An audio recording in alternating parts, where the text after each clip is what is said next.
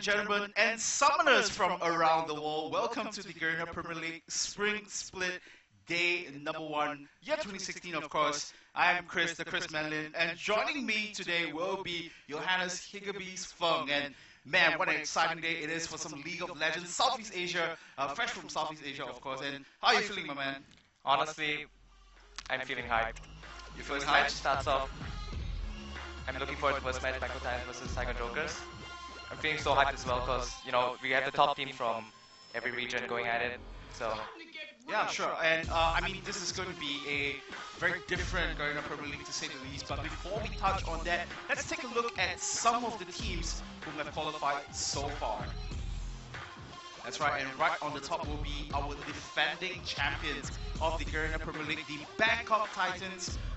From Thailand, of course. They did go to Worlds last year as well. You know, less than expected performance, you know, not really showing up there, but at least at the end of the day, they managed to pull through and go to an international event, and I'm sure that's going to play a part when it comes to the exposure itself.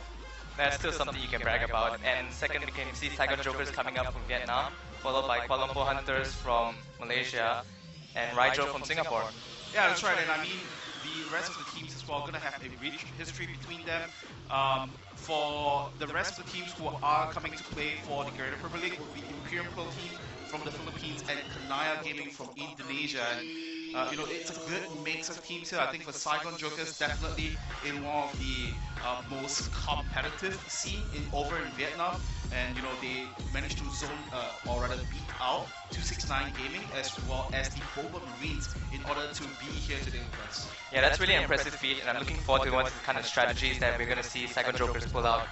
Yeah, that's right, and we also have from the other teams as well. We have the Columbus over from Malaysia, and that one, you know, they were the top dogs of Malaysia and still in that position coming into this Garena Premier League. And you know, we mentioned earlier that this is a very different GPL, and that is because of the format changes. You know, GPL has gone through many tournament formats, but this time around, it is going to be very different. Like from the 6 teams that you saw there are only 6 teams, which means that it is one team. The best team from every country is sent down to the Garena Premier League to duel out, you know, gladiator style, going all out against each other, and we'll see who is going to be the eventual winner. And on your screen, ladies and gentlemen, you can see what is going to be the schedule and how the matches will be played out for the rest of the days from today all the way up to Friday.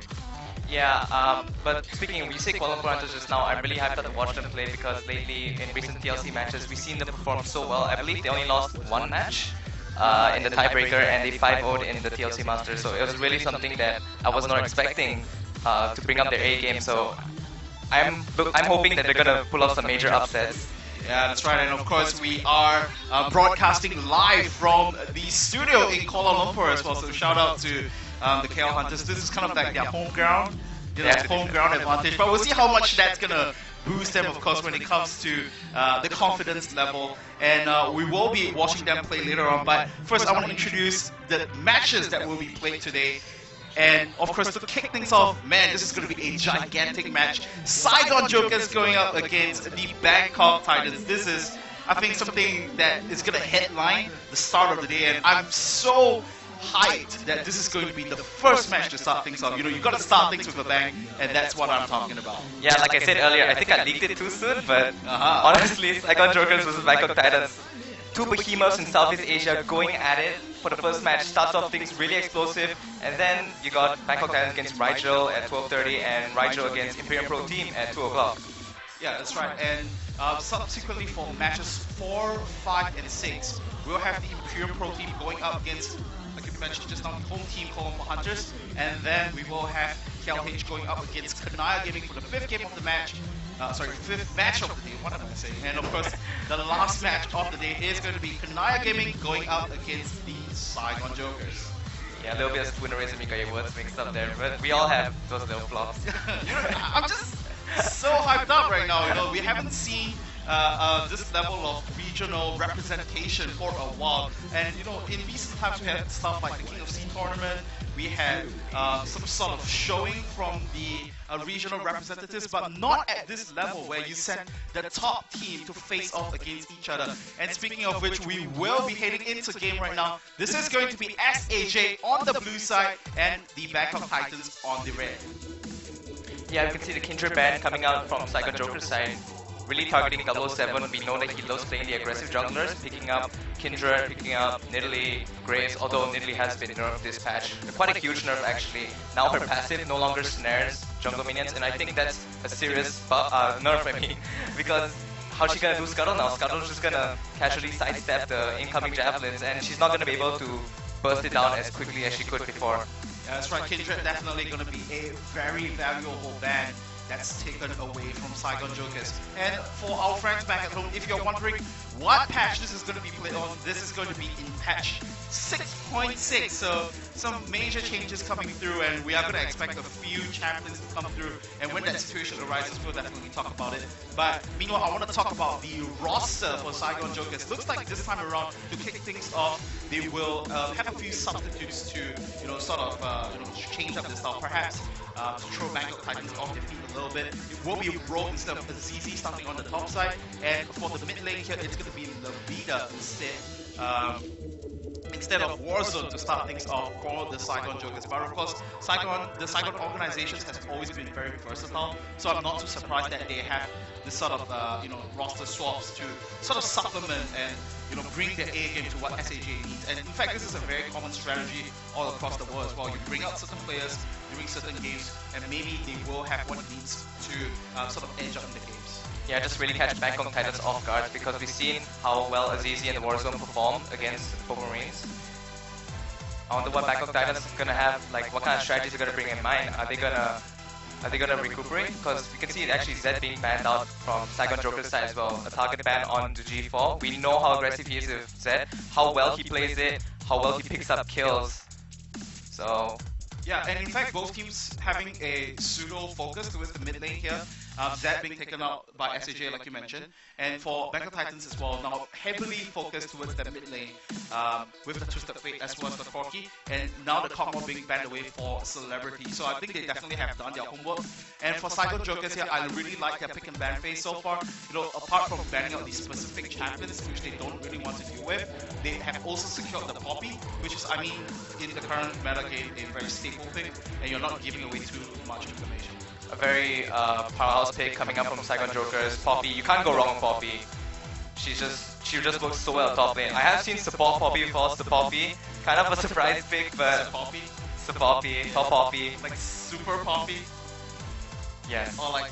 She does have the heroic dash. Oh, and also Alistair and Gragas locked in from Bangkok Titans. I like that a lot. Two very safe picks coming out from their side, and 007 onto the Gragas. I honestly love watching him play Gragas because every time he just sets it up so well that I just can't take it. I just have to stay on my toes. The kind of body slam flashes he pulls off is just absolutely amazing. Yeah, and it's a great story for 007X as well. He started off being one of the bottom tier junglers. Now he is top dog. He's probably one of the junglers whom everyone wants to beat up at this stage. And you couple that with the Alistair, one of the top picks in the competitive play now. I believe as of the last week, it was the most picked support globally. So I'm not too surprised to see that coming through from BKT. Saigon Jokers right here, they will pick up the Elise as well as the Brom to couple that up together with the Poppy. So again, you pick the jungler jungler, you pick support in this case. You did give away your top lane pick, but you can now hide away the AD and the mid lane pick. Yeah, Brown support coming up from Psycho Joker is really standard. It's a very good response towards Alistar. Right now, they're just the two most flavored picks for supports right now. They're just completely outshining others like Bard, Thresh, who seem to have fallen out of meta recently. Yeah, and also the fact that you're sort of supplementing as a secondary tank. And you know, just having that is a great asset on your end here.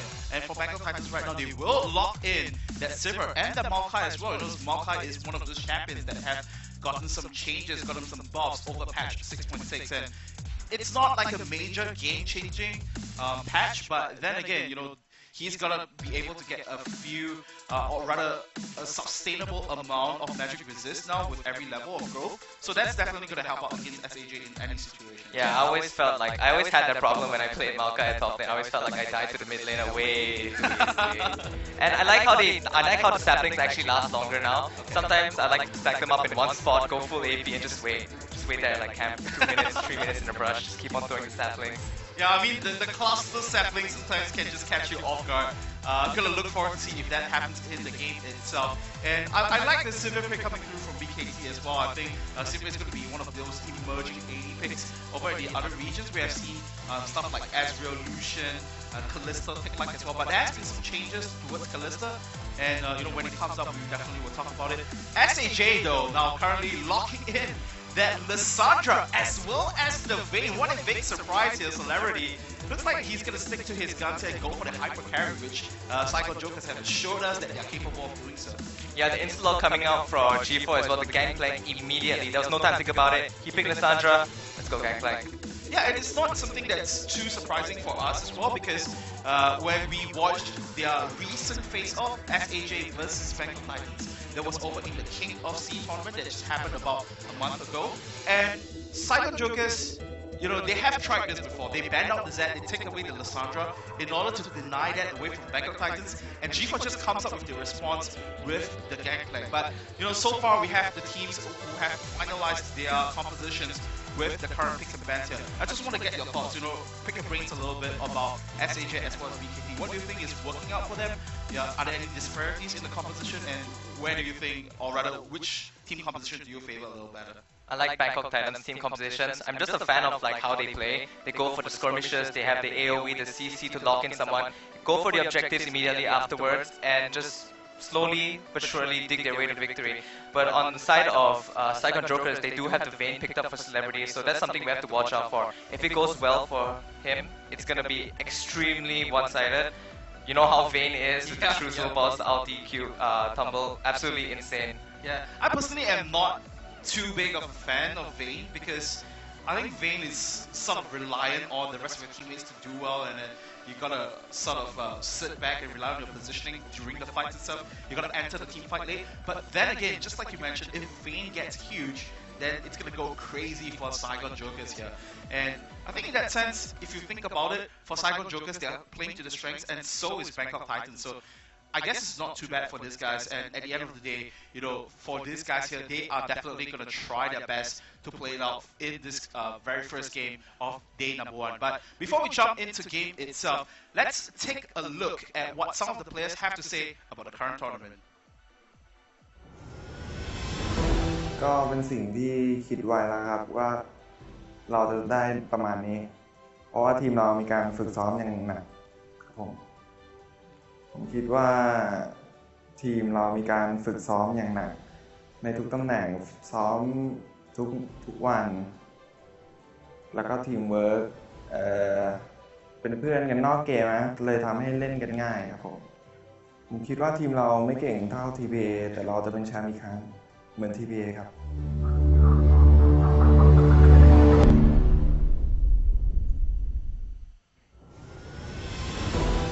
Với chiến thắng này thì chúng tôi rất là vui bởi vì cả đội tuyển đã cố gắng hết sức. Tuy nhiên chúng tôi sẽ không chủ quan bởi vì đây chỉ là bước đầu tiên trên con đường chinh phục chung kết thế giới của đội tuyển Sài Gòn Joker. Các đội tuyển vừa tham dự vòng chung kết vừa rồi đều là những đối thủ mạnh. Tuy nhiên điểm khác biệt lớn nhất giữa chúng tôi và họ đó chính là yếu tố chiến thuật. Điều đó đến từ thầy Ly và ban huấn luyện của đội tuyển Sài Gòn Joker. Tất cả các đội tuyển tham gia GPL mùa này họ đều là nhà vô địch của các nước, họ đều là những đối thủ đáng gờm, nên chúng tôi sẽ thi đấu bằng 100% sức mạnh ở tất cả các trận đấu.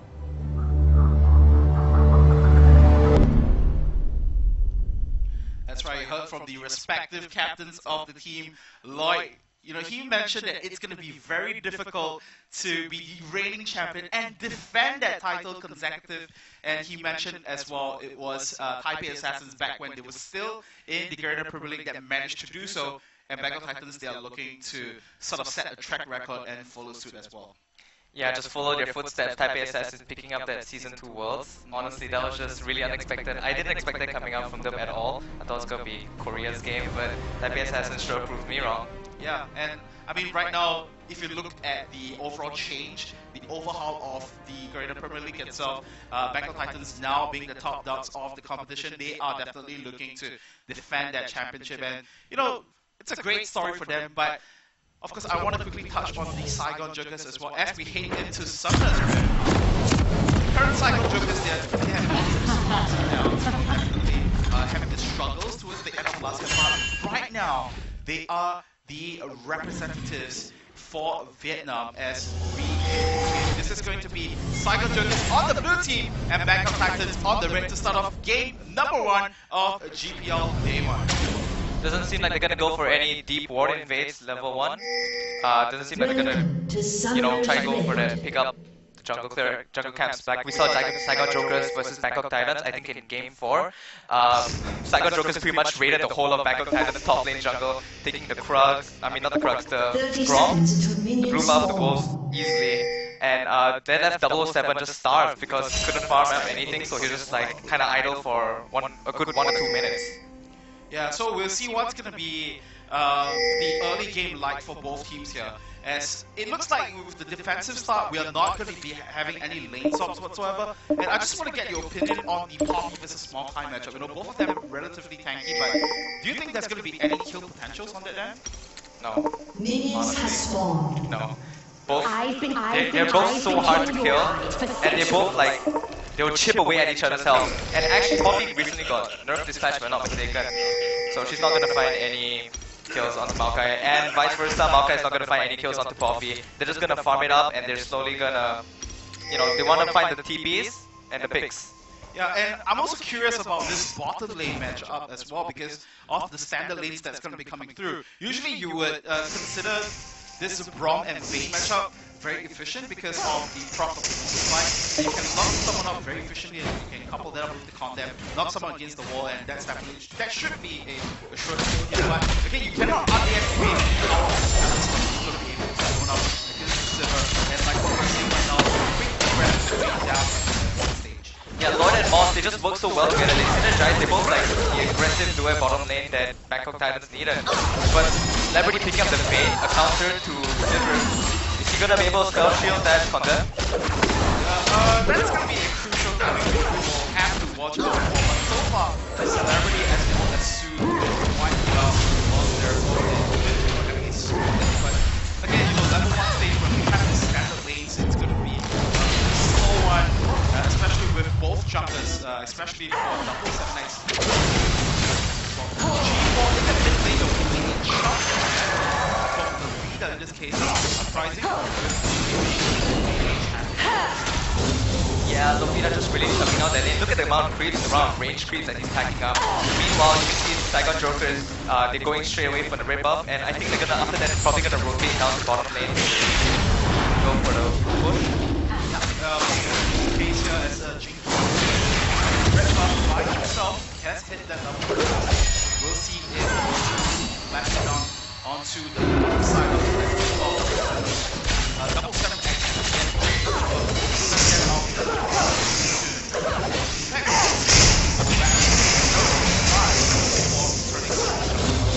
Oh my man, I think I misread the situation right there. But you can see Bangkok Titans shoving in the lane for Saigon Jokers, against Saigon Jokers right now. Yeah, so I mean, why is that implications of shoving in lane? They want to shove out lane because Vayne, she has like a tough time farming up, so Bangkok Titans, they want to push in that lane. But Sivir, I mean, she's kind of like a default pusher anyways. If you harass against her, she's bound to throw out her Q, she's bound to throw out a Ricochet. So by harassing her, they're prompting the risk of, you know, at least coming in for the gag or potentially TP from Poppy. Yeah, and we have to watch what happens in this case because Jinky is now wrapping around to the back end here. Might be looking to go on to the transfer, get the stun in. Does not quite change the cocoon though. Roll almost going down in the top lane. Trestle, there's no power till another day. Roll did burn the flash, but Trestle still has some spells. Oh my god, the Matrix dodge on the cocoon was amazing. It was like timed so perfectly. Maybe he knew it was coming, but I think he did. It was like an instantaneous reaction. He's gonna cocoon me. I gotta use my W right now. The invulnerability, it saved him. The displacement as well. That's right, Jinky might be looking for a second round of ambush, but little does he know that in fact that Gragas is just right around the corner should choose to go in. Jinky now has vision onto double 7X and Simon Joker should be calling this Yeah. G4 burning his TP back in mid lane because Babita's giving such a hard time, shoving in the lane constantly 24/7. Yeah, and you know, that's something that we've happened about yet, which is the solo laners from SAJ as well as Backup Titan. So I think this is going to be a wrestle of pressure and for them to gain control as soon as possible. Yeah, actually G4 burnt his flash. Not so sure what happened down in mid lane, but nonetheless, I expect to see some rotations coming down from either Braum, hitting down to G4 because last time we saw how much they camped him. They absolutely denied his early game during the start, giving him 2 deaths early on. So, but seems like they're gonna go for top lane now. And they're gonna go for Trestle one more time, and that is finally going to be first blood over to Saigon Jokers. They say third time the charm, and here comes double 7X collapsing down onto Row. Should be able to get this kill here. Jinky buying a lot of time for his top laner here, so I think Poppy is definitely going to make it out. Double 7X still going strong onto this one though. Can he chase down this spider? Getting the barrel roll in. One more body slam ought to do it. Here comes Row as well. This is a 1v2 now. Cocoon misses, and there we go. Double 7X gets the kill onto Row. Can he get one more onto Jinky? Here comes the repel to buy some time. The barrel is still popping good. That is the double kill for BKT. Gragas gets the drink on. Absolutely amazing play coming from double 7 again. Once I said on the Gragas, he's just absolutely phenomenal. And although he missed the body slam flash early on, nonetheless, Jinky had no mana. Ro was practically on death's door, so there was nothing Ro could do to help out Jinky, who just simply got caught on by double 7. Oh, here we go now, the power price combo, and Lloyd throwing down the boomerang's blade as well. Good chunk of damage landed onto Celebrity. But back to what we were talking about in the top lane, I think the bigger question for me is Saigon Jokers. They kind of got greedy, they stuck around for too long. And in this case, I think that they could have avoided the death onto Ro, but they chose to turn it around. And we are going to have a slight pause over here. Yeah, pause. Yeah. But back on what you said, top lane, they turned it around. Not so sure why. Saigon Jokers, they could have easily just, you know, bounced out there, but they got, like you said, they got greedy. They wanted to pick up the kill onto double 7, which, I mean, I can't blame them. You know, you gotta make risks to make plays. But Jinky missing the cocoon once again. Will he make the mistake again? Yeah, I think maybe Jinky right now at this moment he's getting a little too flustered, and I mean this is gonna be his. He did play in the King of Sea, so he has some sort of regional experience. And last year when he was playing for Saigon Jokers, for the slot he was there as well. But again, you know, this is the start of the GPL. This is the chance for you to go to the International Wildcard Invitational. So I mean the stakes are pretty high for this one. So sometimes, you know, the nerves kicks in, but that was just one mistake from Jinky, and if he, you know, pull up his socks, I think we can expect some better performances from the jungler of SAJ. Yeah, for sure. And actually, bottom lane just now, Lloyd managed to spell shield the Winter's Bite from Su. I thought that was something that was, you know, good play from Lloyd. Yeah, of course, and again, at the start of this particular matchup itself, we have already discussed that the spell shield timing from Lloyd is going to be impeccable, or rather it's going to be the most crucial factor on whether they can in fact win out the lane, because I think a lot of pro players, they would consider Sivir sort of as a soft counter towards lane, because you can use the spell shield to block out the condemn.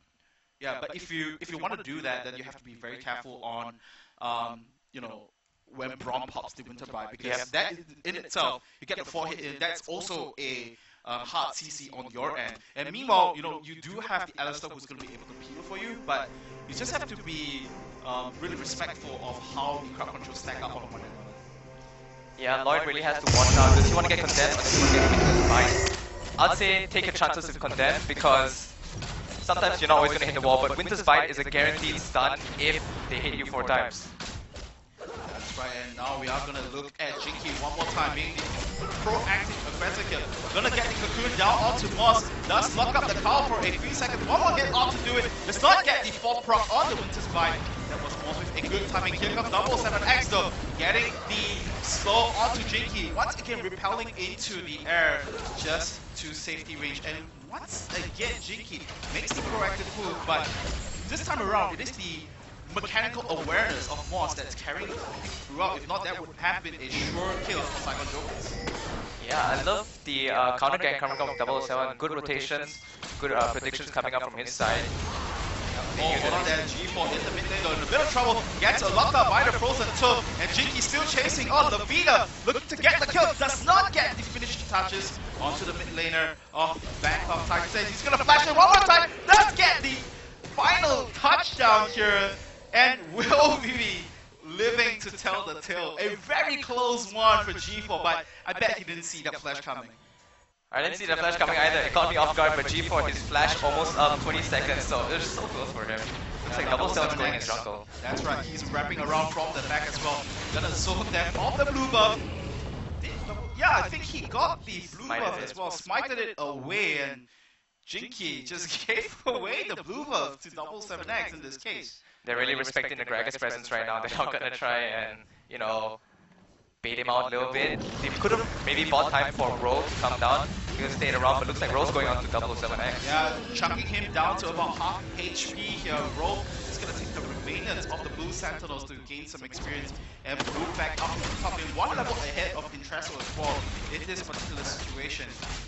20 creeps above as well.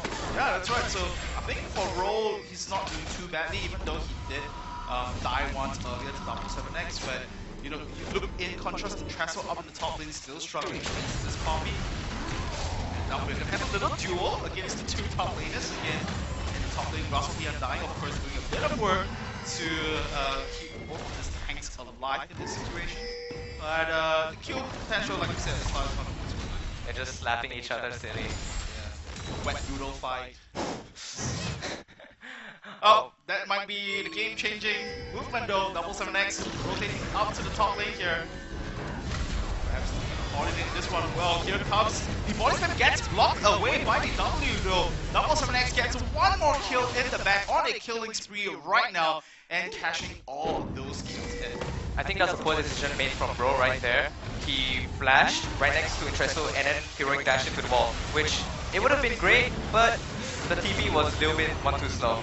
And speaking about war action, Jinky now getting chased out by G4, but gets blinded by a Cocoon! But it doesn't matter because G4 is a pirate and he gets the parlay down for the Buffalo. Yeah, that's right. There's the flash, there's the Q, there's the red buff. His TP is also up right now, so we might see some TP flanks coming from him. Oh, now we're gonna watch out though at the bottom lane. Su as well, Celebrity gonna run away. Intresso gets condemned against the wall. Su using the Unbreakable to buy some time. Celebrity off to the back end, not getting focused down onto. And Celebrity gonna use the ultimate to perhaps scare off BKT and will successfully do so. Yeah, they didn't want to commit too hard to that because although Alistair, he's sure he had an Unbreakable will, but they didn't really have the damage to follow. Once the momentum was broken, it was kind of just that. They didn't want to get Witness Bite, they didn't want to get kited by Vayne, and they just couldn't handle that. So good choice coming up from Bangkok Titans. They didn't commit too hard to it. They immediately backed off once they realized that they couldn't pick up the kill. Yeah, that's right. And so far, Bangkok Titans are ahead in terms of the kill itself, but it comes off as a surprise to me that it's not objective focused. And because Saigon Jokers, they are in the games that they have played, they have demonstrated to us that they can control the pace of the game, but right now they're just playing into the palms of Bangkok Titans, who loves this skirmishing style of gameplay, actively going for the 2v2s, the 3v3s, the 4v4s, but never a 5v5. And so far it's been working out for them. They are almost up by 1,000 go. Yes, that's right. We can see the roams coming out from Moss heading towards mid lane. Yeah, that's right. Perhaps collapse not onto G4. Pops that orange, but there's just way too much damage in this case. Oh, and here comes the great explosive cast to knock roll back into the turret range. The support for BKT gets a return kill. 1-for-1 in this case, but G4 did go down. So I would say it's the best situation for BKT, but at least they got something out of return.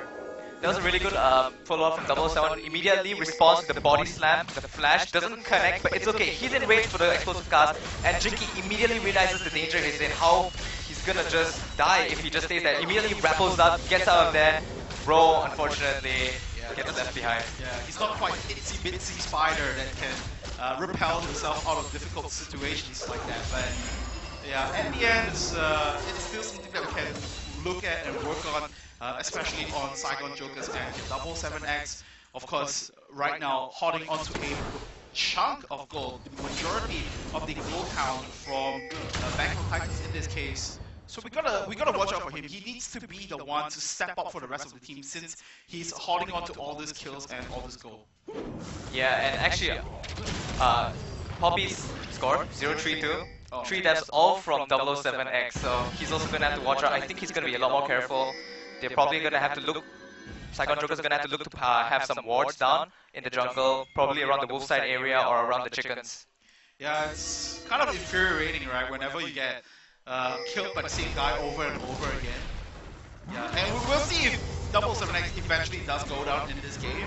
If he does, it will be a feels-good moment for Ro, who has of course been repeatedly taken down by the jungler of Bangkok Titans. Ro's still maintaining the CS lead onto the Trestle actually, so that's something worth noting. Oh my goodness, and 7X actually getting caught out a little bit, getting locked in by the Cocoon as well. Stun down, shutdown comes through, the feeder gets the 1-1 back for Saigon Jokers. Excellent rotation coming out from Brown right there. The Winter's Bite really just locking him in place for Lissandra and Elise. Follow up, finish him. There was nothing he could do. He was just out of place, wrong time, stepped in the wrong neighborhood. Yeah, that's right. And kind of surprising for me to see 7X going so deep into enemy territory without any sort of backup. And if you look at the minimap as well, there's not much vision that Bangkok Titans have established onto the red side jungle of Saigon Jokers. So in a sense, it's just a very high risk move that didn't pay off whatsoever. And in fact, gave away that bounty goal over to SAJ up on the top lane. A bit of action once again, but this tanky champion matchup, I don't think that's going to change up anytime soon without any interference from the rest of the team. Of course, we do see Jinky as well as the Vida moving up. Yeah, he wanted to go for the roam gank in Trestle, but they don't really have vision on top lane jungle. They don't have vision on top side jungle like around the chicken area, so they don't really know where Gragas is. Sure, they have it around the Baron spot, but that's only when Gragas is on the way. So they don't really want to risk it. It's happened before, they don't want to make the same mistake twice. Yeah, and now we actually have some downtime to talk about the items that have been picked up by some of the members here. Lloyd has now finished up the Access River as a celebrity, has gone for the BOTRK. So how do you think that's going to change things off this game now? Oh yeah, the bottom power spike coming up from Vayne. Absolutely, you have to respect that. You cannot be alone when Vayne is around. There's nothing you can do against her. Unless you're Kog'Maw, you're really fit, you're not going to be able to 1v1 that Vayne. I feel like Kog'Maw is probably the only AD carry that can probably 1v1 a Vayne and like late game. Okay, so we'll see if Saigon Jokers does, or rather Bangkok Titans does get focused onto celebrity in this case, because like we mentioned right from the start, he needs to be the one to step it up for Saigon Jokers in the late game, and like you mentioned, in the late game almost invincible. Only a couple of champions can match up to her DPS output. Bottom lanes, neither team's finding any kills except for Alistair Brown, who has been doing the roams. But on Lloyd and Moss just not being able to pick up any kills, not being able to capitalize mistakes that Celebrity or Sue are making right now, and honestly just playing really safe. Now, gonna catch out Moss in this case, using the ultimate as well. Moss still staying alive for a couple of seconds longer, but Celebrity picks up the first kill of the game for himself. Got out of position right there, the TP was late, and the true silver balls was just doing so much damage to Alistair. There was nothing he could do. Condemned to the wall, stunned by Braum, cocooned by Elise. He's gonna fall. Yeah, a very simple gank attempt now coming through from Saigon Jokers. BKT looking to respond once again up in the top lane, swirling around with the Keeper's Verdict, but just quickly dodged around by 7X. This time around, the jungler is not going to find any kills though, so same for him. G4 now getting collapsed down onto the back. It's also being used as well. Frozen Tomb getting locked on, and it is going to be the leader getting the kill one more time for the Saigon Jokers. And that's going to be the 4th kill for the mid laner. Preemptive flash from Lissandra as well. And they are going to get out safe. Really respecting the Gragas, and I feel so sorry for G4. He died 3 times getting died. Oh, and one more time, some mechanical phase here. Levita getting shut down. It is going to be the jungler who gets it this time. Rona moving into the mid lane here, looking to collapse onto Ro, but he is going to be able to get out now. Being a very tanky Poppy with some items being picked up. Ro found the excellent heroic dash onto Alistair just now, pushed him near, closer to Saigon Jokers, but unfortunately no one could follow up because they're too low, and Vayne is still farming at bottom lane, pushing up that wave. So they couldn't pick up the kill, and it was 1-for-1. Oh man, one more time, bro! Gonna flash over the wall though, but there are 3 champions just in your face. Bro's gonna get the kill onto Monster. Lloyd gets the return one, and he is gonna be able to pick up the first kill on the kill score here for himself. And that's the first kill coming up from Lloyd. Finally, he has some numbers to his score. Vayne still not taking any action though, still not team fighting yet. That's right, but so far this game has been nothing less than just action-packed. Everyone just extremely bloodthirsty in this case, looking for all the kills that they can secure. But so far the biggest winner is definitely going to be Bangkok Titans, 7X with 4 kills in his pockets, and Levita as well. But I would dare say that Levita is going to be much better. I think good action coming out from Bangkok Titans. They don't want to let this game scale into late game into Vayne's favor, so they're trying their best to take action and catch up. But Saigon Jokers actually being the ones, you expect Bangkok Titans to be the one being really aggressive against Vayne team comp, but instead, no, you can see the dive going on to G4 and the play coming up from Poppy, picking up monsters now. Unfortunately, he falls, but still, really aggressive play coming up from Saigon Joker's side. Yeah, that's a great point that you brought up as well. Usually we expect Bangkok Titans to be the aggressors when it comes to skirmishes. But Saigon Jokers, their gameplay has been nothing but impressive. They have been able to match up to BKT in what they do best, and they do have the late game insurance in terms of that range. So I think if this game drags on, SAJ definitely happy about this. But I mean, Bangkok Titans, no pushovers, reigning champions, former champions as well. So we'll see if they have some sort of strategy to come back in this game. Both team comps still going towards the gold lead, pretty much practically the same. And Vayne actually picking up the static shift right now along the bot truck, so Saigon Jokers, they're going to be looking for the fights right now. You sure you have Gragas, you have Maokai, but Vayne with a bot trick and static shift is something that you cannot trifle with, simply. Yeah, I guess the bigger question now, with Baron coming out soon, and with both teams not looking towards Dragon up till now, is what are some of the alternative options for BKT? Should they be looking for split pushes? Is it going to be a 4-1, 1-3-1? What's it going to be like? I actually just wanted to touch upon that. Saigon Jokers are probably going to look for the team fights. Oh, looks like action's happening down top lane, but it's usual top lane banter. Anyways, okay, back on my point. Saigon Jokers, what they're going for is they're going to have Lissandra and Poppy go in, wreak absolute havoc, displacement, frozen CC coming out everywhere. So they're going to be the bulk of the front, and meanwhile you have Brown, who's going to appeal for celebrity. So while all of the messiness from Saigon Jokers is going to ensue into Bangkok Titans, you're going to see Celebrity try and pick up some kills on any stray Bangkok Titan player. Oh, speaking about strays, looks like Ro is a stray, but here comes the leader with his backup though. He was running wing channel right here, gonna knock away Intresso, but 7X still on the chase, but this time it is gonna be the jungler that gets locked up against the wall. Will 7X get the kill? He does get the kill onto Ro. Levita in a lot of trouble right now. It is gonna be the Mega 3, the Maokai, that gets the revenge, and in fact the kill was credited over to 7X, so I think it might have been the red buff that was doing the work. Gets the double kill again. And Ro's KDA is just only thinking because of double 7 right now. Yeah, but I'm just feeling for Bangkok Titans trying to say, hey bro, give me one man, I need that goal to step back into the game. But so far 7X, 6 out of the 9 kills, almost at 100% kill participation with the 2 assists as well. But it's starting to turn to this situation where Saigon Jokers, if they can just the lead or just make sure that double 7X doesn't come into the fight at all, then all this goal is going to go to naught. Yeah, Interesso just not top lane. The tower's wide open, but respecting the potential TPs coming out from either Poppy or Lissandra. They didn't see Lissandra pop her TP anytime, so they knew, okay, Lissandra has her TP. We can't take down tier 1, unfortunately, so you're gonna have to back off another day. Yeah, and I guess for Cyclone Jokers, they are more than happy to just extend this laning phase. Again, it goes back to the vein, this pick from Celebrity. We're 22 minutes in, and none of the turrets has been taken down, except for the one down the bottom lane. One turret in 22 minutes. That's not how we play Season 6, guys. Come on, get with the times. It's a very docile match going on right now. Honestly, I was really surprised that... Yeah, but I wouldn't say docile, but just friendly, structure-friendly game. Right, yeah. I got my adjectives mixed up there. Oh. And speaking about non-docile, double 7X gonna get picked off by himself, and he was just hiding in the brush, perhaps looking for a corner to just chill out for a bit. But again, Psycho Joker's caught him out of position, not the first time that he has happened.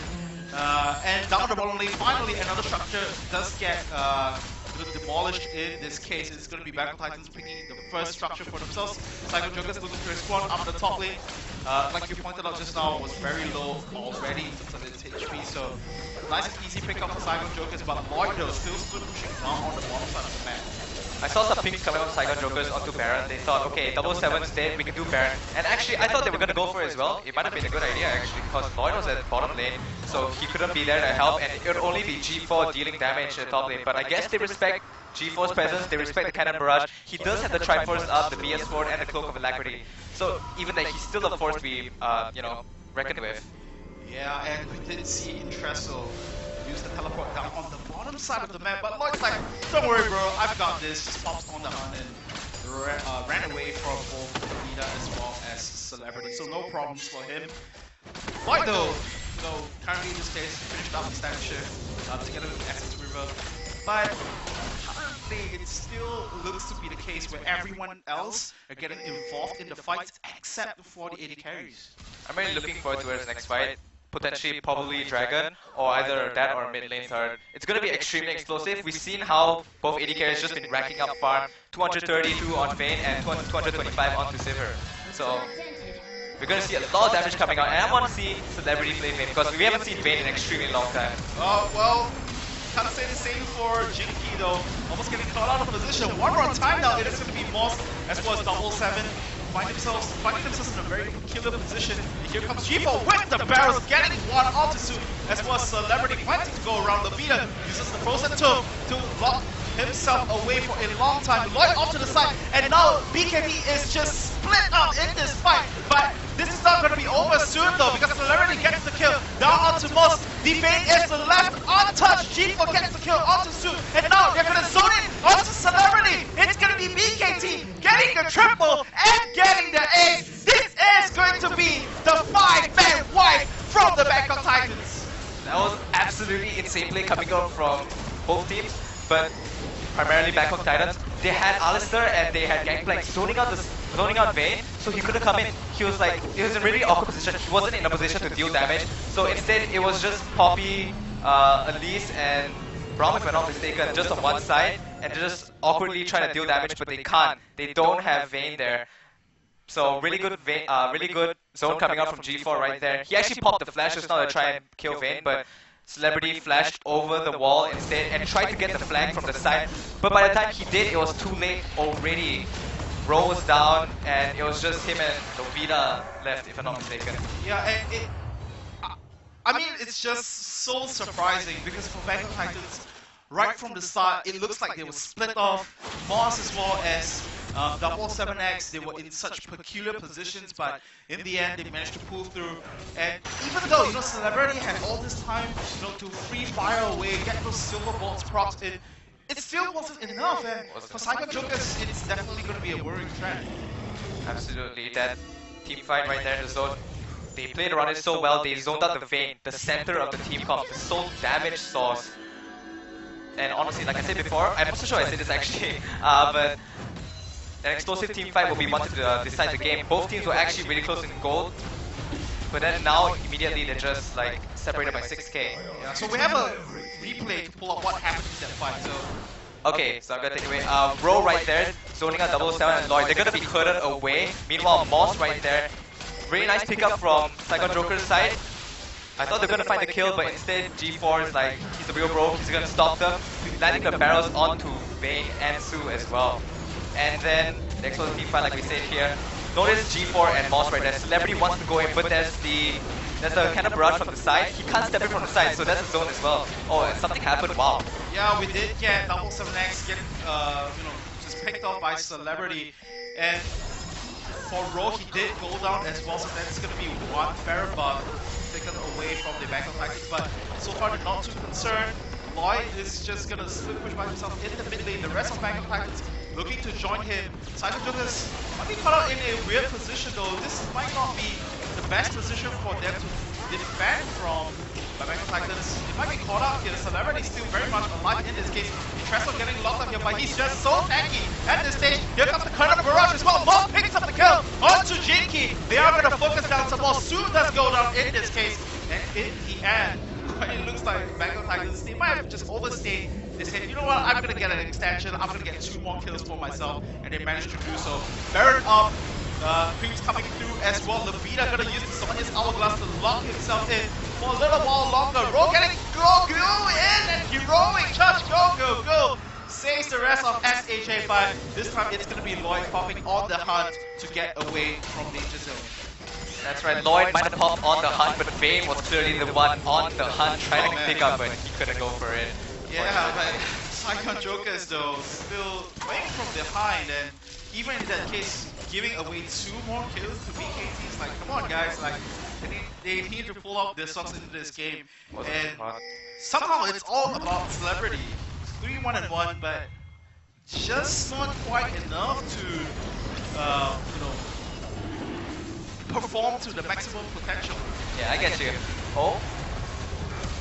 And once again, Saigon Jokers now going to collapse onto the top lane, and Trestle just pushed back all the way to the center of Saigon Jokers, still staying alive though. How does he do that? And Lloyd gets the kill now onto Jinky and off to the side. G4 looking for some more, and that's the double kill. 48 carry BKT looking to clean up this fight. Levita gonna use the Glacial Path to safety, but now it is going to be 1 versus 5. Bangkok Titans might be looking to end this game. 7X sent for some defensive distraction duties here, and that is going to be the kill as well. The barrel roll just quite enough to clear off this kill, and that is going to be an ace coming through with no kills being secured by the Saigon Jokers. The cannon barrage hurting Levita into the barrel, and oh, are we gonna see an end? It looks like they're gonna go for it, but Intermission backing off instead.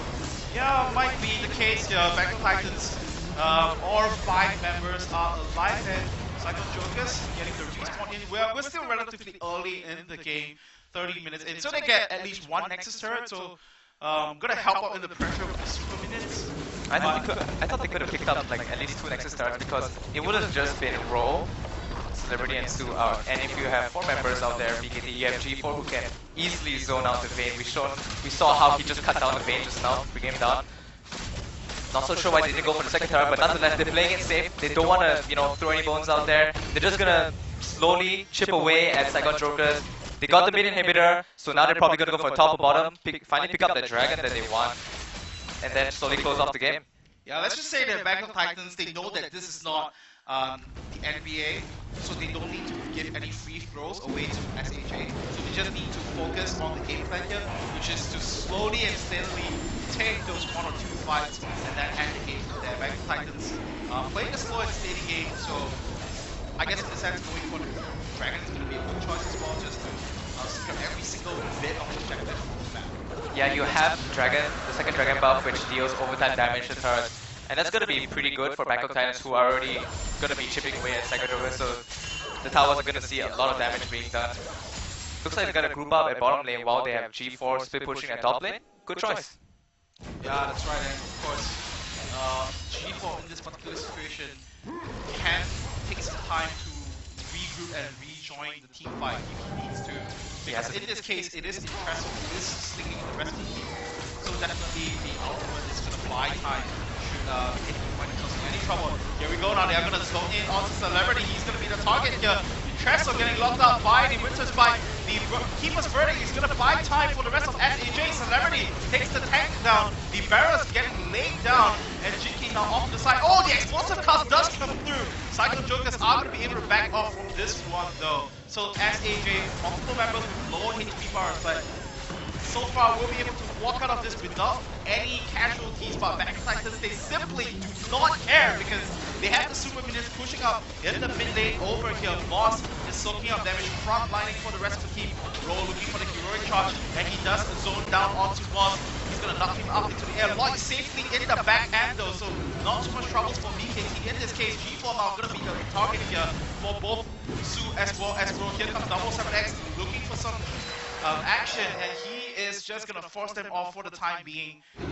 Battle Titans is a small miscommunication which resulted to the death of Interesso, but at the end, not too damaging for these guys. Interesso saw the opportunity to pick up Celebrity and he went for it, and that would have been great if G4 was there. That was the kind of action that he should not have taken, and I have to strongly disagree with it, because when your main damage dealer isn't there, you shouldn't go in. The kind of barrage isn't enough to substitute a Gangplank. He does TP in, but there is the 4 second, he can't make it in time. By the time he TPs in, Interesso's already picked off. He tries to put sets the barrels and finish them off, but does not. 007 immediately followed up suit with the explosive cast going, trying to display stuff, but doesn't find it. G4 now gonna get focused down right here. Celebrity gonna look for the chase. The flash does get used. Roll gonna move in with the heroic charge. 7X does get the kill onto Lavida though. Celebrity now looking for some shutdown. Gonna go in straight for Lloyd in this case. Oh my goodness! And the 80 carry does go down for BKT. This might be SAJ's fight to look for, but Celebrity has now been taken down. 7X looking for the kill onto Ro. Jinky is just gonna bail on his top laner here. There's just no way that he's gonna get involved. And the fight of the tanks, of course, this is gonna take a while, but I believe Ro is gonna go down. Interesso picks up the kill and goes on the killing spree. Oh, TP coming from Interesso. Yeah, TP coming out from Interesso, gonna try to chase down onto the Spider Queen, but I don't think he has quite enough damage to finish her off, so just gonna zone her away. And the rest of Battle Titans, of course, gonna come in and end off the game right here. As soon as possible, Lavita's gonna come up in about 5 seconds, so how much time can Jinky buy for SAJ? I'm not too sure about this one. Looks like with 3 tanks that are alive on BKT, they are not gonna finish off the game, but again, getting the second Nexus turret, that's the important point. Oh, it reminds me of my solo queue games when the Nexus would be open and like, I'm the tank, but I'm the only one alive, so I can't take down the Nexus, and then the rest of them spawn. Like, I guess another day then. But just now a team fight, actually, what happened?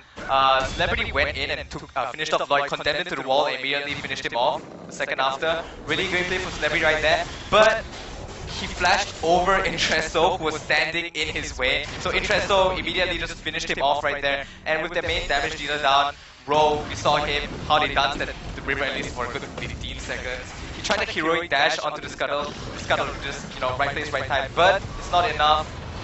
Oh, it looks like Action's going down. Yep, Jinky gonna repel off the way explosive cast. Not quite enough to chase down onto Jinky. The rest of SHA still around the vicinity though. 7X looks like he's going to be the first target of here off to the back, and Lloyd does get taken down by Lavida, so no more hyper carry potential from BKT. But it doesn't quite matter. It looks like the tanks are just doing all the work here. Celebrity does get the kill down onto Moss, and now he's going to look to chase on some more. 7X might be in trouble right here. Off to the back though, we did get the triple kill one more time for Interesso. What is up with this guy, man? You know, this guy is tanky and he's painful and he's just wrecking havoc all over SAJ's lineup. And he's at full health. He picked up a triple kill and he casually walks away at full health. Like, it was nothing. It's like, yeah, whatever, I'm a tree. Casually walks. Yeah, it's casual like, tree. Yeah.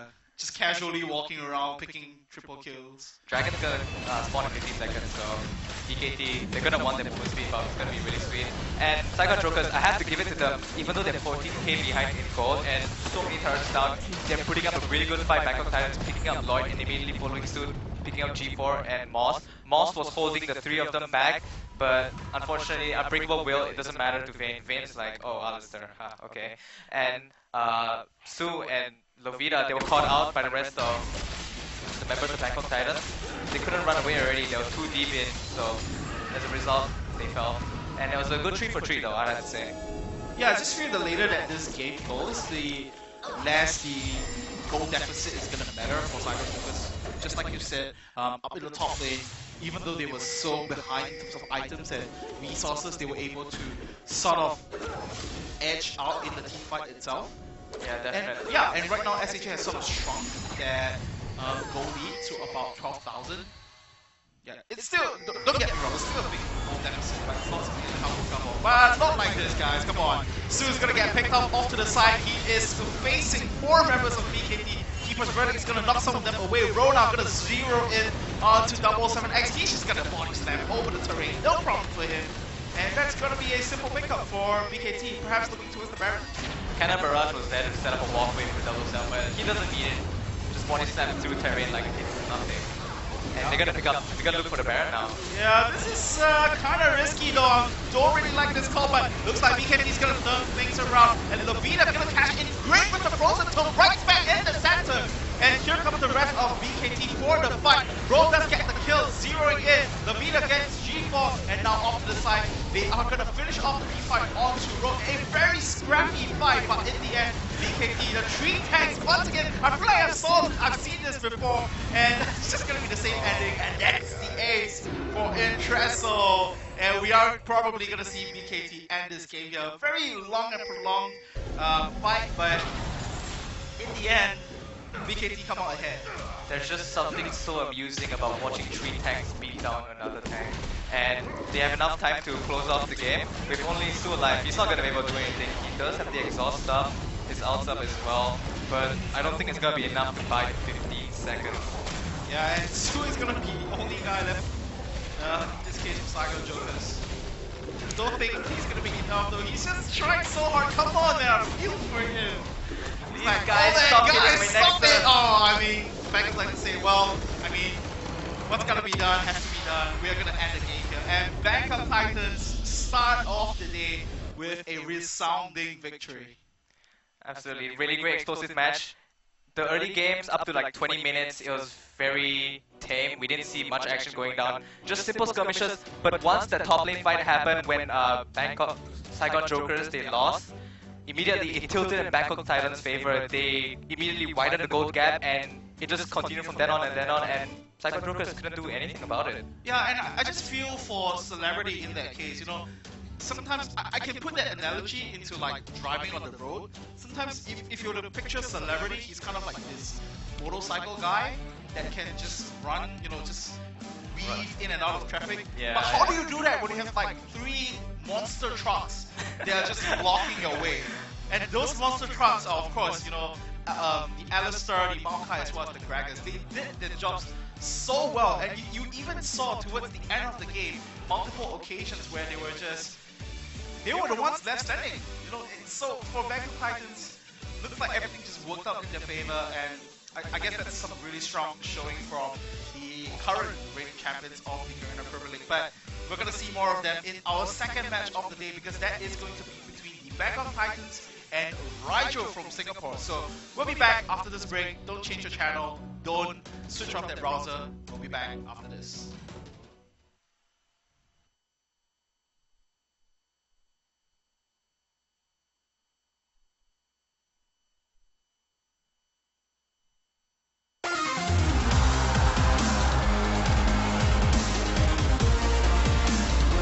I really do like this crowd. People come from even like across the world. We already got 1v5 by Huni. Counter-Strike is charging down the 4-man stun. Bjergsen's already down. 그게 좀 충격적이었어요. Gets hit and stunned. Ignite! Exhaust is down. He's gonna try to claw his way to Frida, but he's burning! Oh, clear up! Huni's exhausted as well, and he's just gonna keep going for it. The minions keep attacking. That's it! Ray takes it! GG in 2 minutes. It's time for our marquee matchup of the evening. Kaboom! It's Froggy! On the red side, a 2-time world champion who always eats his broccoli, Faker!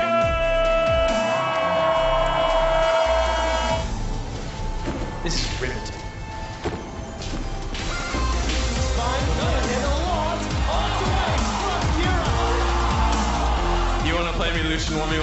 if you will not ban, I will pick it.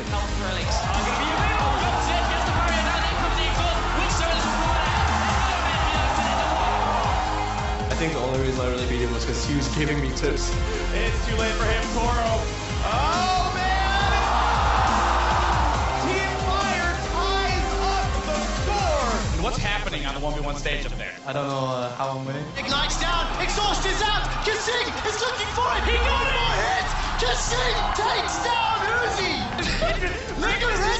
How did you win that? There's the ultimate from Fake was on chasing him down, but the Burrow is away from Fake. LCK puts points back on the board here for Team Fire. Wait, so if you take Lee Sin, what does Amazing play?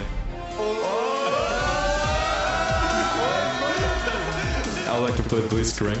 Grab and grab, grab, grab. Oh, here comes Riel. Oh, no, wait. Oh, the shield. It's Blitzcrank, stop it. I don't know. He did it. He's the all in! The Ignite goes down! Double it's very low! Double it's lives with less than 10 HP! And it's a retreat from the He's looking for more! Looking for! 我们比较喜欢玩刺客角。 1v3? This is your design? Oh my god! West Door! Triple kill 1v3. Thank you very much. We're about to get into tandem mode. This is the first time I've ever seen anything like this. Can he land the Q? He landed the E. That one wasn't too hard. Oh, he got it! Zestor's got to be careful. Westor goes down. Fans are rallying behind their favorite players. We've only got 4 contenders left. Whoa! He's got to... Hell yeah! Casting tonight! What he said! Trying to force double lift to miss, yes, but...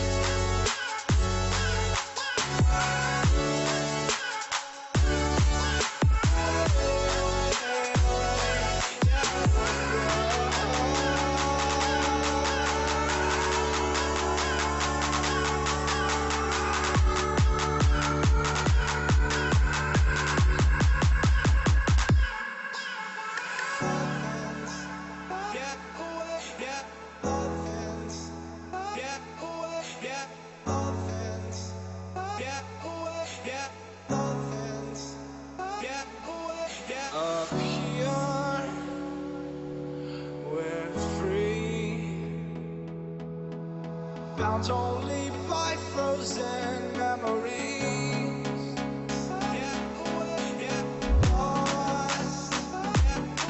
It's fine. Racing all these broken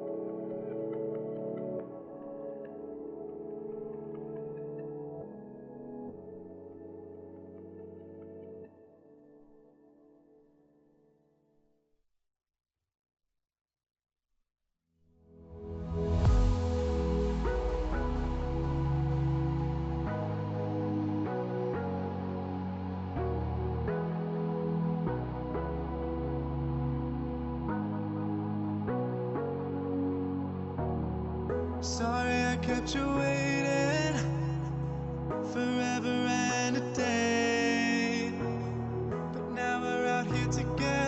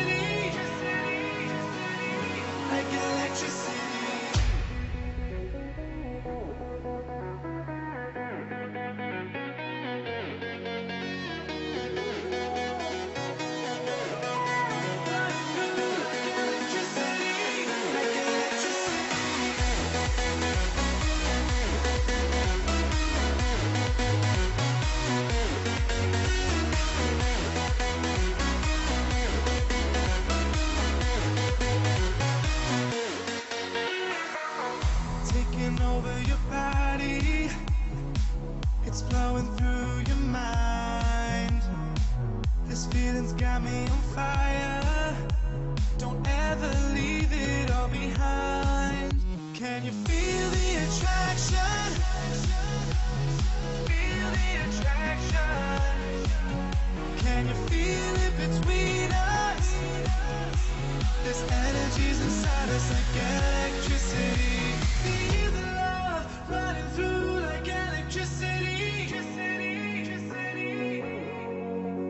Feel the love.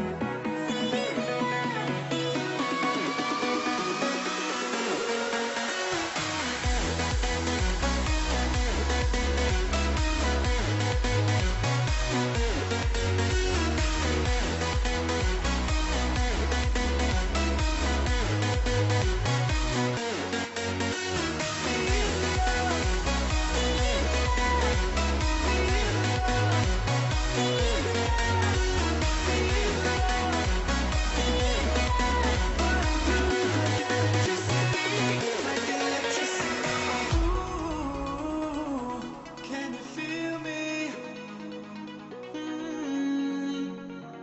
Ooh, can you feel me?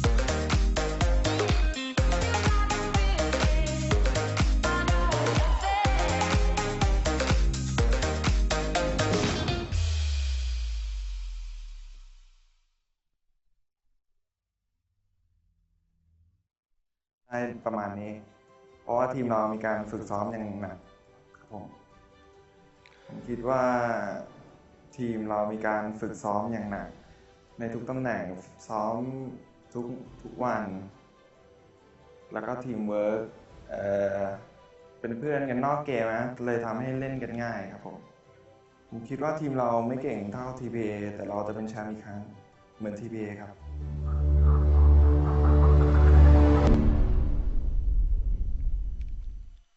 And welcome back to the Garner Premier League Day 1 of Spring Split 2016. I am Chris, the Chris Manlim, and of course joining me once again will be Johannes Higginby's Fung. We did have the first game go down between the Bangkok Titans as well as the Saigon Jokers for the very first game of the day. And man, was that an exciting game. Yeah, it started off really explosive mid-game, but the early game, not so much. It was relatively tame. They had a few skirmishes going on here and there, kills being picked up on both sides. They're going toe-to-toe until they had a really explosive fight at top lane where Bangkok Titans just took it, and from that point on they widened the gold gap so far that Saigon Jokers couldn't come back. Yeah, and we're going to jump into our second match of the day very, very soon. But before then, let's take a look at what are going to be the matches that are going to be played for the rest of the day. Of course, we did have Saigon Jokers go up against Bangkok Titans like we just mentioned a little earlier. And coming up next, it will be the Bangkok Titans going up against Team Riel from Singapore. And for our third match, right after that would be Team Riel going up against the Imperium Pro Team from the Philippines. And I believe we have an updated before that, sorry, there's still three more matches, stay with me, okay? Imperium Pro Team going up against KLH, and KLH going up against Kanaya Gaming, and the last but not least, it's going to be Kanaya Gaming versus Saigon Jokers to wrap up the day. Yeah, I'm looking forward towards BKT versus Riel right now, what Riel have in mind for Bangkok Titans, especially seeing such astounding play coming up from Bangkok Titans with their team fighting compositions coming up. And even those Saigon Jokers, they probably wanted to pull a fast one on Bangkok Titans with switching out their mid and top laner. Unfortunately, didn't find it. Ro fell quite behind early on with the ganks coming out from Gragas. And, well, Gragas has pretty much destroyed Poppy. Yeah, that's right. And so with Bangkok Titans and their victory, they are going to put themselves on ahead in the leaderboard. So they will be sort of the current leaders. Well, I mean, in the sense it's not very accurate to call them the leaders after just one game being played. But again, they're definitely the ones who have picked up the very first victory. And we'll see if they manage to extend that lead even further. And just a quick reminder before we jump into the game itself. For those of you back at home, you can be a winner yourself if you head over to live.garena.com and pick up those G-views whenever you log in. And with the introduction of our new system, you can get one G-view for every single match that you watch. It's not like in the past where it's sort of, per login basis, but now it's every single match. That's a great thing. Yeah, it's like, you're at a carnival, you have tickets racked up from winning points, and then you can cash in for different kinds of prizes. By the way, you can get ward skins if you want, you can even cash in for RP so you can buy skins. Yeah, that's right. So do head on down to the website to collect those. But nonetheless, now we come back into game now. This is going to be Bangkok Titans now starting on the blue side, and it's going to be Team Riel on the red. And of course, coming to this game, Bangkok Titans have the momentum advantage. After winning or rather picking up the first victory over Saigon Jokers a little earlier. Yeah, the Gangplank ban. Excuse me, coming out from Riel towards Bangkok Titans, directed at G4 or Intresso. Oh, Intresso is not playing right now, swapped it out for Sec, but nonetheless, the Gangplank ban coming out, they saw G4 playing extremely well, and they don't want to face that right now. Yeah, that's right, and it seems that different teams are sort of, we gotta watch out for that as well, because it's not uncommon for teams to sort of swap players around to find a certain player who might be more proficient in certain champions and bring them into the table right here. So we'll see what Sack brings to the table this time around. But I've got to say, the last game in Chester, he played a fantastic game of Maokai. I never would have expected the Maokai to pick up like triple kills and to be the one left standing after the team ace and stuff like that. But it happened though. Sometimes the game just plays out to be that way. And so far, Bangkok Titans definitely gonna have keep that in mind. And even for Team Riel as well, they have got to see what happened in the last game and now they got to consider in the pick and ban phase. So Kindred, Twisted Fate, and Maokai now being banned out by the Bengal Titans themselves. Gangplank, Poppy, and Gragas now for Team Rigel. Excellent bans coming from Rigel. I like the Gangplank, Gragas bans. Gragas bans, I feel like it's kind of a no-brainer when he gets 007. We see he always picks up Gragas whenever it's open, and he just performs so well with it. I like the TF ban coming up from Bangkok Titans also, because Rigel, I saw them, they pulled off this one strat where they had Nocturne and Twisted Fate, and it worked out so well. Whenever KLH would rotate, immediately you'd have the Nocturne out being popped, the TF out to follow, and whoever was rotating it would just get cut off. And they did that constantly until they won the game, which was an amazing strategy. Something that you don't see, especially a Nocturne pick, who we know Zankizer is very fond of. Yeah, so we gotta see if that is gonna be the strategy coming through from Rigel. I also love the fact that they pick up Trundle first, so it could be a flex up in the top lane or into the bottom side as well. And I mean, I could say the same for Bengal Titans because they did first pick the Nautilus, so Nautilus is also one of those picks where you can bring that up into the top lane, into the bottom, and sometimes even into the mid lane. But this time around, with the Alistair being locked in, I'm pretty sure this Nautilus should be reigning supreme up in the top lane. Yeah, it's definitely gonna be not the top lane. I like the Trundle Flex pick coming up from Rigel's side. They saw Nautilus being picked, they're not so sure if he's going top, not so sure if he's going support. So they pick Trundle, who Bangkok Titans also not sure so he's going top or not sure if he's going support. So much uncertainty in the pick and ban phase itself. But with Bangkok Titans now securing the Lucian as well as the Alistair, so probably gonna go for the so-called the tanky frontliners again, because they had a lot of success with that in the previous game. But this time around, they will have Lucian in the mix, which I think is still considered one of the top-notch AD carries in this current patch, even though we have a slight change in the patch itself. And they cut off his culling range by I think 200 or 300, and it's actually quite a massive nerf because those who are accustomed to Lucian, when post-nerf, they'll be like, why is my ult so trying to stop hitting? Yeah, and right now we have the Echo as well as the Elise being locked in over here. And, for Echo, it's kind of a sort of an emerging pick. We have seen it over last week. It's, in fact, the third most picked globally. And the reason of that, I think it's pretty much attributed to patch 6.6. Yeah, the buff coming in for his passive, he now moves more faster, and you also have his phase dive, which is on a lower cooldown, and I like to see the Echo picks, honestly. I think he might be going, yeah, he's probably going to the top lane, and Trundle will be supporting, followed by Elise in the jungle. Yeah, that's right, and the thing about Echo as well is that he has a fair amount of success globally, so in the sense, we're just going to watch how Rigel is going to play this one out. The numbers changes definitely going to make the biggest difference here. And now for Bangkok Titans, a switch of game plan from what they had in the previous one. Well, I wouldn't say it's a complete switch, because in the last game it was all the focus for damage was on physical damage. This time around, it's going to be a triple ADC composition coming through from these guys, with, of course, the Graves now going towards the jungle. So for BKT, with this composition, it should be pretty simple and spelled out for them. They just need to get Nautilus as well as Alistair in the face of their opponents, and the rest of the AD carries charge right in, find the positionings, and then close off the game with them. The instant Z lock-in from Rigel's side. Arikalik very proficient with the Z, very known to pick with, very good with the Z, and G4 with the Corki. We've also seen G4 play extremely aggressively. The last time Rigel and Bangkok Titans fought in King of Sea, it was a different mid laner, but still, G4 was pressuring him so much that he pretty much just got destroyed in lane. G4 actually picked up a bunch of solo kills on the player. Yeah, so I think for Rigel in this case, just to quickly touch on what you mentioned earlier about the different mid laner, the original roster for Rigel would be Sealer under the AD carry, and for the mid laner would be Raven, but unfortunately due to age limitations, they will be unable to participate in this tournament itself. So they've brought in the likes of Maxi to sort of fill in the gap, and this time around with the substitute Arikalik in the mix. So I think for Team Rigel here, it's sort of a team that has been around when it comes to the Singapore scene itself. They have climbed up in they were sort of like the emerging power in last split.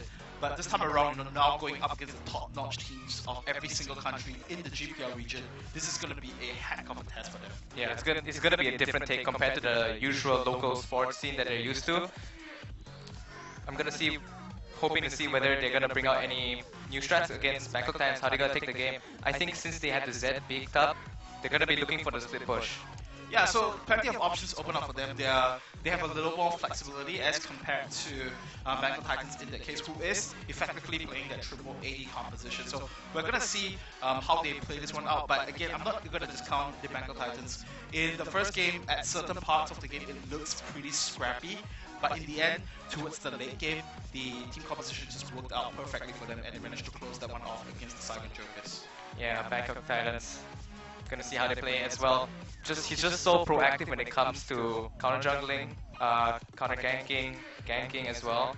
Absolutely amazing. And they banned out Gragas, so I want to see how he plays the Graves.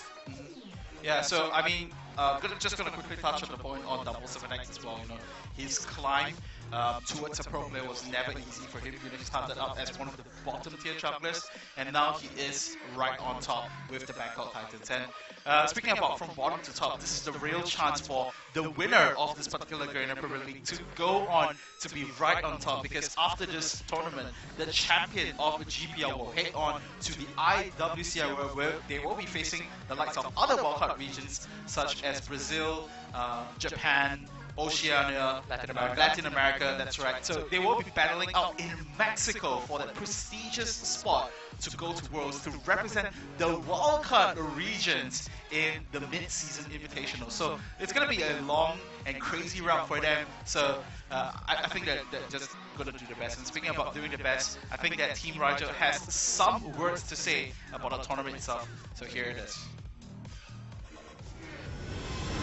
At that point of time, it felt great, considering that we were seeded 6th after the TLC League Series, and after many ups and downs during the season, it felt great to finally make it to the finals, where we managed to win 3-2. It was a very hard-fought victory, and I think all my team was very proud of our achievements, and we can only look forward to GPL. After the results of the TLC Masters Cup, one of the members decided to stand down, which is why now I'm playing for GPL. We expected better of ourselves after emerging champion of TLC Winter Series, and falling out of the TLC Masters Cup like that was not up to our expectations. We can only look forward and improve for GPL. As with all teams in competitions, I'm sure we're all aiming to be first in GPL. Despite disappointing results recently, I hope screen by screen, game by game, we can make it back to the top.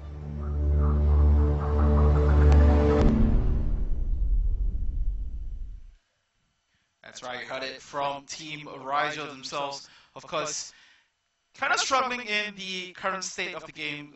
It's a very difficult process for them, but you have to remember that they were once the underdog teams and they went all the way to the top. And I can say this is going to be the same situation, same exact situation for them as they head into this particular tournament. Yeah, and seems like there's a pause coming up. Not so sure what happened there. But I'm looking forward to us, Bangkok Titans strategies. I think they're going to go for objectives for sure. The amount of burst damage that they have with Graves, with Corki, and the consistent damage with Lucian as well. It's going to be a really great fight for Bangkok Titans, especially since they have two very bulky frontliners for them to provide a substantial amount of CC and crowd control, AoE, to stop any divings going on. I expect Moss to stick on Lloyd like glue, since we do see a Z on Rigel's side. Yeah, how about for Rigel though, because they don't really have the flexibility of the frontliners as compared to Bangkok Titans, but they do have the two assassins in the mix with both the Echo as well as the Z. So what do you think is going to be the primary strategy for them? Rigel picking up the Sivir, very good pick. You can't really go wrong with it. It works in many kind of team comps, especially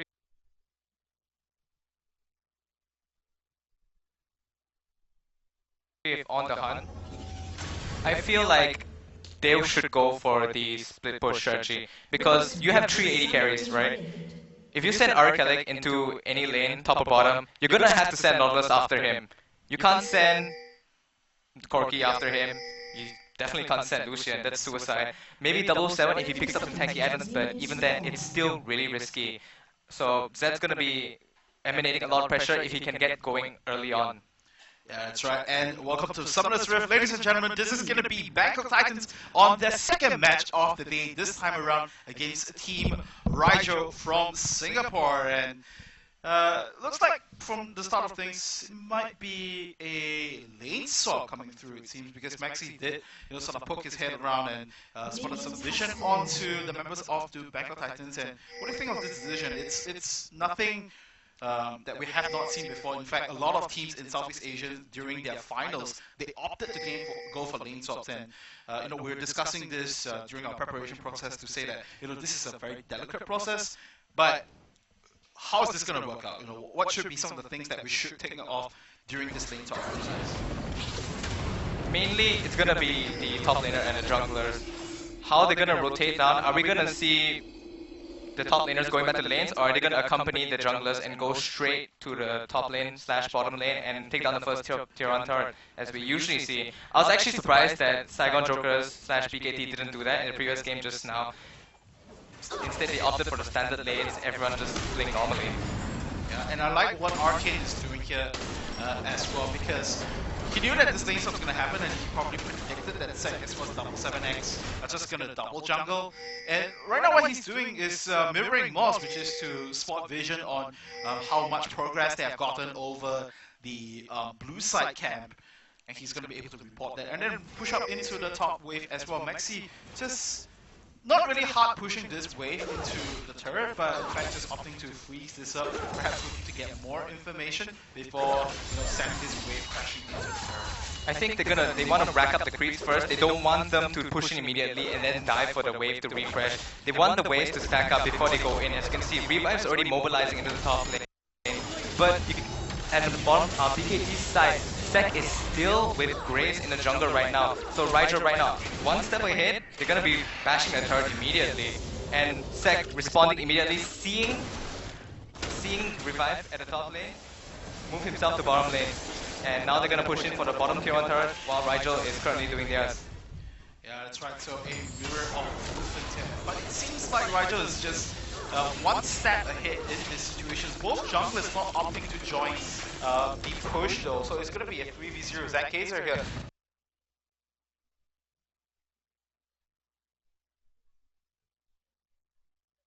Back going to go in onto G4, looking to gank onto the mid laner of Bangkok Titans. Not too sure if this is going to be the right movement over here. Might be a little greedy from Riel's side, but again, like we mentioned, they are ahead in the play here as they take out the top lane turret.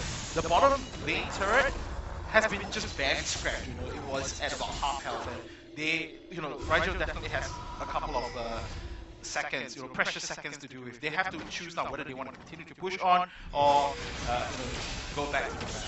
Wise decision coming up from Riel right there. Bottom lane, they're still doing the tier 1 turret, but it's extremely detrimental towards them because Riel, they're going for the tier 2 turret right now, and they can't just leave bottom lane. They have to keep going. They have to finish what they started. Look, tier 2 turret already at half health at 4 minutes. Usually we can see the Rift turret pick up after the tier 1 turret is dropped, but no, they're just going straight for the tier 2 turret. Say, we don't need the Rift turret buff. We want global gold. Yeah, the rotations game definitely going into the favor of Team Riel in this case. So bumping the goal lead out to about 800 gold in the first 4 minutes of the game is a pretty significant deal if you were to ask me. And I guess the only game changer here is going to be in the mid lane where G4 finds himself in a small advantage against Eric in the jungle here. We do see Moss as well as Lloyd spotting them out. Sorry, not Lloyd, double 7x spotting them out and sort of just chasing Riel off their blue side jungle. Down in the bottom lane though, Sek has returned to that side of the map and started the freeze, so he's going to be able to pick up some precious levels to go up against Revive should this situation calls for it. Yeah, looks like they're going to go for the bottom turret now. We can see Sivir mobilizing down bottom lane, Echo around bottom side jungle, action's happening mid lane. Yeah, gotta watch out for that mid lane though, because Eric getting focused down. Let's take one perk of the Thunderlord's Decree, so between both G4 as well as Eric, I think it's quite obvious now that G4 is showing his veteran status and asserting dominance in this lane itself. Zackaiser now wrapping towards the back end here, perhaps looking for a 4-man gank down onto Sek, so we gotta be very careful here. Arcane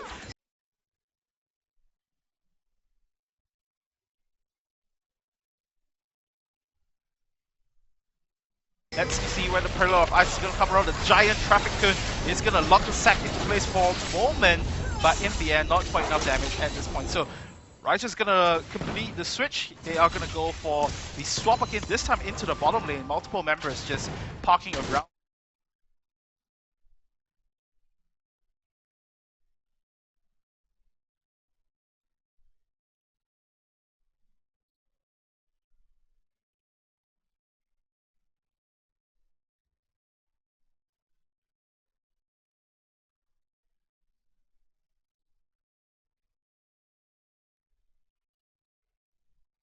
About what's going on at the moment, because they just won this global objective, and this is a very different Rigel from what we have seen in the past, because in the past they were so focused on picks. This time they're focused on objectives. We did see Arkin getting hooked in a little bit by the dredge line sec now, forcing Rigel away from the area, but the damage has been done. Once again, 75% of the turret's health is already gone on the tier 2 from BKT's bottom lane.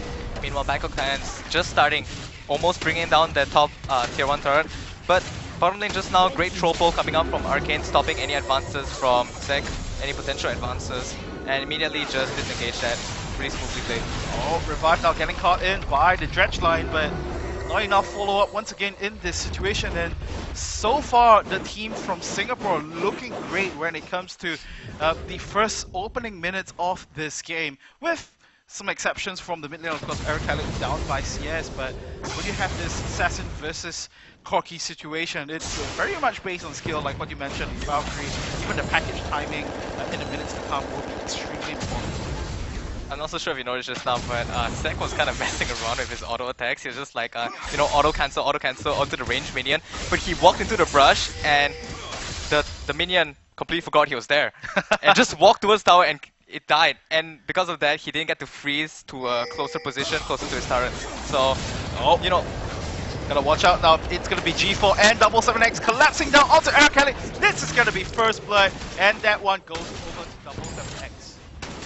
Eric Halleck not like playing as great as unexpected play right now, but you can't blame him so much because 77 so much presence, constantly pressuring Eric Halleck. Oh, gotta watch out, those Zenkaser just gets deleted by Sack off to the back. And yeah, BKT is gonna pick up one more kill onto the scoreboard. Yeah, for sure. I wonder if they're gonna ever press for the Baron, the Dragon, I mean, or Rift Tower. We haven't seen either being taken yet, despite both top tier 1 and tier 2 turrets being taken down.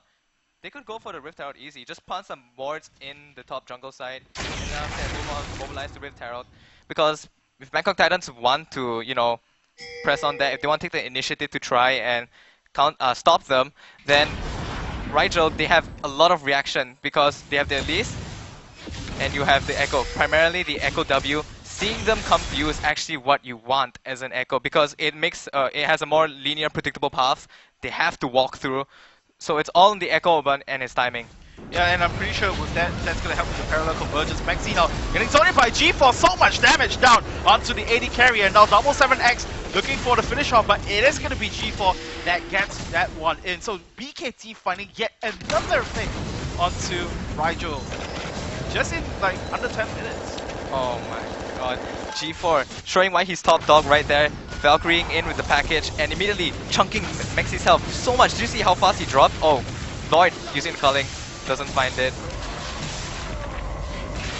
Yeah, and now Rigel, even though they were superior in terms of the early map rotations, now find himself down by about 1,500 gold just simply by the CS differences and also the fact that BKT has picked up the first 3 successive kills in the game. And so right now, Bangkok Titans and for Rigel, I mean BKT, they're just playing the standard game here, which is to look for the small skirmishes and then from that point onwards look for the objectives. But for Rigel, I'm not sure they're in their comfort zone because their playstyle right before this tournament is pretty similar to Bangkok Titans. So I was sort of expecting a bloodbath, lots of fighting, lots of small skirmishes. But Rigel, this time around, they're more objective focused. So it might be a different game plan and battle plan that they have drawn out for in preparation for this GPL. But so far, not too impressive. Looks like they're going for Rift Tower now, but they get spotted by the ward, unfortunately. And yeah, like you said earlier, Rigel, normally we see like a huge blood buff whenever Bangkok Titans playing against Rigel, but because they are focused right now on objectives, they know that Bangkok Titans is strong when it comes to skirmishes. They don't want to play into their hands. So instead, okay, we're gonna opt for objective. They take the tier 1 turret, which went well, but after that they saw Bangkok Titans was slow on the rotations, and they immediately took the top tier 2 turret following suit. Really great from Rigel. Alright, Eric Hellig's gonna go in on the sec. Not sure that's the best target to go for. Does bring him down to a third of his HP though. Oh, and Lloyd with the flash! What? That was a field flash, man. Come on, you can do better than that. And we will see Rigel pick up the dragon. Eric Hellig off to the side, does get the kill onto Sec. And Lloyd finally finishes off Eric Hellig.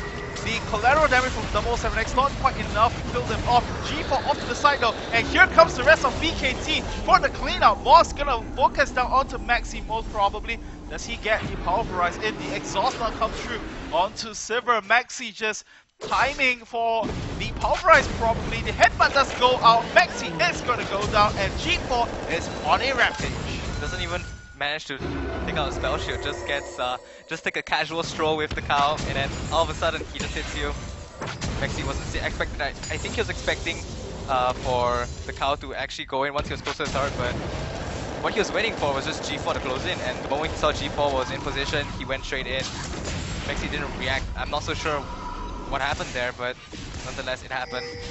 Yeah, and slowly but steadily Rigel are just leading away these little skirmishes away to Bangkok Titans. So, you know, in the opening minutes of the game, they looked great, but so far they've been looking like they are lost. They just don't really know how to respond to BKT, and you know how they have been slowly but steadily crawling back into the game with these little skirmishes. So, you know, about the point of playing into their hands, I'm not so sure, because so far it looks like it's the inevitable result as BKT still manages to find a way to take down Rigel. But the good thing for Rigel is that they did pick up that extra dragon on the way out, and if they can drag this one out longer, perhaps that is going to be their window of opportunity for a slow extended comeback. Still though, I'm quite surprised. Bangkok Titans are managing to find great skirmishes, great pickups off onto Rigel, who are actually trying to avoid fights, but nonetheless, Bangkok Titans, like you said earlier, they're playing it really well and they're just forcing fights on Rigel, who absolutely can't take it. Like just now at bottom lane, all of them were already chunked at like half health, and G4 just came in for the cleanup onto Sivir and onto Toronto if I'm not mistaken. So, oh no, it was Sandcazer, yes. Yeah, so we did see Bangkok Titans respond on their own with the Rift Harrow being picked up, and 007X is going to be the one holding on to that very valuable buff, and that's going to be translated into the mid lane turret going down for Rigel. And now we'll see if BKT wants to go for some more. Moss just wrapping around on their back though. He's going to try to look for the headbutt pulverize. I'm not quite sure. The TP does come through from Revive now. This might be the first big fight coming through. G4 cleanses out of the way. The shutdown does come through. G4 is going to go down in this particular case. And now Moss just soaking up damage, being a huge menace in the faces of Rigel. That's the double kill now going over to the set. In this case, Moss now going to get the pulverize in. One more shot from 007X ought to do it. But the huge traffic cone just stops them in the way. And that's a quadra kill for Rigel. Oh, I have no words for this. Just wow, just great turnaround from Rigel. At first I saw the QSS being picked up from G4 and how aggressive he was playing. Unfortunately, his aggressive play backfired on him. He did have the Valkyrie up when everyone jumped on him. Bad play coming from G4. He's gonna have to think twice before he does something like that again. He got a little bit too cocky there with the QSS being picked up. And now Arkelic, who picked up a quadra there, amazing. Even though G4 has his QSS, he's gonna have to watch out, because once Zed has the items, most of the times when he outs a squishy target, the death mark doesn't even kill you. He does. He kills you before the death mark kills you. It's like, well, I'm just gonna casually walk in, slash you a few times, and walk out of there. But you know, great gameplay from Rigel, and especially from Eric Hellig as well. Was struggling so much in the early laning phases of this game, but finally cashing through and showing his worth as Team Rigel's mid laner, then cashing in on the quadra kill. So he's gonna go back, pick up that Yomu's Ghostblade along with the BF sword. It's gonna be a great threat on the side of Team Rigel, and of course, credits to the rest of RG to set that up and to make that possible. Oh, it seems like Arcalic's going for the Dust Blade, going for the penetration build. You see the Serrated Dirk being picked up along with Yomos. That's like a good 40 arm penetration, including Roots. Oh man, Arcalic going in for double 7X, does get that one in, but the shutdown comes through and Lloyd, well, he's gonna ground the assassin down for a couple of seconds until, you know, he comes back up. But, you know, that was a great pickup from Bangkok Titans, something that they desperately needed. They said, you know, I need to shut the Zed down right now, and, you know, it was a bait, an obvious bait for Arcalic, but, you know, he just fighted it, but at least in that 1v3, he still manages to get one. Yeah, great point what you said right there earlier about how they were gonna bait out the Zed. Because the thing about Zed is that they would expect him to split push, they would expect him to pick up solo kills on anyone, and that was really predictable coming out from Arcalic right there. He needs to watch out as well. Just because he picked up a Quadra doesn't mean he can immediately just, okay, put in one lane, pick up whoever, and then just expect it to work. They can't. They need to have wards around, otherwise that's just gonna keep on happening over and over again. Yeah, that's right. And I guess the other member that I'm watching out for on the side of Team Rigel is gonna be Revive, because there has been a stable amount of downtime. He's just been able to catch up in CS up in the top lane. Hasn't quite went down in the pit, and he's going for the very tanky build. So I guess for him, he's not really going for the full AP, but just semi-tank and then perhaps itemize a little bit into the power section. But we'll see how well he does in this one. And now it's going to be Arcalic once again going on to G4. Deathlock does go down, and that's going to be one more kill for the assassin in the mid lane. But off to the back though, Lloyd is going to focus down onto Arcalic once more. Gets the shutdown. Double 7X does go down in the face of Arcalic as well. So it is a 2-for-2 exchange. Both the AD carry as well as the mid laner from Rigel are going to, you know, exchange blow for blow. Yeah, I think Arcalic picked up the kill on 277 with the Ignite just now.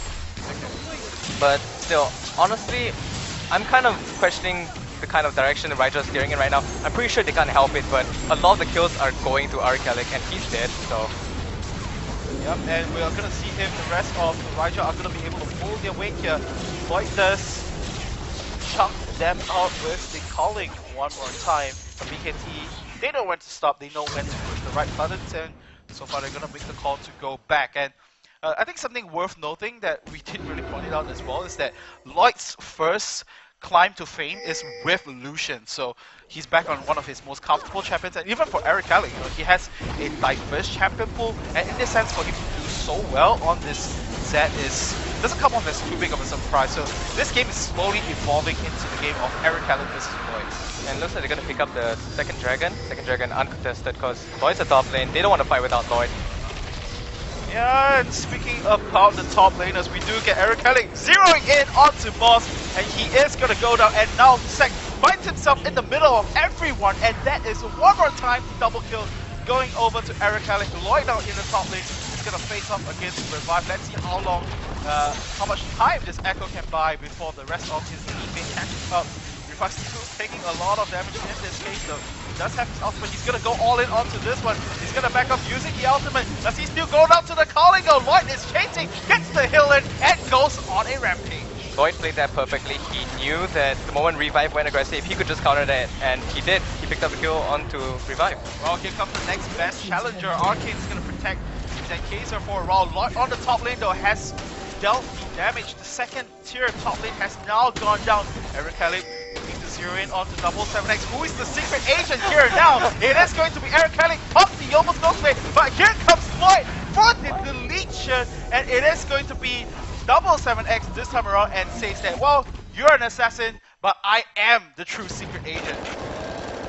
I'm wondering why Arcalic didn't use his ulti. Was it not up? But he had it. He could have easily traded, made it a 1-for-1, but unfortunately, he did go in first with his spells. He did use it, so I think even if he did out, I guess he wouldn't be able to follow it up with a good kill.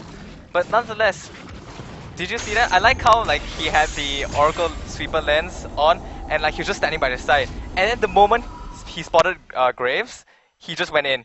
Yeah. And you know, it would have been a great pickoff were it not for the fact that Lloyd was still lingering around. Unsung uses of the Oracle lens, to say the least, you know, just to spot out the red floating finger going around. Yeah, I just feel you know, I just feel bad for Eric, right? He was setting up for the perfect play, and then Lloyd just dashes in and say, "Hey, what's up? I'm here, man. Like, don't forget about me."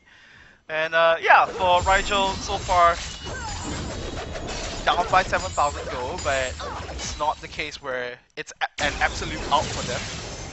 Yeah, Bangkok Titans, they have like 2 deep wards, one at the red buff and the other in between the wolves and the blue buff. Meanwhile, Riel opting for the defensive wards right there. You can see mostly the entrances of the jungle, so they know. Revive spotted 3 of Bangkok Titans members heading up to top lane. Immediately bolts out of there. Yeah. Just now earlier you said, can Echo buy enough time? Was that on purpose? No, it was unintentional. Trust me, you'll know it when it's intentional. Yeah. And something I realized as well is Eric having so much all of his team's kills. Yeah, that's and everyone is like. That's the thing. I'm waiting just for everyone else to get some kills on the board, and this might be the case as Bangkok Titans start things off with the Baron. Gets spotted out by RG in this case, but Baron is down so low now.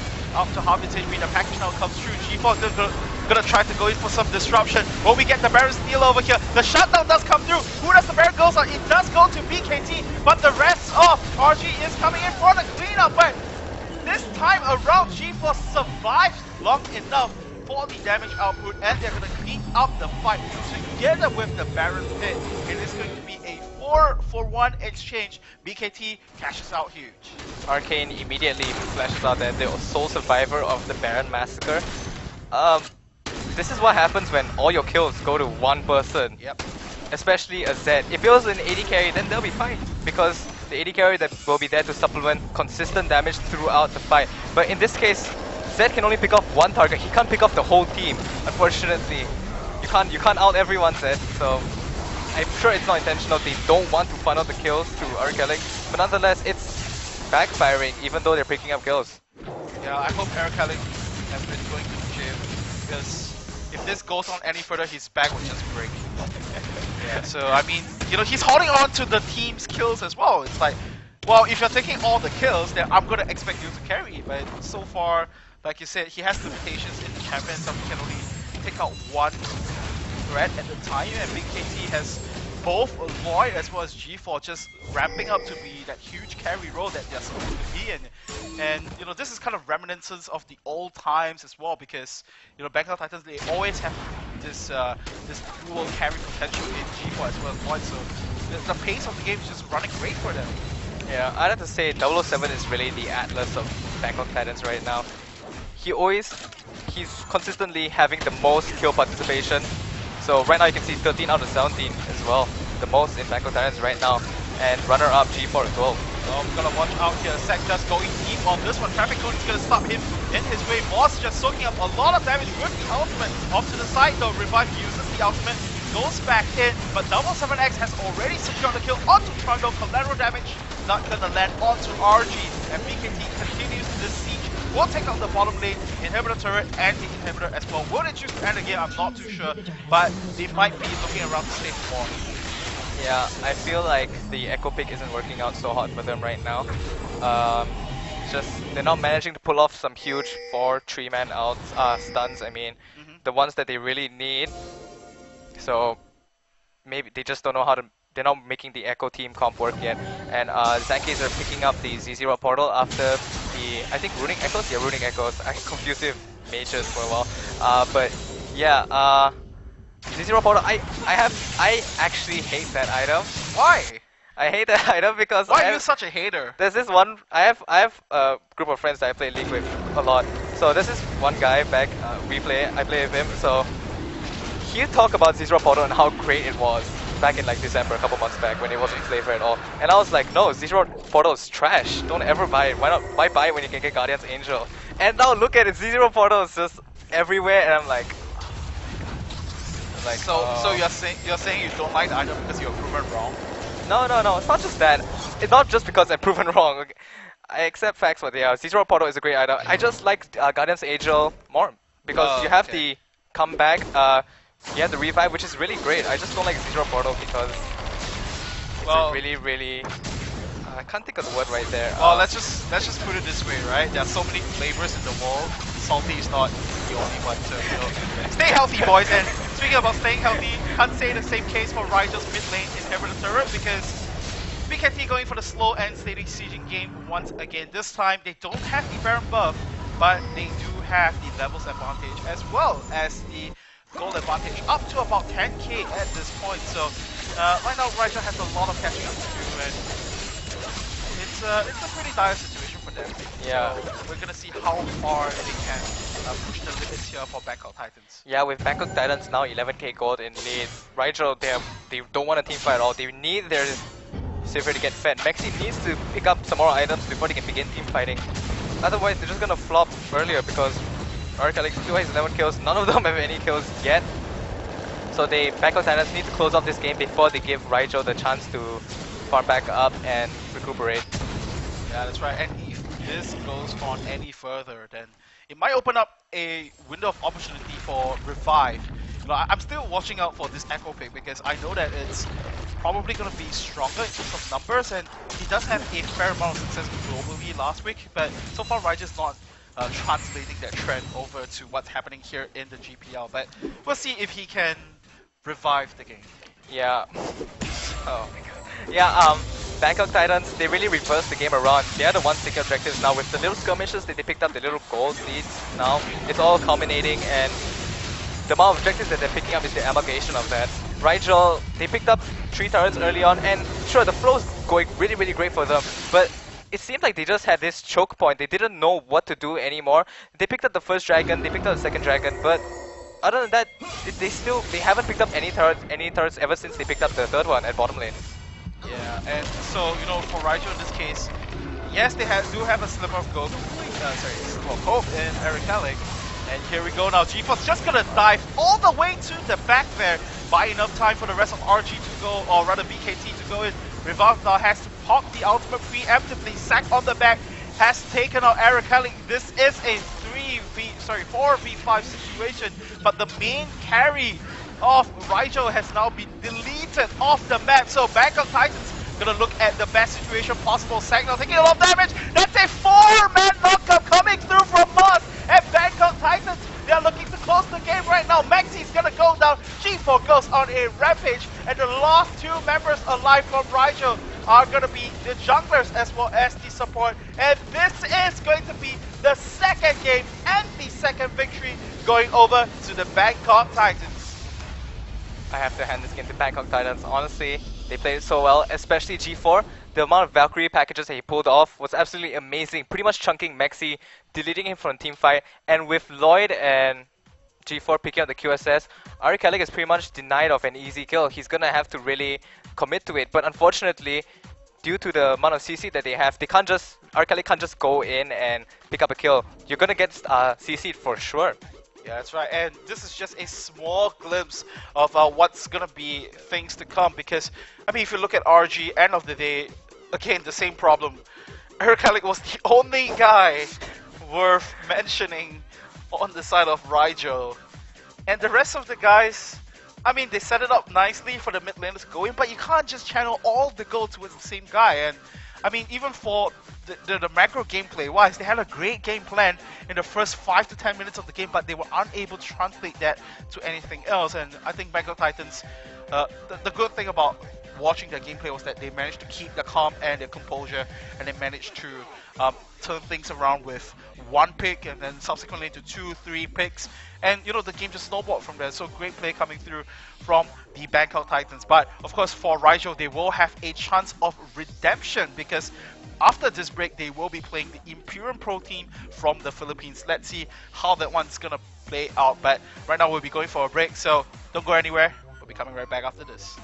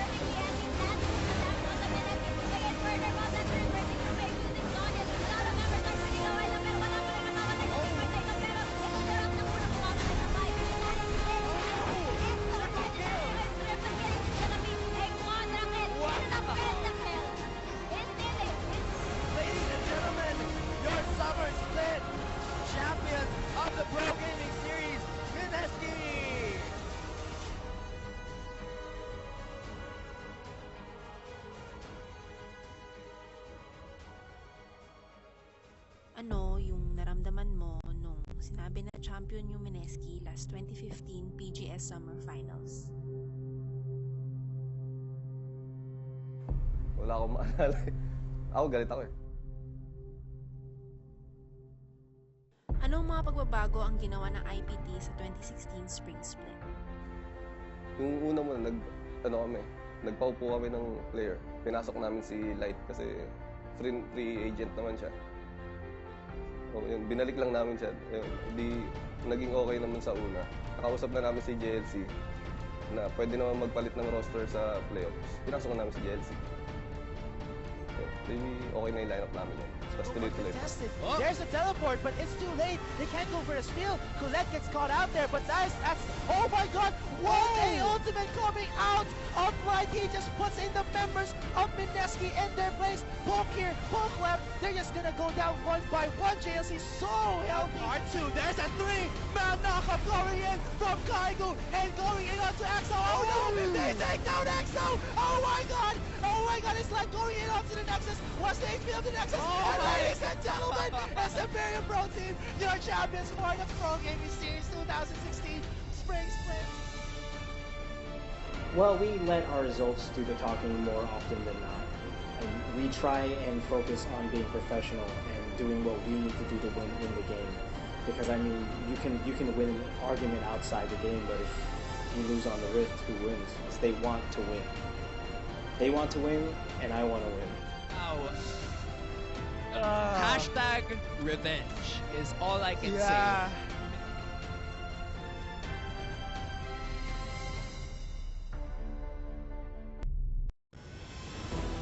Satisfied kami and masaya. Kasi natalo nila kami last split ng 0-2, then nag-revenge kami ng 3-0. So, yan, masaya kami. Last GPL, si Coop, si Suez, Light, Hate, and ako. Nagpalit kami ng dalawang players. Kinuha ko si Light, former kakampi ko rin siya sa IPT, and JLC, former kakampi ko sa War Gods. Si Suez, nilipat namin sa jungle, nag-excel siya. So, sa tingin ko, mas solid yung lineup namin ngayon. Gusto namin ng international experience. So, ito yung first time namin. Then, sana manalo kami dito.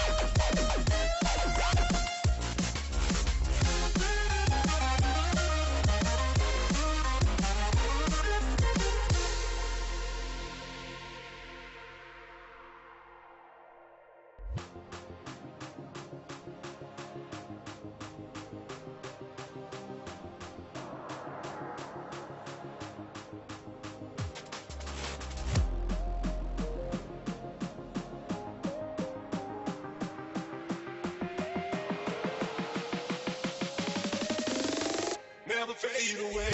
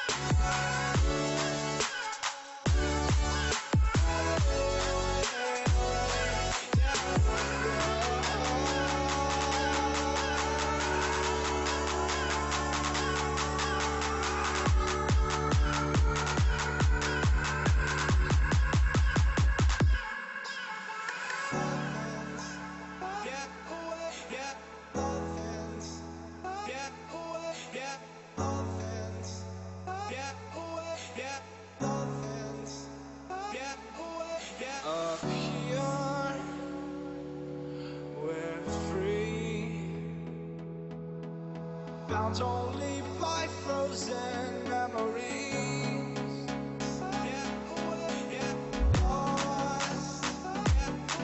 It's fine. Racing on these broken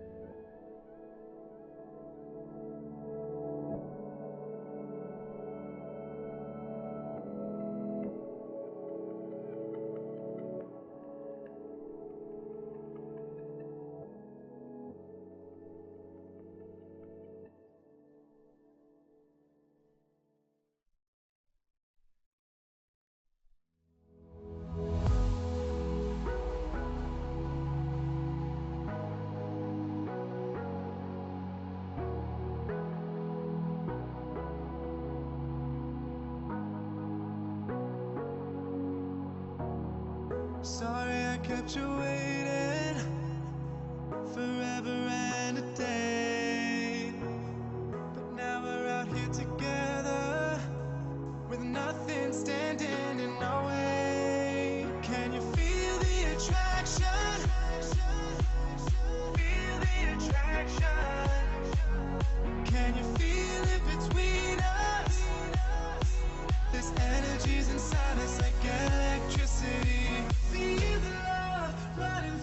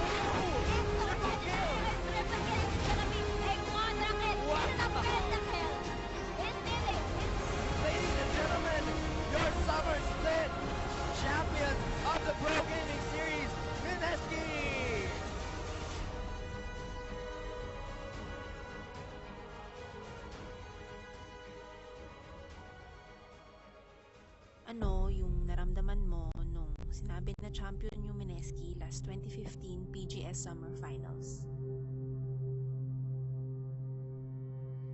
Wala akong maalala eh. Ako, galit ako eh. Anong mga pagbabago ang ginawa ng IPT sa 2016 Spring Split? Yung una mo, nagpaupo kami ng player. Pinasok namin si Light kasi free agent naman siya. So, yun, binalik lang namin siya. Yun, naging okay naman sa una. Nakausap na namin si JLC na pwede naman magpalit ng roster sa playoffs. Pinasok na namin si JLC. Maybe okay na yung lineup namin yun. Tapos tuloy-tuloy.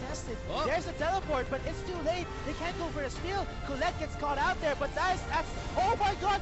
What a ultimate coming out of Light. He just puts in the members of Mineski in their place. Poke here, poke left. They're just gonna go down one by one. JLC so healthy. R2, there's a 3-man knockup going in from Kaigu and going in onto EXO. Oh no! They take down EXO! Oh my god!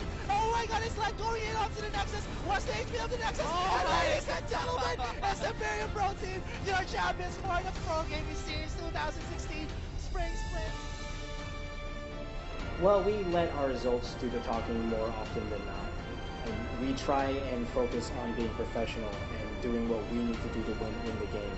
Because I mean, you can win an argument outside the game, but if you lose on the Rift, who wins? Because they want to win. They want to win, and I want to win. Hashtag revenge is all I can say.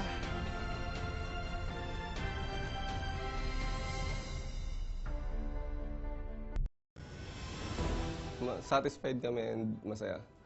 Kasi natalo nila kami last split ng 0-2, then nag-revenge kami ng 3-0. So, yan, masaya kami.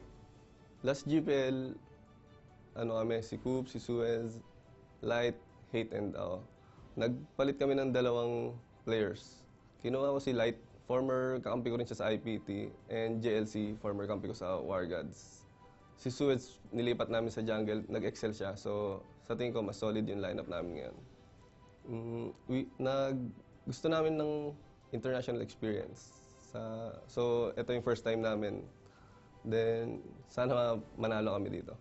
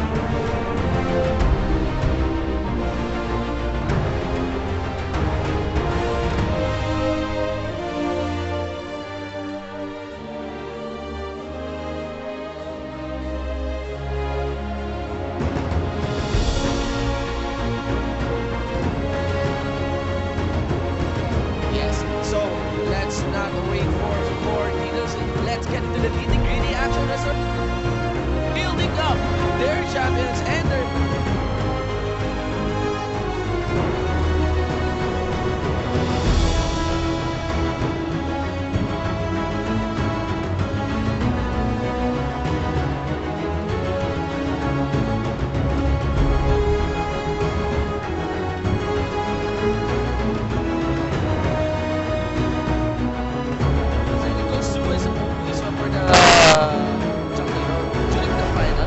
during the playoffs? I think roughly shortly before the playoffs. Yeah. Shortly before the playoffs. Yeah, so when they added JLC, yes. Suez switched to the jungler role. Yes, of course. And yeah, JLC is on the Imperium roster, so Imperium Pro Team looking very strong. Didn't drop a single game in the Pro Gaming Series Philippine playoffs.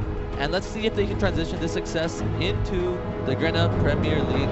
And taking a look at the pick and ban so far, nothing too noticeable. We do see some very strong power picks being taken by both teams. Poppy, Nautilus, and the Sivir taken for Rigel. And it's interesting to see where this Nautilus is going to go. Looks like it's going to be the Nautilus support for Rigel Gaming, Poppy top, and that Lee Sin jungle. Meanwhile, Imperium Pro Team, we do see the Echo top. Echo top starting to see a lot more play. And I believe JLC has been practicing this champion even before he started seeing the spike in play. So JLC very comfortable on this champion, and we do see Elise Suez being very comfortable with this Elise pick. So Imperium Pro Team looking to take their comfort picks for this game, and another comfort pick coming in for Hate. We did see Hate play Jhin several times during the Pro Gaming Series playoffs, and he has a very good Jhin. So I'm really excited to see him face off against Rigel. I mean, the GP though, it's kind of very shaky now, and Hate has to take note of this Lee Sin and this Ari. You have to take note, coming in from the game with Bangkok Titans. So you have mentioned Panda Paws has made a good run over that previous game. Yeah, the previous game, Panda Paws had an insane Zed.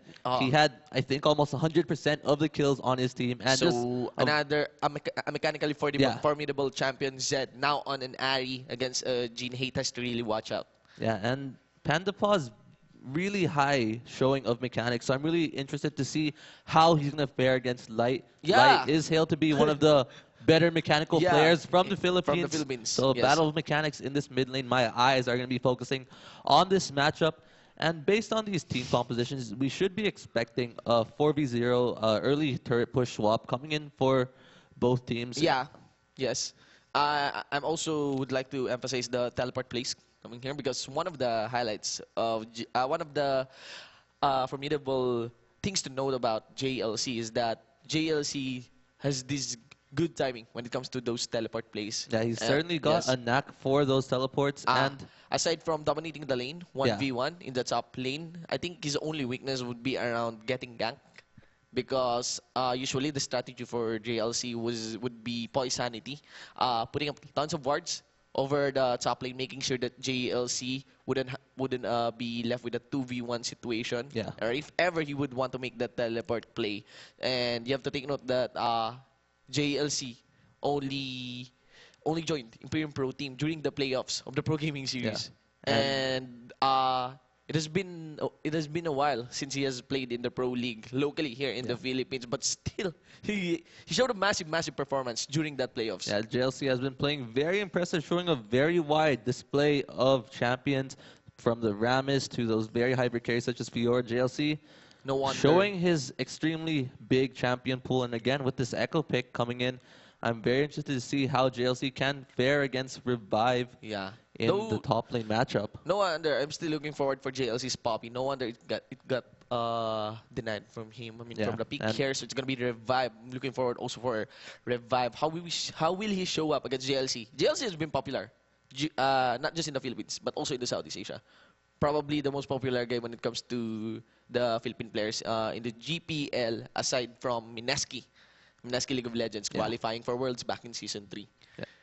Alright, so to the summoners, to our viewers out there, once again, this is the Grena Premier League 2016 Spring Split, and we are rolling over the group stage in a single round robin format. Yeah, single round robin, so all teams will be playing against each other once. Yes. And then based on the standings, it will determine the playoffs, who will proceed to the next round, So etc. like those points are really important. You only get to face one team once. You only get to prove yourself against them only once here in the group stage. Depending if you manage to rack up your points, there's no reason for you to hold back here in the group for stage. sure. Like Definitely. this is a direct ticket to the IWC. So all the teams here really want to show their best. They want to go past the Southeast Asia scene and play against the other regions. So this is where they need to make their stand. This is where they need to prove that they are the best. And both of these teams certainly have a lot to prove for themselves, as for a while both of these teams could be considered the underdogs of the region. Imperium Pro Team, they didn't really have the best start of the season. However, they slowly started to pick up steam, and they had a really good playoffs round. They didn't drop a single game, like I said earlier, and they're looking very, very solid. Pulling off a C9, as they say. Yeah, pulling off a C9, sure. as they say. And of course, you have to take note of Riel also upsetting those popular teams back there in Singapore. So again, I would like to send my shout-outs to our Singaporean viewers, and of course to the Filipino viewers out there, and of course to all of our viewers out there, even overseas. I'm not sure if it's afternoon there. I think it could be probably that somebody's watching here on the wee hours of the morning. So thank you very much for watching our stream. Once again, that is esports.garena.ph, made possible by Garena Philippines Esports, and we are your shoutcasters. I am Jeshin Bu, with a 1 for an I. And I'm Jesnip. Yes, Jesnip. And of course, be sure to follow the Garena Premier League Facebook fan page for more updates on this Garena Premier League 2016 Spring Split. You have to take note, we are rolling this one only in 1 week. Like lots of games in 1 week. Finals is very close, Yeah, right? the finals will be played in the same week. Yes, and during the tomorrow we'll weekends. be having lots of games as well. So yes, lots of Garena Premier League action for you guys. Let's head into the game. Yes, ladies and gentlemen, welcome to the Summoners Rip! Once again, Garena Premier League 2016 Spring Split, a match between Riel versus Imperium Pro Team. On the blue side, you have Riel. In the top lane, it's gonna be Revive on that Poppy. In the jungle, you have Zankazor. On that Lee Sin. In the mid lane, it's gonna be Panda Pulse. On that Ari, and for the bottom two, it's gonna be Maxilu. On that Sivir AD Carry, and Arcane on that Nautilus support. And for the red side, we have Imperium Pro Team. For the top lane, we will be having JLC on that Echo. For the jungle, we will be having Suez playing that Elise. For the mid lane, we have Light on that Azir. And for that bot lane duo, we have Hate and Poisanity on that Jhin and on that Trundle. Of course, esports.garena.ph from the Philippines, from Singapore, and everywhere in between.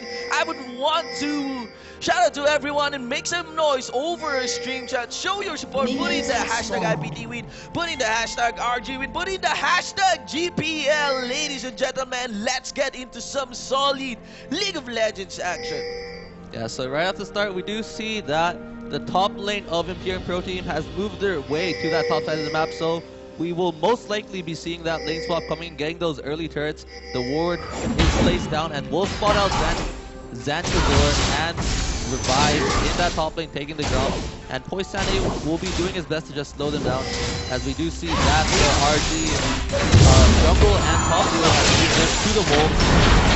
Some action going in as Arcane tries to do the same. Yeah. Doesn't get the steal though, unfortunately. Yeah, so one strategy up here would be sparking the hassle onto the jungler, though it's the body system with that one. And of course the setup for this one would be a swap lane for the side of Imperium Pro Team.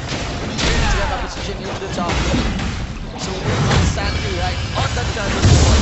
It's like Rampage 2015 again. Yeah, it definitely is, and let's see what happens in this lane swap. So we do see that JLC and Suez are making their way towards that top side of the map.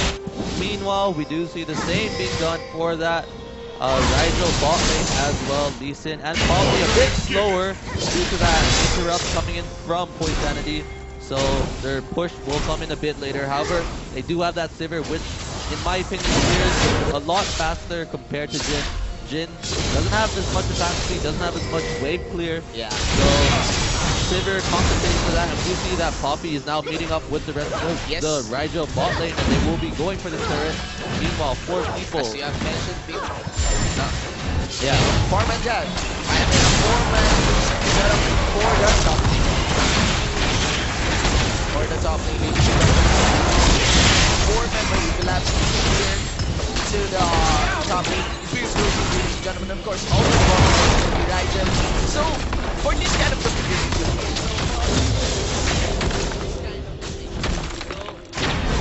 up the map and allows you to do more and makes the game a lot more safer for the team, as you can freeze the lane towards your side, make it easier for your top laner to farm. It lets you out of those unfavorable bot lane matchups, unfavorable top lane matchups, and we do see that both turrets have been down. We do see Riel did a pretty good job of bouncing the way back, so that will reset slightly towards the Riel side, allowing Poppy to speed this up. Light doing some very effective trading in that mid lane, CS even as well. Alright, so let's see now both of the outer turrets from both ends of the map. Done. Only left option would be the outer objective. Scott, Referral, Dragon, mid lane. We are not even in the 5-minute mark over team, and anywhere over this reverse side, any team fight could break out. And what's something to point out is that Imperium Pro Team actually made a mistake during this lane swap. They failed to bounce properly for that top side of the map. And if you take a look at the top side, we do see Sivir actually freeze the top side of the map. So this means JLC won't be able to farm much. Sivir gets a lot of free farm, gets a lot of safe farm. And as a result, Imperium Pro Team needs to make an aggressive play somewhere else. They need to create pressure, or else they're going to slowly fall behind to this farm. And that's actually a really crucial mistake that Imperium Pro Team did, not bouncing the wave back properly. So, first angle of this game, wave control, ladies and gentlemen. I mean, Imperium Pro Team now with a push here over the bottom lane. You have to take note, it's going to be the Poppy, it's going to be the Nautilus. Really attacking targets, looking for another reason. Hitting those targets on their turret, especially with Zacator on this Sang Rush. Using the skate guard in, putting those punches to the rest of the teammates. Alive AD, let's go for it. And so, 4 members with the 3 members in the bot lane matchup right now, and I feel like Imperium Pro Team is just wasting their time. The longer they do this, they're going to start falling behind XP. Sivir is starting to build a CS advantage. That wave now is very close to that topside turret, so he will have a lot of time to just farm up that wave. Meanwhile, JLC will start to fall behind. CS-wise, he's actually ahead of this Poppy. Jin down roughly 10 CS as well. So let's see what happens. Looks like the Imperium Pro Team wants to create a play around this Dragon Pit, as there's not much that JLC can do on this map right now. I mean, they failed to bounce the wave back properly in that top lane, and they're getting punished really hard. However, it looks like Sivir's wave is starting to push back towards the top side of the map, so JLC should be able to farm slightly soon. Actually, if you take a look at what's happening in the top lane, actually, yeah, there is a wave starting to stack up for this side, so it will be coming back, but I feel like the damage has already been done. Yes. I mean, options for this one would be Reef Herald or even the Dragon. Dragon is not an option, though, especially with the red side jungle of Riel. It's controlled. Those wards as well. And right now, though, there's a sizable lead, 600 gold. Yeah, so and that's definitely stacking up on Sivir. Yeah, and for the side of Riel. I really like how Riel actually played this out. They put their wards very defensively. If you take a look at the pink wards right now, you have one pink ward spotting the entrance to their Raptors and one pink ward right behind the turret. So they're playing very defensively. They know that they don't need to go on their aggressive to create an advantage, seeing as Sivir can just farm in that top lane safely. So they're abusing that and just not allowing Imperium Pro Team to make any aggressive plays to get back into the game. Yes, this kind of configuration once again for our viewers is working in favor of Riel. You have to take note now. JLC 19 CS has the base of a 7-1 CS Sivir. Sivir is now holding 1.5k gold. Sensibly 200 gold against the Jingle. So right now it's gonna be the jungler. Both the junglers up top. Yeah, so making sure that nothing no big plays can be fooled out from these two teams. Something that Riel could have done is they could have actually sent possibly the Nautilus towards the top lane as well, and have the Lee Sin and Sivir and Nautilus push that top lane together, like timing the wave perfectly so that they could make an advantage actually from this play. Instead, they just have Sivir farming that top lane by himself. But then again, if you want to look at it another way, if they send Nautilus top, then they might lose bot turret and Poppy might die. So and even the travel time going to bot lane. I mean, pressure coming in from other brands. Actually, Jhin is not one of the best champions for pushing turrets. Yeah, but paired up with Grandel, definitely Grandel can still jump. I know he cannot jump down turrets anymore. Right? No, he can't jump down turrets anymore. But of course, with that frozen domain, he has that attack speed to lay down his glove against those turrets. Okay, 13 goal on this one. Oh, it's kind of a hard target. Yeah, so we'll just bully out that bot lane out of the wave. However, we do see Sivir and Lee Sin rotating towards that bot side of the map. Imperium Pro Team just look to back soon, and looks like they will do so indeed. And at least roughly around that bot side as well, so she will be able to respond JLC with that teleport available. And we could possibly be seeing a fight break out very shortly. It's kind of risky there for Imperium Pro Team. They have no outer bottom lane target. No! JLC is now back up there in the top lane. So up to what cost? 1 BF sword in the hand of Sivir. Yeah, so JLC will be able to get that farm down. And he is slowly pushing that wave back up, swapping back to the top side. And we do see Riel starting that dragon. Yeah. Taking advantage of the fact that they know that Hate and Suez had to recall. Yes. And this should be a free dragon coming in for Riel right there, right now. And with that 300 gold plus the first dragon in the game, slight advantage coming in for Riel. However, still very early in the game and anything can happen. Yes, definitely 6% or at least 3% from the dragon buff, I think. Not really much. We're just 10 minutes into the game. So for first item yet for some of our champions here, though. On the boss now, along with Max and this Sivir. Wow, man, such a help in the tower. Yeah, it's already down to half HP. JLC shoved the lane up all the way to the top side, forcing Poppy to respond. So this leaves an opportunity for JLC to create some pressure on the other parts of the map. It looks like he's rotating towards that mid lane. They might be looking to set up something up here. Lee Sin covering in the mid side as well. And Hate just farming that bot lane, so both teams playing footsie with each other, waiting for the other team to make a move. Though, once again, as you have mentioned earlier, with this kind of map configuration, and the mistake of Imperium Pro Team, Riel doesn't have, they have the lead right now. So when you have the lead, well, actually, when you have the lead, sometimes, you know, extend it a bit. But for this one, you just capitalizing on the mistake that IPT did with that wave control. Yeah. Though IPT has the reap. That was actually a really good play by Imperium Pro Team. They created a lot of pressure in that bot lane, forced Riel to respond to that. But there was nothing for Riel to take once they went to the bot lane. We did see that Imperium Pro Team immediately backed off from action in the top lane. JLC going on to revive, half HP already. And Suez and JLC pushing that top lane with the Rift Herald buff. Composition-wise, no? I mean, Imperium Pro Team has really nice composition on this one. Yeah, it's a very interesting composition with this Echo. You can actually create a lot of setups. Yes. That stun is very useful in doing so, as well as that Trundle. And even Azir. Yeah, Azir as well. There's just a lot of zoning potential from this team, and that really allows Azir to just do his thing, sustain damage. And backline damage also coming from the side of IPD. And right now, with this kind of composition from Riel, they have to be kind of aggressive though, because Lee Sin usually scales down back in the late game. Has no option but to build tank. You see that both of these junglers are fairly early game oriented, both Elise and Lee Sin shine the most in this early game. However, it's been a fairly slow-paced game so far, even for a lane swap. Yeah. Usually you see most of the outer turrets go down immediately. However, they've only managed to take one turret apiece so far. And even Riel, it seems they lost. It seems they don't know what to do with the advantage that they got. Or so did they even?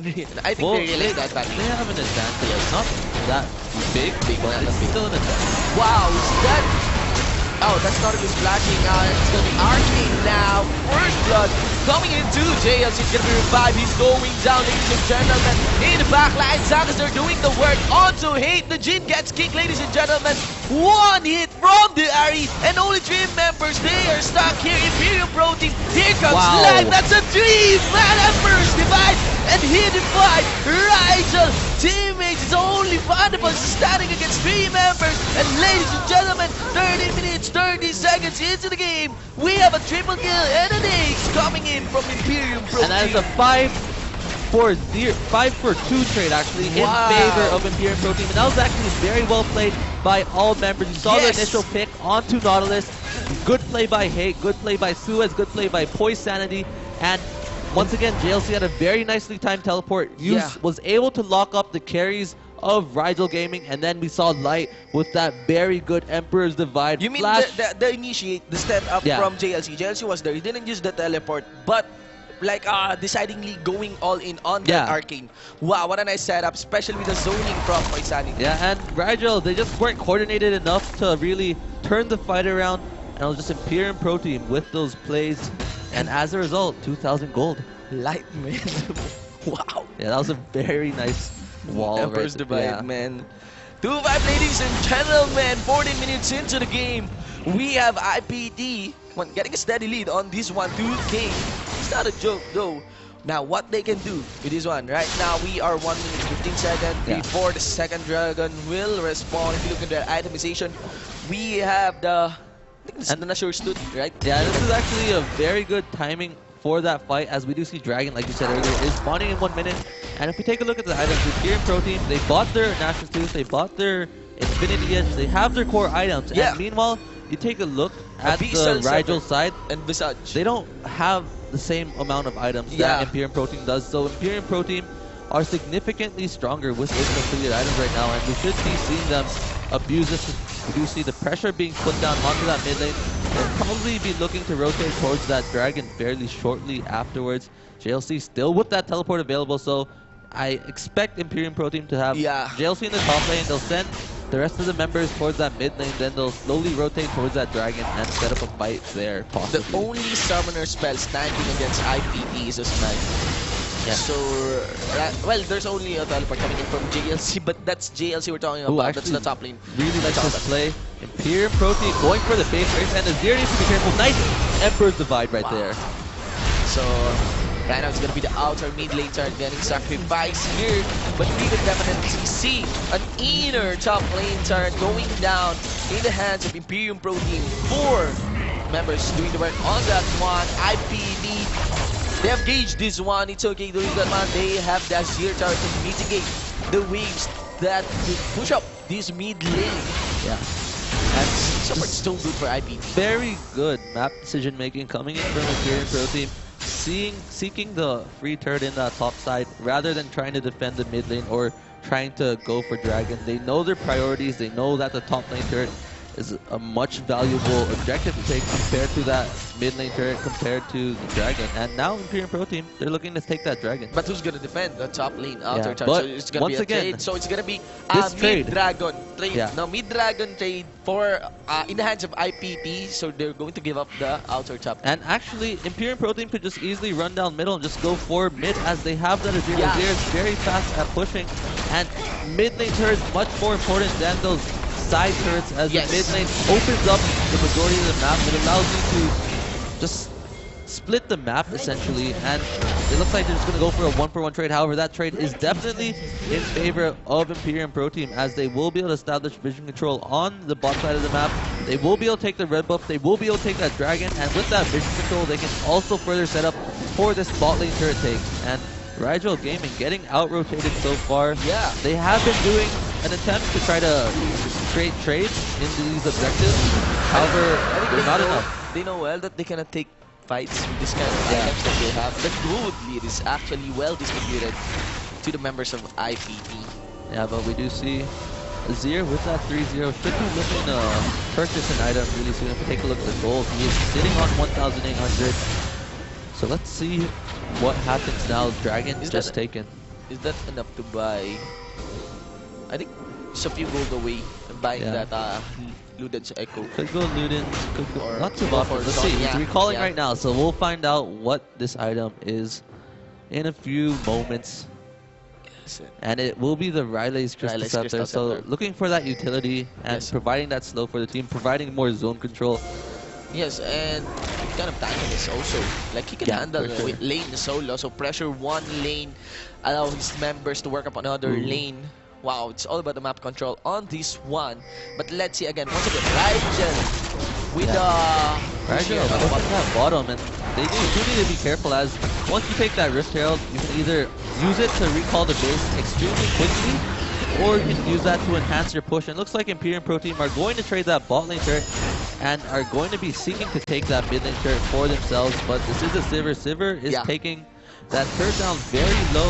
And they have taken it down. They have no minion, but they will go for the 30 gold, ladies and gentlemen. Pandapos became 300 gold. Right now, they are on to Arcane. Arcane with Angkor on that Elise, ladies and gentlemen. He repels out. JLC doing the work over that, but he still has his ult up. Elise repels down onto the minion. JLC falls back along with 4 members, but Rigel, ladies and gentlemen, managed to defend their inner mid lane turret. Yeah, so there's more. They're still going on point sanity. Trolling around, ladies and gentlemen, force a flash out, ball out there by Maxel Blue. It's getting no, it's Maxi Blue, ladies and gentlemen. Now, Light is on the Rampage 2016 onto Agenzor and fight all over the map. We're going to see Elise rebelling off jump. We're also going to see Zangazor now going down. JLC refusing, so a double kill for Hate, ladies and gentlemen. A 3-4-1 exchange. This is the exact same problem that Rigel was experiencing against Bangkok Titans. They had a pretty good early game, but when it came down to these team fights, they didn't look that coordinated, and they just weren't as coordinated as Imperium Pro Team during that fight. Poisanity got caught, but Imperium Pro Team was able to just make the most out of it, and now we do see that the score is 9-3, and that was a really good tower dive. I just had to go back. Really good tower dive onto Panda Paws right there, and as a result, despite losing that bottom turret, the gold lead 3k, I think they just gained 1k advantage. However, it really affects you mentally. While the gold lead might not be that great, and while they didn't get a trade in regards to objective, like losing a team fight that big really just sets you back in terms of your team state, your mental state, and we do see Imperium Pro Team now has the momentum, so they're free to do whatever they want to do on the map.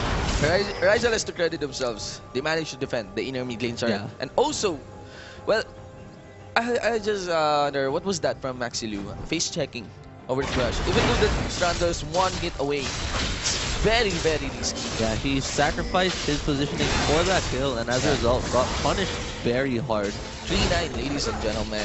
6 kills all in the lead of Imperium Pro Team. If you look into the itemization here, Rigel kind of catching up when it comes to the itemization, though. Still, it's actually Imperium Pro Team has a very, very visible lead here into the itemization. Like the only one who could go up far when it comes to the items is the Ari.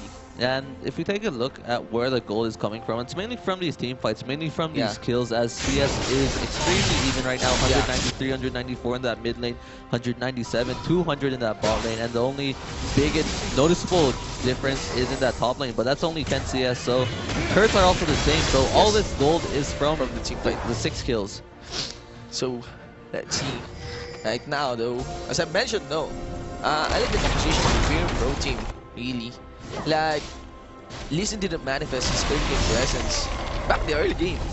So, right now he's getting banished for it. He really has no option but to quickly rush that tank build. But it's actually building more AD. Yeah, so...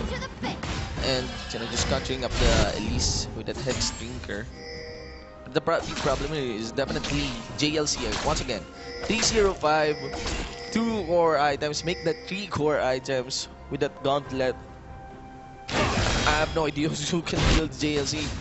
And this one, very difficult to deal with, and looks like Imperium Pro Team will be looking to set up for this dragon. Vision control wise, they are sort of lacking in that regards. If you take a look right now, we do see Rigel also not the greatest vision control. They have those defensive wards in their own jungle, but that's not really enough. And meanwhile, Imperium Pro Team sort of the same scenario right there. Yeah. So let's see what happens. 30 seconds till the Dragon spawns. Ladies and gentlemen, and once again, what you're watching is the Green Premier League 2016 Spring Split. We are on to our group stage, a round-robin format for all of our participants all over Southeast Asia. This is a match between Riel from Singapore versus Imperium Pro Team. Both as a Cinderella story over their local leagues. And right now, it's IPT from the Philippines who has this lead over this game, 23 minutes. Ladies and gentlemen, they are taking up a position here in the Dragon. Yeah, and Imperium Pro Team, they do need to be careful. They are in a position to still lose this team fight. Riel has those utilities to do so. K-House on its way onto that Dragon. Resident Dragon, easy pick from Zankazor. Zankazor will be the trade for the Dragon. It's going to be Kate securing that one. 4 members are on the chase. JLC could make that one. Live cannot set up any Emperor's device. It's going to be JLC. He will be forced to run away back with his teammates. Revive. Will he manage to revive after a death? Soldiers connected onto him with a 8 on the rampage. 1-8, ladies and gentlemen. 3-11 with 3 members. No, make that 2 members gone. And it looks like Imperium Pro Team are looking for Baron, and that was a 2 for a Dragon trade, and that was definitely not worth it right there for Riel Gaming. Lee Sin will be up in 3 seconds, but this Baron should be going down fairly quickly. He's already at 75%.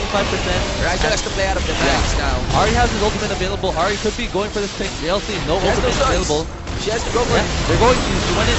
She went in. Exhaust onto Panda, but he didn't manage to execute anyone. It's going to be Suez doing the work on that one, but it's going to be shut down on the JLC. We are seeing Maxilu also going down. Unstoppable, ladies and gentlemen. Suez receiving the Sonic Blade resonating strike.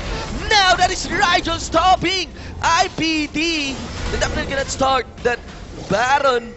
But nonetheless, Riel stopping these objectives that IPD is pushing, even though they kept on losing those team fights. Yeah, so that was a very good job by Riel Gaming defending the Baron attempt right there, and that could have been a lot worse. Yeah. However, that's actually really good for Riel. They've reset the tempo of Imperium Pro Team, and now actually it's still Imperium Pro Team. Yeah, who has the lead on this Imperium one. Pro Team still has the lead. However, the tempo, the momentum that they had going into those fights is now gone and is now reset. They can never afford to lose that Baron. Like, could be the king for them. Yeah, I think they overestimated the amount of damage they could do to that Baron, and they underestimated how fast that Riel could respond. Like, Ari was there immediately.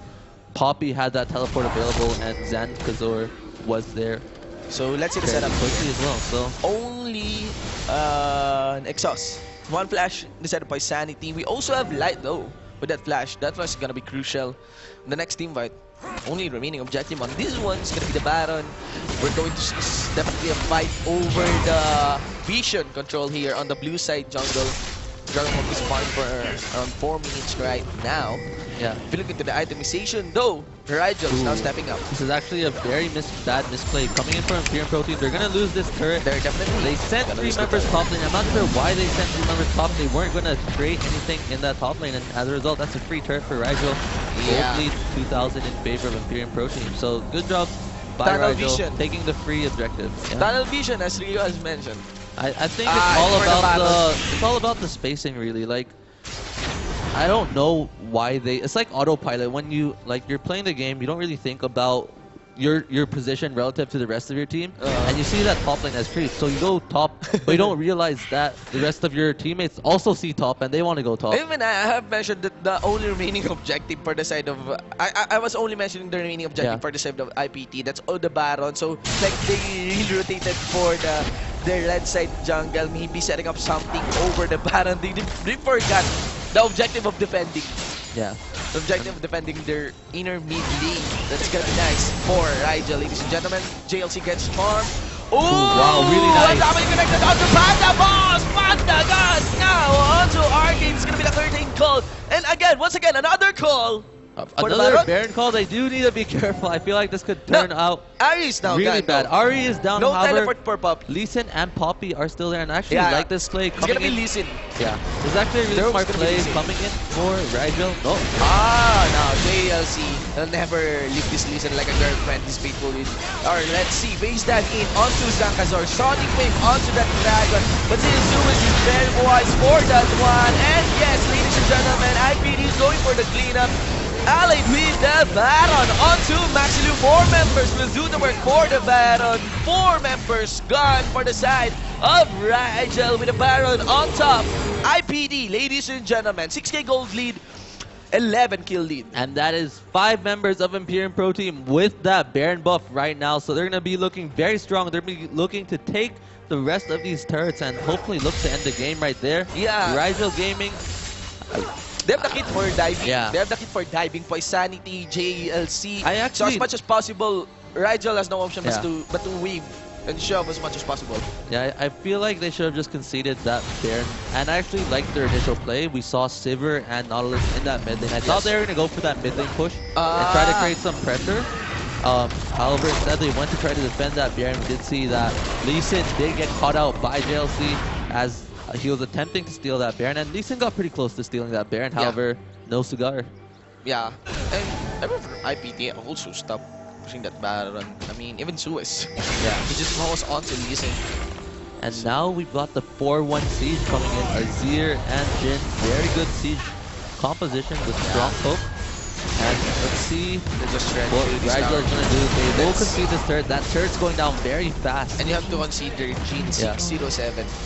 16 serious damage right now, even against Ake.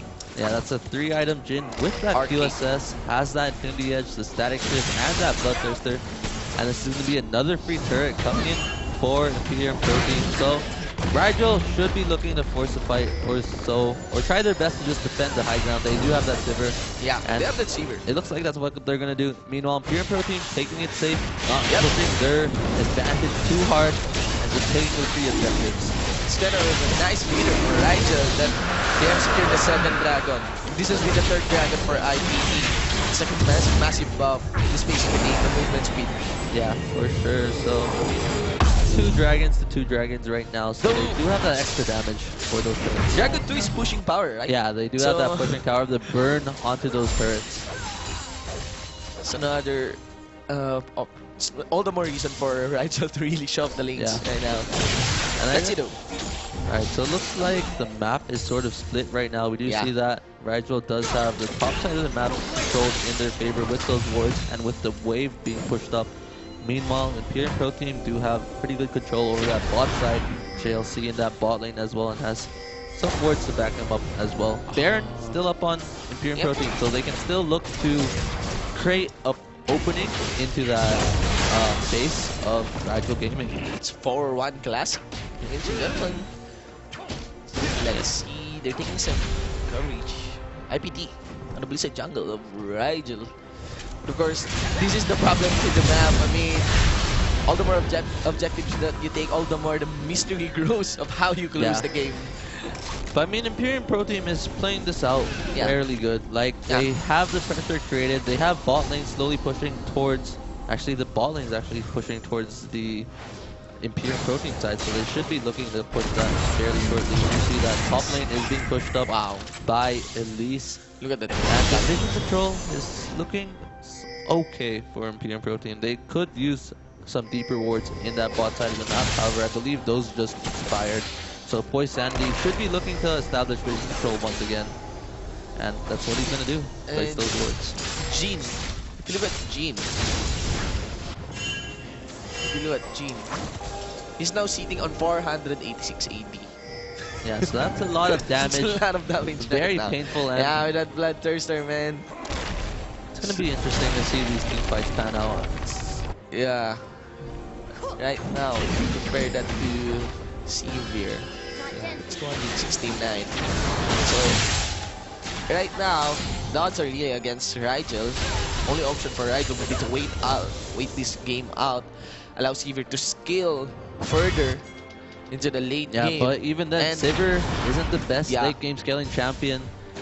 I feel like Rigel's team comp is slightly outclassed when it comes to that late game. Azir and Jhin just do so much damage. Azir, lots of sustained damage. And even the Trundle. Yeah. It's gonna be a big problem also. So, right now, option for Rigel would be to wait out for Imperium Pro Team to commit to a high risk play. Yeah, like the Lee Sin's gonna start falling off, won't be as effective as he could in that earlier stages of the game. While Poppy and Monolith, they're just gonna be locked down to the CT role of this team composition. Let's see as team members are putting up pressure here over the mid lane, over the bottom lane. Yeah, so I actually really like this play from Imperium Pro Team. They have a really big wave actually building up, and they're gonna go for the siege. So I feel like Imperium shouldn't rush this though. If I were them, I'd wait for that top lane to push up all the way. Because if we take a look actually at this top lane, there is a pretty big wave stacking up, and JLC putting pressure in that mid lane as well. So all lanes being pressured, and they just need to wait. Just wait it out. Don't get too aggressive right now. Around 2 minute stops. Not even 2 minutes. Like, 1 minute, right? Yeah, less than a minute is enough time to make something work. Yeah, and you can see JLC now rotating for the top lane. Here comes the pressure, ladies and gentlemen. Even JLC really being Angie, putting on that face dive in the top lane chariot.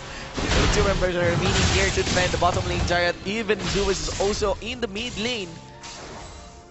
Just shouldn't have rotated up top lane. Yeah, so it looks like they're gonna back off. The siege wasn't that successful. They do have a decent amount of gold for them. Each member sitting on roughly 1,000 gold each. And Baron's up in 40 seconds. So looks like Imperium Pro Team's next plan of action will be most likely setting up for this Baron and trying their luck again, possibly forcing a pick and creating an opening for them to take those base turrets. Yeah, because it's very likely that when they win another team fight, they'll get a numbers advantage good enough to close the game even. Yeah, pink wars, lots of pink wars actually from this Imperium Pro Team side. So they're really looking to just establish this vision control right now and deny Rigel of that vision needed to defend the Baron. Now they're seeing Zankazor. Zankazor also doing the work over his Baron, but this is very, very bad. He needs to be careful. Ladies and gentlemen! Oh my god. That mistake. Rampage. So, once again, ladies, yes, we have to jungle now, gone for the side of Rigel. And that's most likely going to be a Baron start coming in from Imperium Pro Team. Lots of things going down, and there we go. Poppy does have teleport available. There is actually a ward for Poppy to teleport to, and there it is. And even I is out there, so let's see Poison is gonna do the work over that quantum break. A team fight breaks out, but it's gonna be the Elise securing that battle. Ladies and gentlemen, Rin 5. Riel tries to run away from the members of Imperium Pro Team. Now Baron buff. 2 members, makes that 3 members gone for the side of Rigel. There onto Arcane Panda because JLC will chrono break back, and that opens up a double kill now. 4 lags, it's gonna be behind the post, the only remaining member there. Onto the box, not even Zeus will receive the charm. And ladies and gentlemen, once again, 36 minutes into the game. 30 seconds. Will Imperium Pro Team try to end this? They're wrecking these turrets extremely fast. They can end this right now. Just Lee Sin left. And 21-6 is the score right now. 70k to 59k. It was looking a bit slow. Yeah, come early game and come mid game. However, Imperium Pro Team, they picked up the pace. They got those very clean team fights, and as a result, they should be taking this victory right now. And the Nexus does fall. Imperium Pro Team wins their very first game of the Grenada Premier League. Yes! Wow! And the boys from the Philippines take their game. Yeah, I mean, Philippine won for this one. Oh, well, I haven't seen that in a long time. Yeah, it's been a while. It's really been a while, ladies and gentlemen.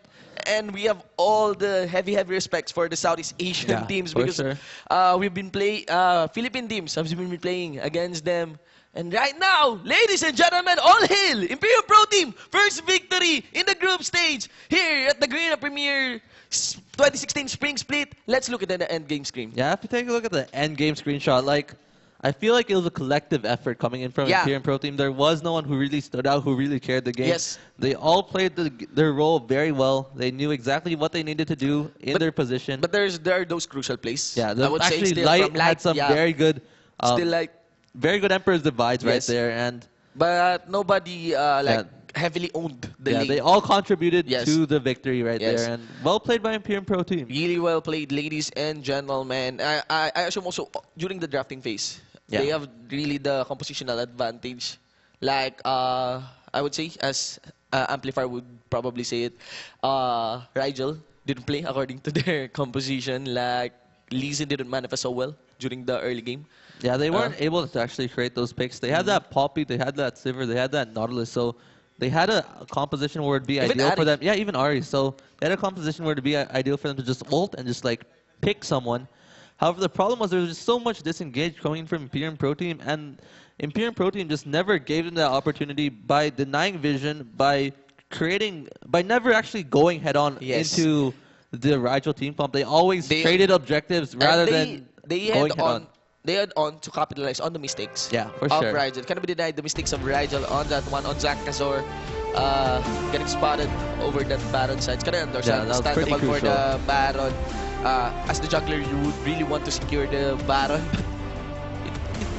You have your teammates. You should tell your teammates to work with you for the Baron. Ladies and gentlemen, once again, we would like to send our big congratulations to the Imperium Pro Team taking on their victory to Rigel. Mammoth props for Rigel, and of course, for our viewers, thank you so much for watching that one. We still have another game. Yeah, we will be having Imperium Pro Team versus the Kuala Lumpur Hunters right after this, after a short break, guys. They're in Malaysia, right? Yeah, They're so in the Malaysia. home team, Imperium Pro Team facing off the home team. Alright, this is the Green Premier League 2016 Spring Split, and this has been an awesome match. We are your shoutcasters.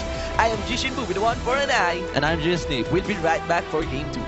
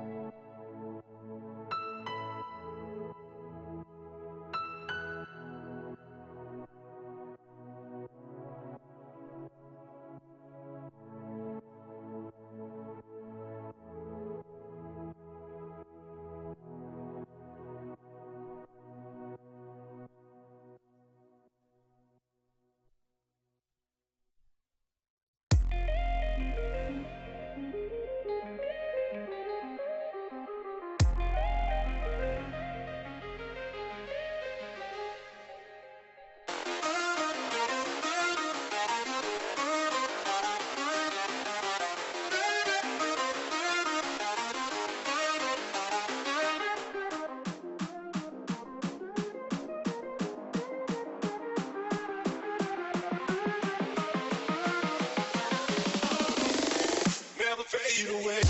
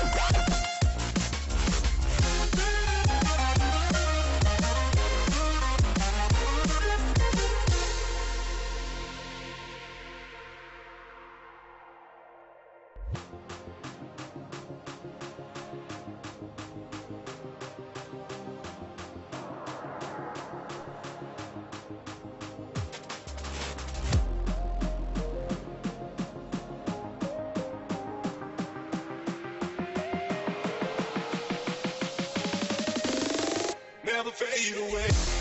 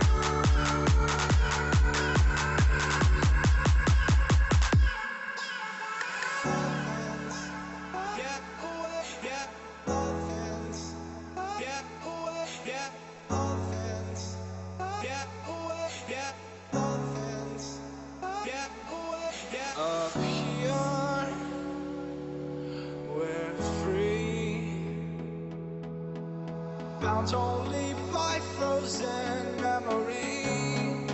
It's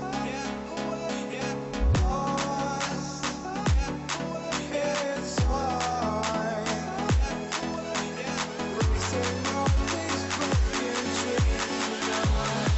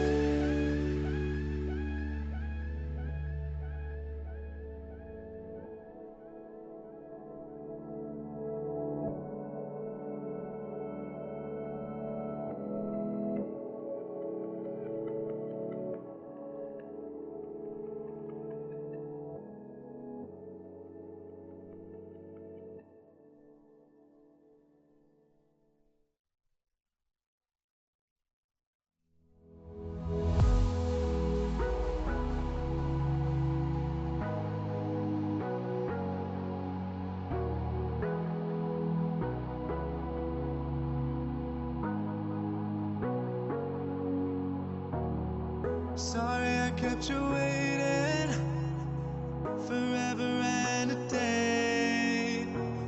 But now we're out here together with nothing standing in our way. Can you feel the attraction? Feel the attraction. Can you feel it between us? This energy's inside us like electricity. Feel the love running through like electricity. Feel the love running through like electricity. Like electricity.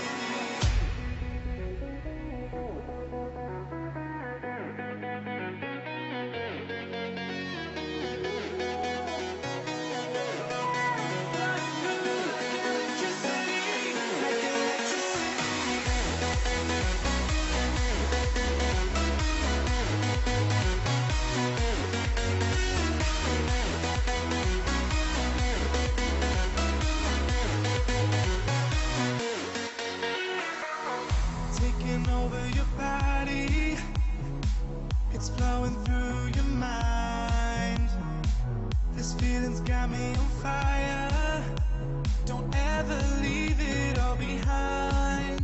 Can you feel the attraction? Feel the attraction.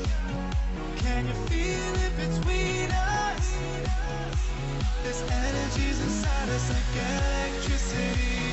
Feel the love running through like electricity. Feel the love.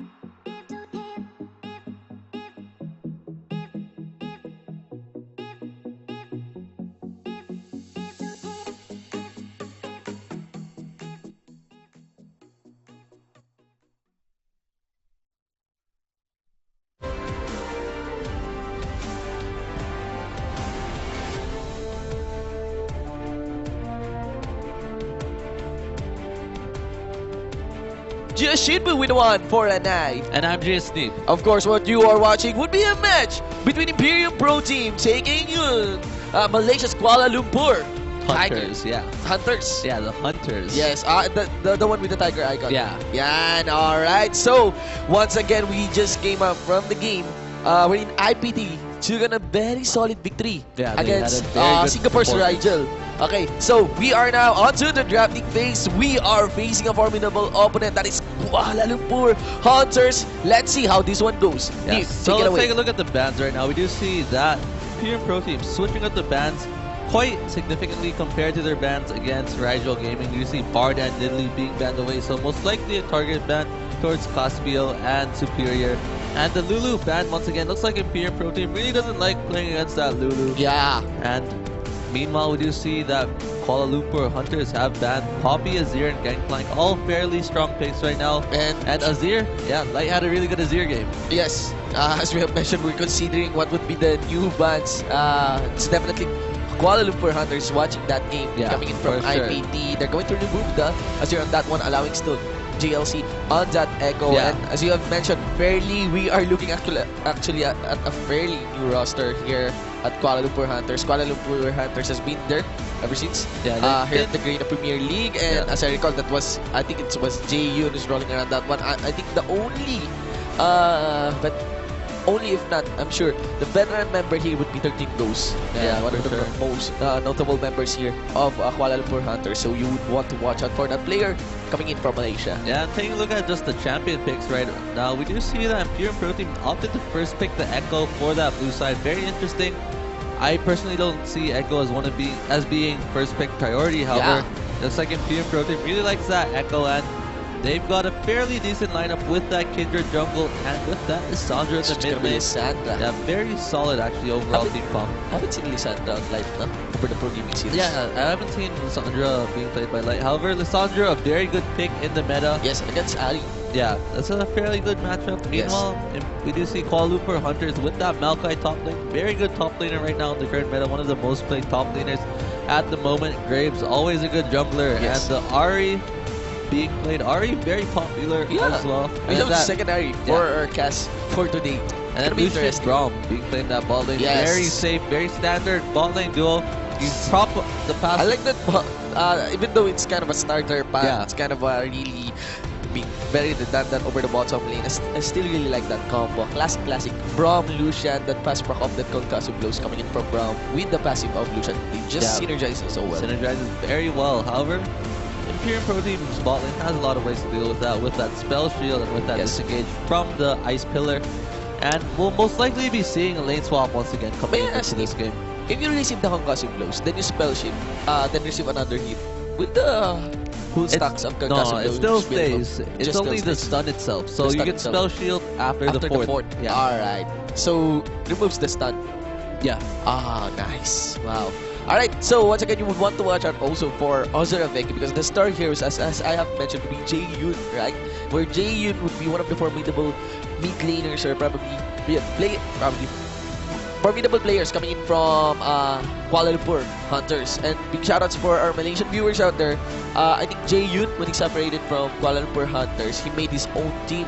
Then I think they face off on their local league, Kuala Lumpur and Jae-Yoon's team, and still Kuala Lumpur proved itself that in a way they don't need Jae-Yoon to become the champions. Well, Kuala Lumpur Hunters have been there since the very start. However, the rosters haven't been the same. They keep on changing every once in a while. However, the organization itself still here, and they've never really had the best performance. However, let's see if it's about this change. Let's see if Kuala Lumpur Hunters will be able to take down Imperium Pro Team, who just defeated Riel in that previous game.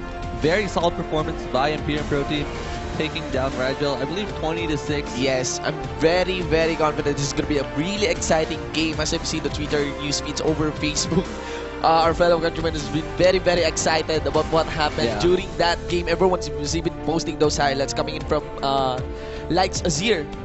And so we would like to send in our shoutouts also to our the Singapore stream again.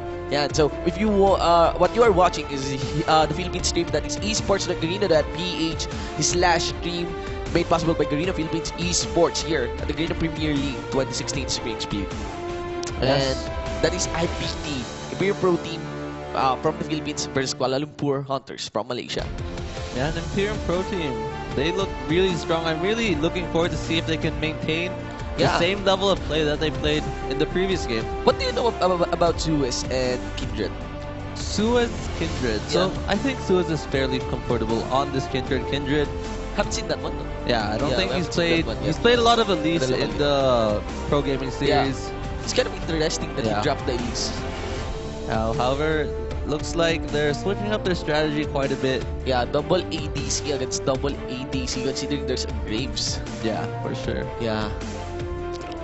So it's going to be really interesting to see how this pans out. I mean, so for our viewers there, esports and Green.ph, they're on the stream. I would like to hear from you guys. Who do you think will win? It's going to be, will it be IPT, hashtag IPT win, or will it be hashtag KLH win? And if you would want to also send in your tweets for us, you could just use the hashtag GPL and also tag Green Premier League. Again, this is an exciting set of matches as we are right here in the round robin stage, the group stage for the Green Premier League. This league will pan out on 1 week duration. I mean, probably less than, because we will have our final set over the weekend. Yeah, for sure. So we're gonna know very quickly who's gonna be our representative for that wildcard. And speaking of W's, it's gonna be Worlds. Wow. Yeah, so it's gonna be really exciting to see what happens. And let's see if Imperium Pro Team can make the stretch all the way to the finals.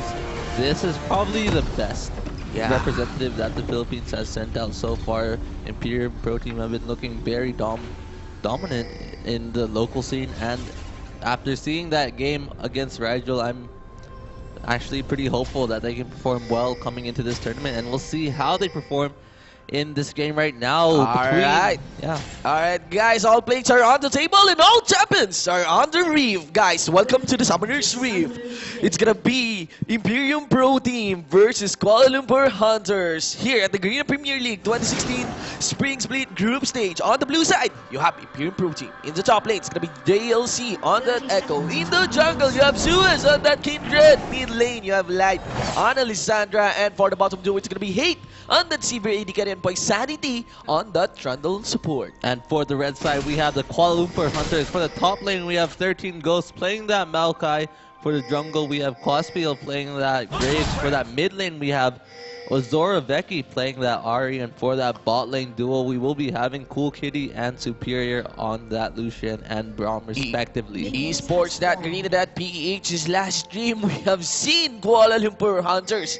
Hunters as they are, living up with the name. Moving us 1 unit on the blue side jungle. Getting scouted though by JLC's Echo. Yeah, so we will be seeing this whole lane swap being initiated by Kuala Lumpur Hunters. It looks like Imperium Pro Team adjusting accordingly by going to start on those wolves. And I actually really like this play coming in by that Kuala Lumpur Hunters team. They are taking that blue buff away from Imperium right now. They actually take one of the smaller creeps to give them the slight XP advantage, as there's no really any need to stay in lane, as you don't want to push it up early. You just want to stack the wave up. They'll be punished if they force the blue buff. They're gonna lose a significant amount of health. Their runes and masters are not set up for that one. It's gonna be kind of risky. I think they actually backed off because they were spotted out by the Spirit Wolf, as Suez did smite that wolf to give them that vision.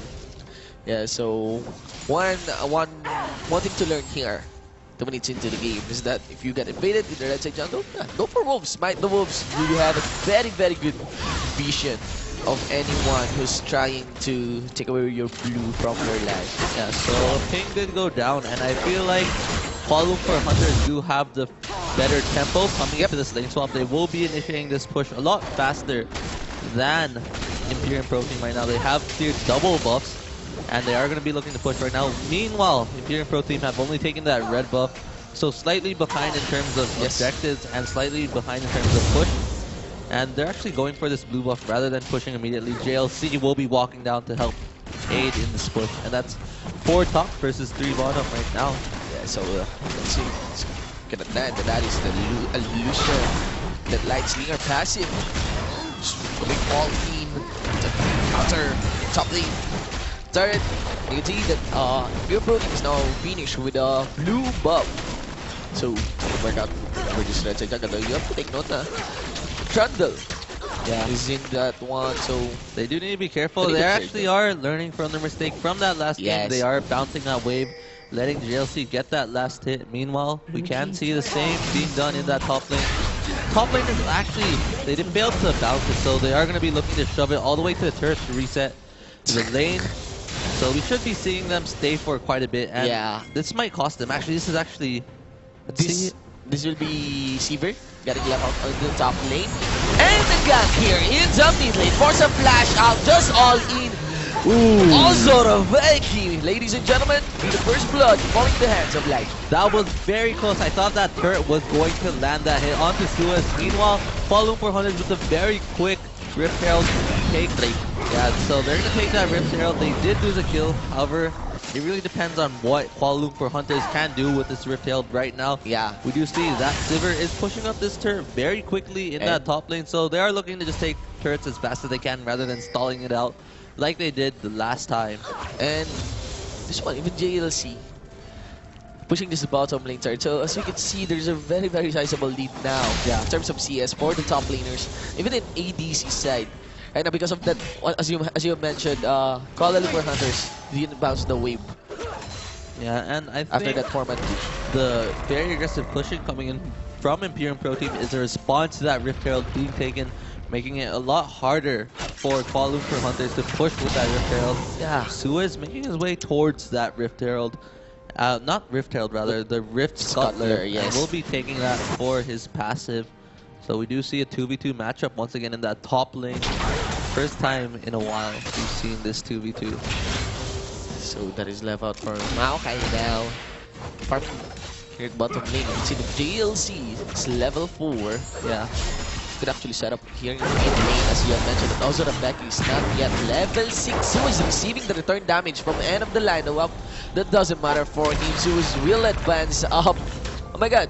So the Ice Pillar falls on the wrong end. So if it has been earlier, Gospel might have died on that one. Yeah, for sure. However, Suez playing very aggressive, knowing his limits of this champion. And here comes the gank by JLC. Oh my god, this approaching zoom. And a Glacial Map classic gank. Parallel convergence for the safety.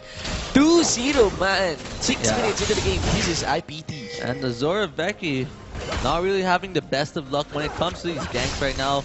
It looks like Imperium Pro Team will be looking to take this mid lane turret away. However, there is a Graze on the enemy team who can provide that wave clear and does have that Rift Herald buff available. Top lane, just some quick farming going between these two players. They're camping mid lane so hard. Yeah, and it's paying off. I mean, Light is 2-0 right now. He does have that Negatron cloak and sitting on 800 gold, so we'll be probably looking to rush that Abyssal Scepter fairly early. Does have enough gold for the blasting rod right now. I wonder though, Ozoroveki used the cleanse earlier, but still fell to the frozen tube. Yeah, and JLC in that top lane. So Maokai throws the ball lane, and JLC is actually doing a very good job of responding to that play. He's been creating a lot of opportunities in that mid lane. He got a kill gank onto the mid lane, and he was in that top lane a while ago. Didn't get anything off. However, the pressure of him being in that top lane is enough. Yes, that's a 1.1k gold lead. It's definitely light. Going to get his hands earlier on that Abyssal Scepter compared to Ozoroveki. As you can see that parts of the kills here falls into the hand of Light, so we'll definitely see that one manifest out in the main game. Will be really crucial. Like, they're camping Ozoroveki so hard. I wonder how the skirmishes will fall out on this one. Yeah, and we do see that the lane has shoved up all the way to JLC's side right now. It looks like he is doing his best to freeze this lane right now. And if we take a look right now, he is indeed doing so, trying to keep the wave towards his side. So Maokai, forced to leave the lane and find something else to do, was looking to go gank that mid lane, however spotted out by that pink ward. And pink wards being placed fairly early for Imperium Pro Team. They had a pink ward in each of those island bushes. At least you get something to do. Yeah. I mean, right now, it looks like Maokai is looking to gank mid lane. Suez needs to be careful. Yeah. That's really a tight spot. You any end of the line would be really broken so fast over that one. Suez, oh yes, he has that vision onto 13 goes. The mind games are so real. That will cost 13 goes with a flash and his life killing spree for Light. 3-0, ladies and gentlemen, and that boosts up the goal with 1.7k. Dude, that's only in the hands of Light. Yeah, and that was a very good synergy between the jungler and the mid lane. This is a lot. It's like the jungle mid lane synergy plays a very important aspect in the game, and Light and Suez are definitely showing this right now. I mean, we saw Light immediately go in with that glacial blast. Yes. Suez didn't hesitate for that flash. Other junglers might have backed off immediately seeing Maokai's flash. However, they were on the same page, and as a result, they were able to secure that kill onto 13 Ghost. Plus, even if they go for tower dive, even if Ari proxies Spirit Rush, no, he has the damage for the Spirit Rush, but Light has the Negatron Cloak. They have the Lamps in the Spike. Yeah, for the sure. Yeah, so it's really an early game. It's really, really nice early game for IPP. And right now, we do see right now that Kuala Lumpur Hunters has very good vision control over this top side of the map. However, they haven't really been able to do much with this information. They know that Hate and Poi have been farming the jungle, but they're not doing anything about it. They're not creating a play on the other side of the map, for example. Like, wards give the information, but they don't...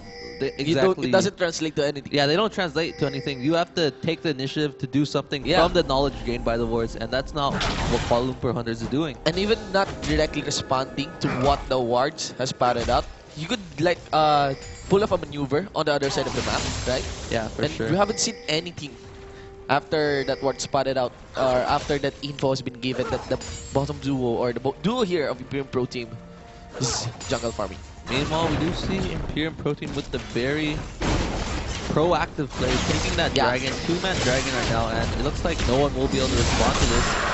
King's going down, however, it won't be enough, and now we see Hate and Poi are shoving this top lane, knowing that pressure has been created in this bot lane by taking that dragon.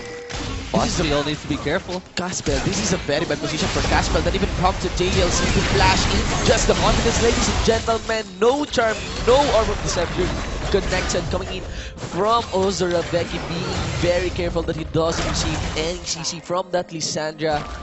All the tempos in this early game, 11 minutes into the game, in the hands of IPP. Yeah, so there's a 1,700 gold lead in favor of Imperium Pro Team, and I just have to commend how well they're following up on each other's picks. They're getting the nice picks that are only possible through very good synergy and very good coordination. As we did see Light immediately flashed in and got that Glacial Tome onto, I believe it was Bospiel right there. So, like, Imperium Pro Team, they're just playing so aggressive right now, and all of them are on the same page with this aggression. Yes. JLC flashes in, Light flashes in as well. And I cannot see anything on the map that Kuala Lumpur Hunters doing against this one. Yeah, they're trying their best to stall the game. I mean, CS-wise, they are doing a very good job of keeping up in CS. However, they're playing very reactively, and this reactive play isn't really creating anything for them. That's not even bait play. That's just really being passive against an aggressive team. They're waiting for Imperium Pro Team to make that mistake and capitalize on it. However, Imperium Pro Team is not giving them the opportunity to do so. Yes, and that's not a joke. That is coming in from Hate. No, here we go. Let's see. There's Graves now back in the back line. That even prompted JLC without any hesitations, reservations, Alma Moreno to teleport here in the top lane. Now base diving onto Caspel. Caspel, it's another jungler getting caught up here by Imperium Pro Team. Now onto Superior. Will the soup be spilled, ladies and gentlemen? Poise Sanity taking the advance over that one. The phase dive activated onto JLC. There's the ward for the safety. They're still gauging though. They can pull up this tower dive, and they know that Ari is over. It's in the vicinity. Charm onto Zeus. No CC coming in from Ozoraveki, and JLC once again on that echo. Yeah, that's 5 members of Imperium Pro Team. Now in that top lane, they will be able to take that turret. Meanwhile, Maokai doing his best to shove up that bottom side, and Maokai did have teleport available during that fight, did not use it. And 5-0 is the score in favor of Imperium Pro Team. The gold lead now should fall to 4K, should increase to 4K rather, once these 2 turrets start to fall, which should happen right about now. 5-0. Wow. So, looking into the itemizations. Good at hand, we are seeing both leaders as an Abyssal Scepter. I would say it's probably onto JLC. Yeah, one of the biggest lead here. Sunfire Cape against Cal. We do here see from Hate Maokai. is slowly building up towards this Essence Reaver. Should be able to buy it fairly shortly, and with that power spike, they can create quite a bit from this play. Meanwhile, we do see Kindred slowly farming up this Devourer right now. Is at 11 stacks. Yeah. So should be soon where he gets that sated. And that's when he'll really start to do that damage. At least that does the double stacks. Oh, that's all. Okay, so nobody was able to get the Reaver Herald buff. Now, here comes Kuala-Lumpur hunting through members of Imperium Pro Team. 2 of the ADCs here gets removed, ladies and gentlemen, with the double kill.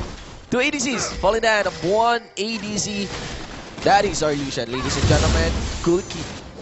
Yeah, that was a very good play by Kuala-Lumpur. There's very good response coming by 13 Ghosts with that teleport and with that flash pushing advance. However, I do think Imperium Pro Team could have played that a lot better. They didn't have the vision, so none of the members of Kuala-Lumpur Hunters were present on the map, so they should have guessed that something was going on, and they didn't have any pressure created in the other lanes. All of the other members, aside from the ones taking Rip Herald, had back. So there's no pressure in the other lanes, and as a result, they got punished for that very hard. 2 kills now in favor of Kuala-Lumpur Hunters, and a bit of the momentum has been reset. That's not a shutdown kill. If it has been a shutdown kill, it would have been crucial. Yeah, I mean, extra goals add up quite a bit. Yes, and right now, IPT will definitely realize how vulnerable they are. Can run any risk of misplays. Something is like that one. Put pressure first before taking those objectives, even if you have that kind of lead. Though, I just wonder that Light wasn't there also to respond. You have to take note that JLC has no teleport for that one, so it's really very risky. That one for the referral play. Yeah, and it looks like JLC is looking to build the exact same build as he went last game, going for that Mercury Tread Sunfire Cape into the Iceborne Gauntlet, most likely. Oh, they're setting up here over the Reaver. Suez was standing on a pink part. Yeah, he was actually trying to clear the pink ward. However, Graves attempted to contest that pink ward trade. Could have been risky for Zed though. Okay, so let's see 3 members here. 25 seconds before the dragon came up. Scuttler just chilling through, getting pushed back. Dragon Pit. 3 members of IPT collapse onto him. The movement speed will fall into the hands of IPT. JLC has to teleport, but will rotate here. On the blue side, jungle. They have a good front line for the advance. That'd be risky though. Also the fake news. That charm would be really very important. Yeah, landing that on the crucial target. Kuala-Lumpur Hunters now has a positional advantage. Forced Imperium Pro Team to back off. And it looks like they have aggro this dragon. Will they commit to this fight right now? Are they in a position to fight? Item-wise, it's fairly even actually right now, so I think they could do this if they play it right. Okay, juggling the dragon. The dragon got tired of this. Okay, 3 members. They're gonna pull off a sandwich on this one. They realize that Lucian is in the mid lane. That's the signal to go all in, but hold that thought. That is the 13 goes on his own. Flashes in. Light falls in the frozen tomb. Frozen tomb, ladies and gentlemen. It's gonna be shut down though on land as he looks into the grave. Will fall down. Also not going doing the work onto Green Jet and the 3 members of IPT. All them 1 by 1. 3 members are left. Make that 2 corner side of Kuala-Lumpur Hunters, and wow, this Maokai is just too tanky. A 4 for 2 exchange in favor of Kuala-Lumpur. Yeah, and despite Light having that very nice glacial tome, initially there just wasn't enough follow-up. Graves did his job putting the initial burst down, and Lucian, very good positioning actually throughout most of the fight, dealing constant amount of damage to the backline of Imperium Pro Team. Suez was caught up in that fight versus Ari near the Dragon Pit as well, and did die to that Ari in a 1v1 fight. And as a result, the gold lead has diminished by only Light made up a really nice setup on that one. But the follow-up, there was no proper follow-up. Could have been an easy burst for 2 members. I was surprised that Hate they lost that one. Hate got down very low, very early into that fight, and that's what really punished them during that fight. Let's see, though. Right now, though, Heat has that Essence Reaper. So, yeah, would really definitely need more damage on that Seaver. Then attack speed, rapid yeah, fire looks like he's gonna be most likely going for that static shiv, possibly rapid fire cannon. And Kuala Lumpur Hunter starting this drag it up right now, and it looks like Imperium Pro Team won't be able to contest this. Suez is in that top side of the map. I think they know that Suez is there. Pings did go down onto Suez, so free dragon for Kuala Lumpur Hunters. What was that? Right, I mean, you have mentioned though that losing team fights like that will take tolls on your team, no? So, I wonder what's happening right now to IPT. Their synergized aggression is definitely lost on this one. They can play passive or some sort, but right now their setups are a bit shaky. Like, everyone is just coming in, has no idea where members of Kuala Lumpur Tigers will be. You have to take note that Graves make that 4 members are closing in over this top lane. Good enough. 3v4, 2v4. Just giving blue buff onto live. Yeah, so Kuala Lumpur Hunters trying to make the aggressive play, going for this mid lane turret. They do need to be careful. Echo is there. Same with the Sandra. And KLH will be forced to back off. Bottom lane though. Also the Becky closing in over this outer bottom lane turret. Imperium Pro Team has to really find a trade right now because so many objectives are left out for Kuala Lumpur Hunters. And Hunters, as we speak, managed to secure that dragon. Even this mid lane and bottom lane outer, quite vulnerable. Yeah. So we see Imperium Pro Team, they've got decent vision control over the river. I believe KLH also has that vision control around the river as well, and both teams really just farming up. They don't want to throw any further. They don't want to make any mistakes, as one mistake can lead to the game snowballing in the opposite team's favor. There's this little saying that if you don't know how to win, then at least try to think, or try to bet what you know, not to lose. So, Cool Kitty with Ignite Save. And full combo coming in from live. They managed to secure a heavy damage dealer. You have to take note that is the Lucian who got the double kill. Here comes the cavalry, ladies and gentlemen. Su is doing work onto Superior. Once again spilled here in the mid lane. A call for Baron. Or for Maokai. So that's a 2 for 0. The bot lane of KLH did fall. Maokai will recall away. And this is going to be the Baron attempt by Imperium Pro Team.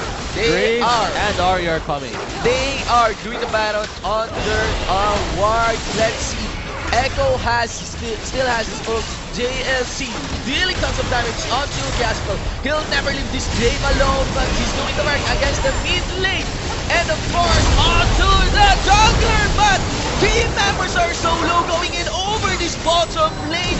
Ari was pushed to use his Spirit Rush defensively. He will try to escape. Aura Deception, movement speed, 1 boomerang blade. We'll try to guess that one, but that is a 2 for 0 exchange. On top of that, Baron for Imperium. No, Holy Kitty will try to trade up and get 1 kill for himself. Retaliation kill, ladies and gentlemen. 2 for 1. Baron in the hands of Imperium Pro Team. Yeah, so Imperium Pro Team with that Baron buff should be looking to push and create an opportunity there. And that was actually a very good play coming in from Imperium Pro Team. In total, that was roughly a 4 for 1. If you consider the previous team fight that happened to the Baron buff, and now Imperium Pro Team, they have roughly a 6k gold lead, and they're going to be looking to try to further establish their foothold into this game right now. Hey, no Baron.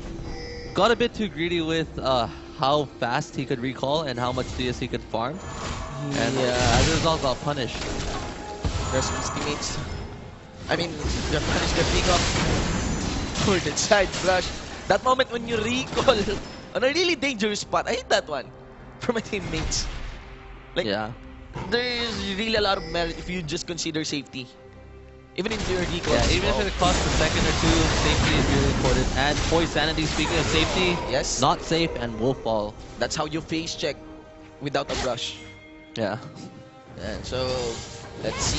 It's figured by the jungler. The mid lane here of Kuala Lumpur Tigers. Seems that, wow, he's kind of dragged that Ozrovec is pulling in. It's like he has some sort of momentum over that one, but you have to take note that Light, again, playmaker, and even Suez, the one who's been counting him during the early game as Baron buff. And speaking of Suez, he does have that Faded completed, so he will be doing a significant amount of damage. Also has that Running Hurricane and that Hex Drinker to help out with that defensive stats and with the AoE damage provided from that Running Hurricane. And right now Light has a flash, so you have to consider he can once again pull off that one crucial setup. Just communicate his team. Actually, make that 3 members with flash for the side of Imperium Pro Team, but all of the summoner spells are up. I know, make that force splash for Kuala Lumpur Hunters. Yeah, so they definitely have a position to defend this turret right now in the bot lane. Let's see what exactly happens. The next team fight is gonna be big. Yeah, for sure. So let's see, they're sieging this bottom lane inner turret. As we mentioned, that's one of the downside over that game. During that game 1, where IPT always attempts to go for the siege and get nothing out of it. So let's see on this one. Oh, IPT is really wise enough not to pull off any dives. Yeah. Or hard initiates, even if they have the lead. Maokai has been doing a very good job of stopping the split push coming in from JLC in that top lane, being able to farm up the waves and trade against JLC as well. So Imperium Pro Team, they're going to back off from that push and start this dragon. Let's see what happens. Teleport comes in by the Maokai. Where's JLC's teleport? Teleporting from the back line. He's going to use that home guard enhanced teleport play. Lamplet by 2 is really managed to flash up. No! That is a collateral damage in the face. 5 members. JLC trying to do the work over that one. Chronometing in the back line after receiving the charm. He's going to flash face dive in the calling. Builds up him up a little bit, but that is a 1-4-0. 1-4-0. One for one. Who got the dragon? I believe Imperium Pro Team was able to secure the dragon. However, Light Suez did die as a result. Yeah, and I think this is too far for a teleport. Yeah, a bit too far right there, and no one was able to follow up onto JLC. Yeah, because the rest of Imperium Pro Team backed off while JLC went in. I wonder, why didn't he just teleport right here? Right? I mean, yeah, there are other options. However, JLC went for that ward near the lane instead. He probably would want to go for a full-on back dive. Yeah, that's also a possibility. Flanking and getting that backline. However, no follow-up as the rest of the backline of Imperium Pro Team was forced to back away. That escape was really nice. Yeah.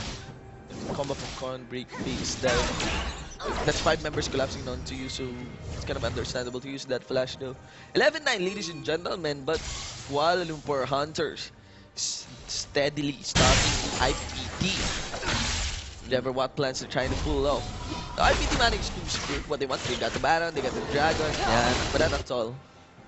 And Imperium Pro Team, they have that 5k gold advantage still, so they're still in the lead despite what's going on in this game. We do see Kuala Lumpur Hunters taking the initiative to try to establish a foothold for themselves. They have 3 pink wards amongst the players, and they're looking to take this bot lane turret. This bot lane turret is long overdue. It's been there for a while.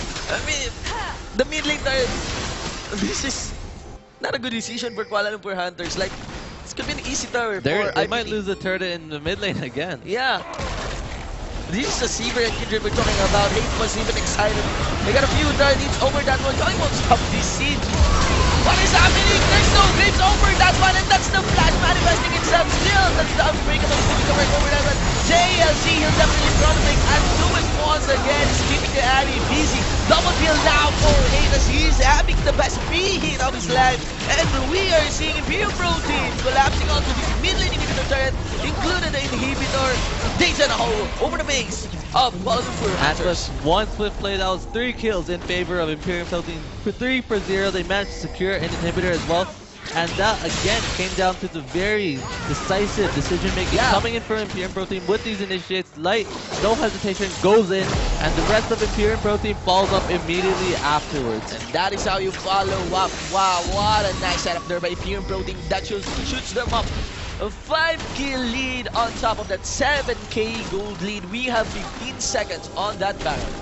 Yeah, and I don't think Kuala Lumpur Hunters will attempt to take this Baron right now, as it is very risky. Instead, they can take that free turret in the mid lane and just back away. They need to get some mileage over this Baron. They have to consider to put on those visions because it will be very crucial. Once again, IPT with their decisiveness. No, they're going to clear pressure this bottom lane first. Let's see.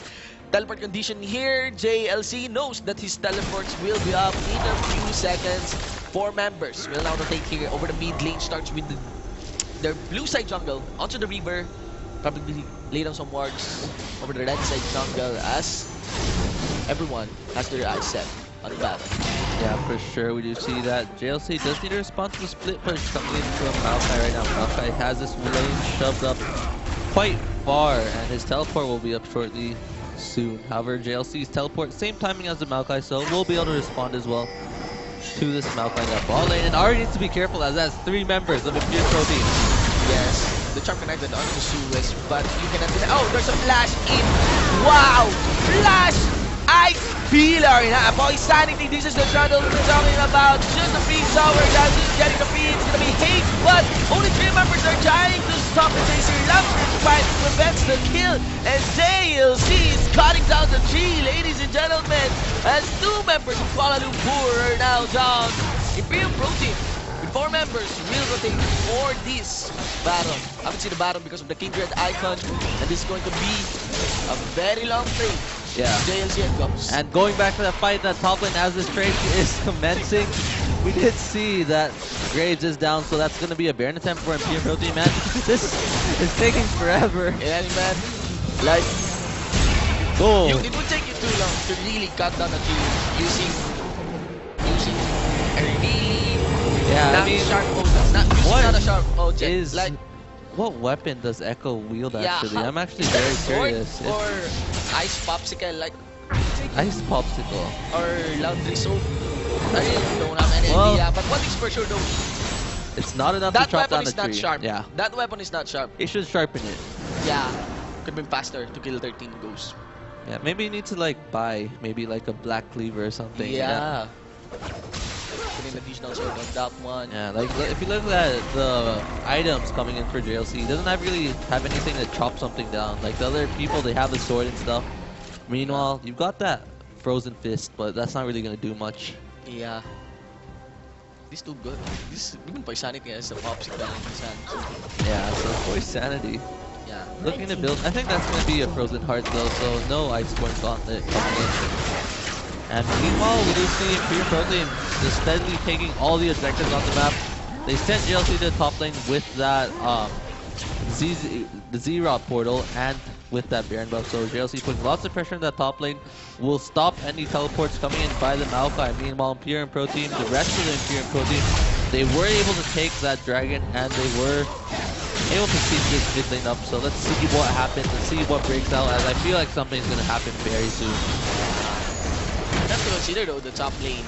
Like, as I recall, Echo's dance animation would be like a rock star, right? Yeah, I think he does the... Yeah, and if he pulled up that dance animation, it's gonna be Echo and the Beatles. The Beatles? Yeah, because of the... the disease. I get it. Yes, yeah. My metaphor are as deep as my eyebuds, man. Yeah, I mean, it's been a long day. It's been a long day, ladies and gentlemen. 17-9! 8 kill lead here by Imperium Pro Team on top of the 10k gold lead. We are now into the late game, ladies and gentlemen, as Imperium Pro Team is knocking on the remaining doors of Kuala Lumpur Hunters. If you look into the gold distribution here, Light with 1 death, definitely. No, make that JLC, no deaths yet. 506, ladies and gentlemen, putting up that setup. Putting all those setups for IPT. Kind of say that this Echo would be very hard to deal with now for the rest of Kuala Lumpur Hunters. Not to mention the Light's damage. Yeah, it looks like Imperium Pro Team are slowly looking to just end the game right now. This will be the inhibitor for sure. You just need to deliver aid with this kind of lead that you have, and even Suez could help to push. They really just need to get another inner turret broken down. And it looks like they're going to be aiming for that top lane. Their Baron buff has expired, so no additional damage and no buff minions to help them out this time around. And they do need to be careful, as that counter engage from that Maokai and Braum is scary.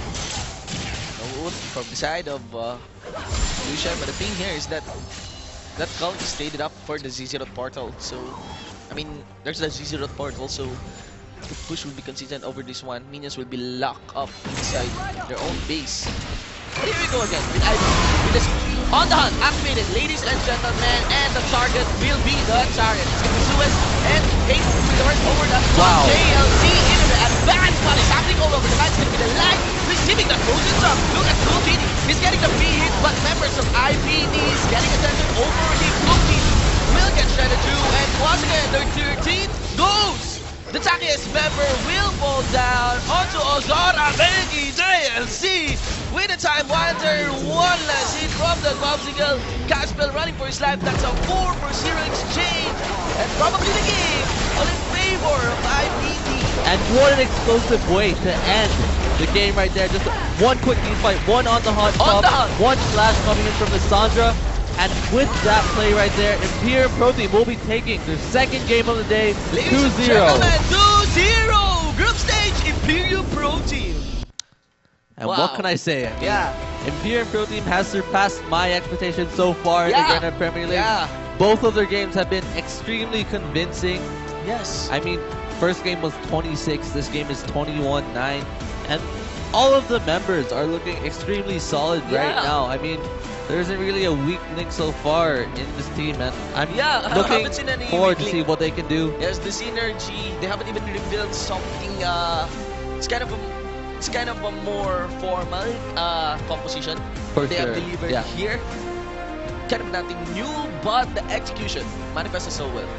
Yeah, manifested so well. Very well played, and I'm excited to see how they face off against the stronger teams, such as Saigon Jokers and Bangkok Titans. Kuala Lumpur Hunter did a good job. Yeah, they did a very good job. Reacting during the mid-game. Remember that Dragon fight where Kuala Lumpur Hunter stepped up, even if they have that shaky mid-game where they are not reacting so well over the aggressive play of Imperium Pro Team.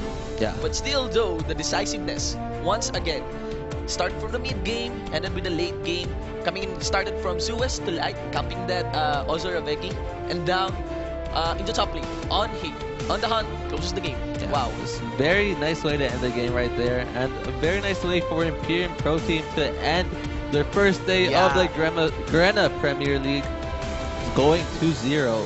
Yes. Like tied up with Bangkok Titans. Tied up with Bangkok Titans for this group stage. We still have amazing set of matches here at the Garena Premier League group stage. But for our stream, esports.ria.ph, that's all we have to cover. A big congratulations to our Philippine representative, Imperium Pro Team guys. All hail. Wow. Yeah, all hail. Yes, nice performance. We're looking forward to seeing you guys tomorrow. Same stream, same time. That is esports.garena.ph, made possible by Garena Philippines Esports. This is the Garena Premier League 2016 Spring Split Group Stage. Yeah. Yes, massive performance. Thank you so much for watching. We are your shoutcasters. I am Jay Shimba with the 1, 4, and 9. And I'm Jay Sneep. Alright, we'll see you guys on our next stream.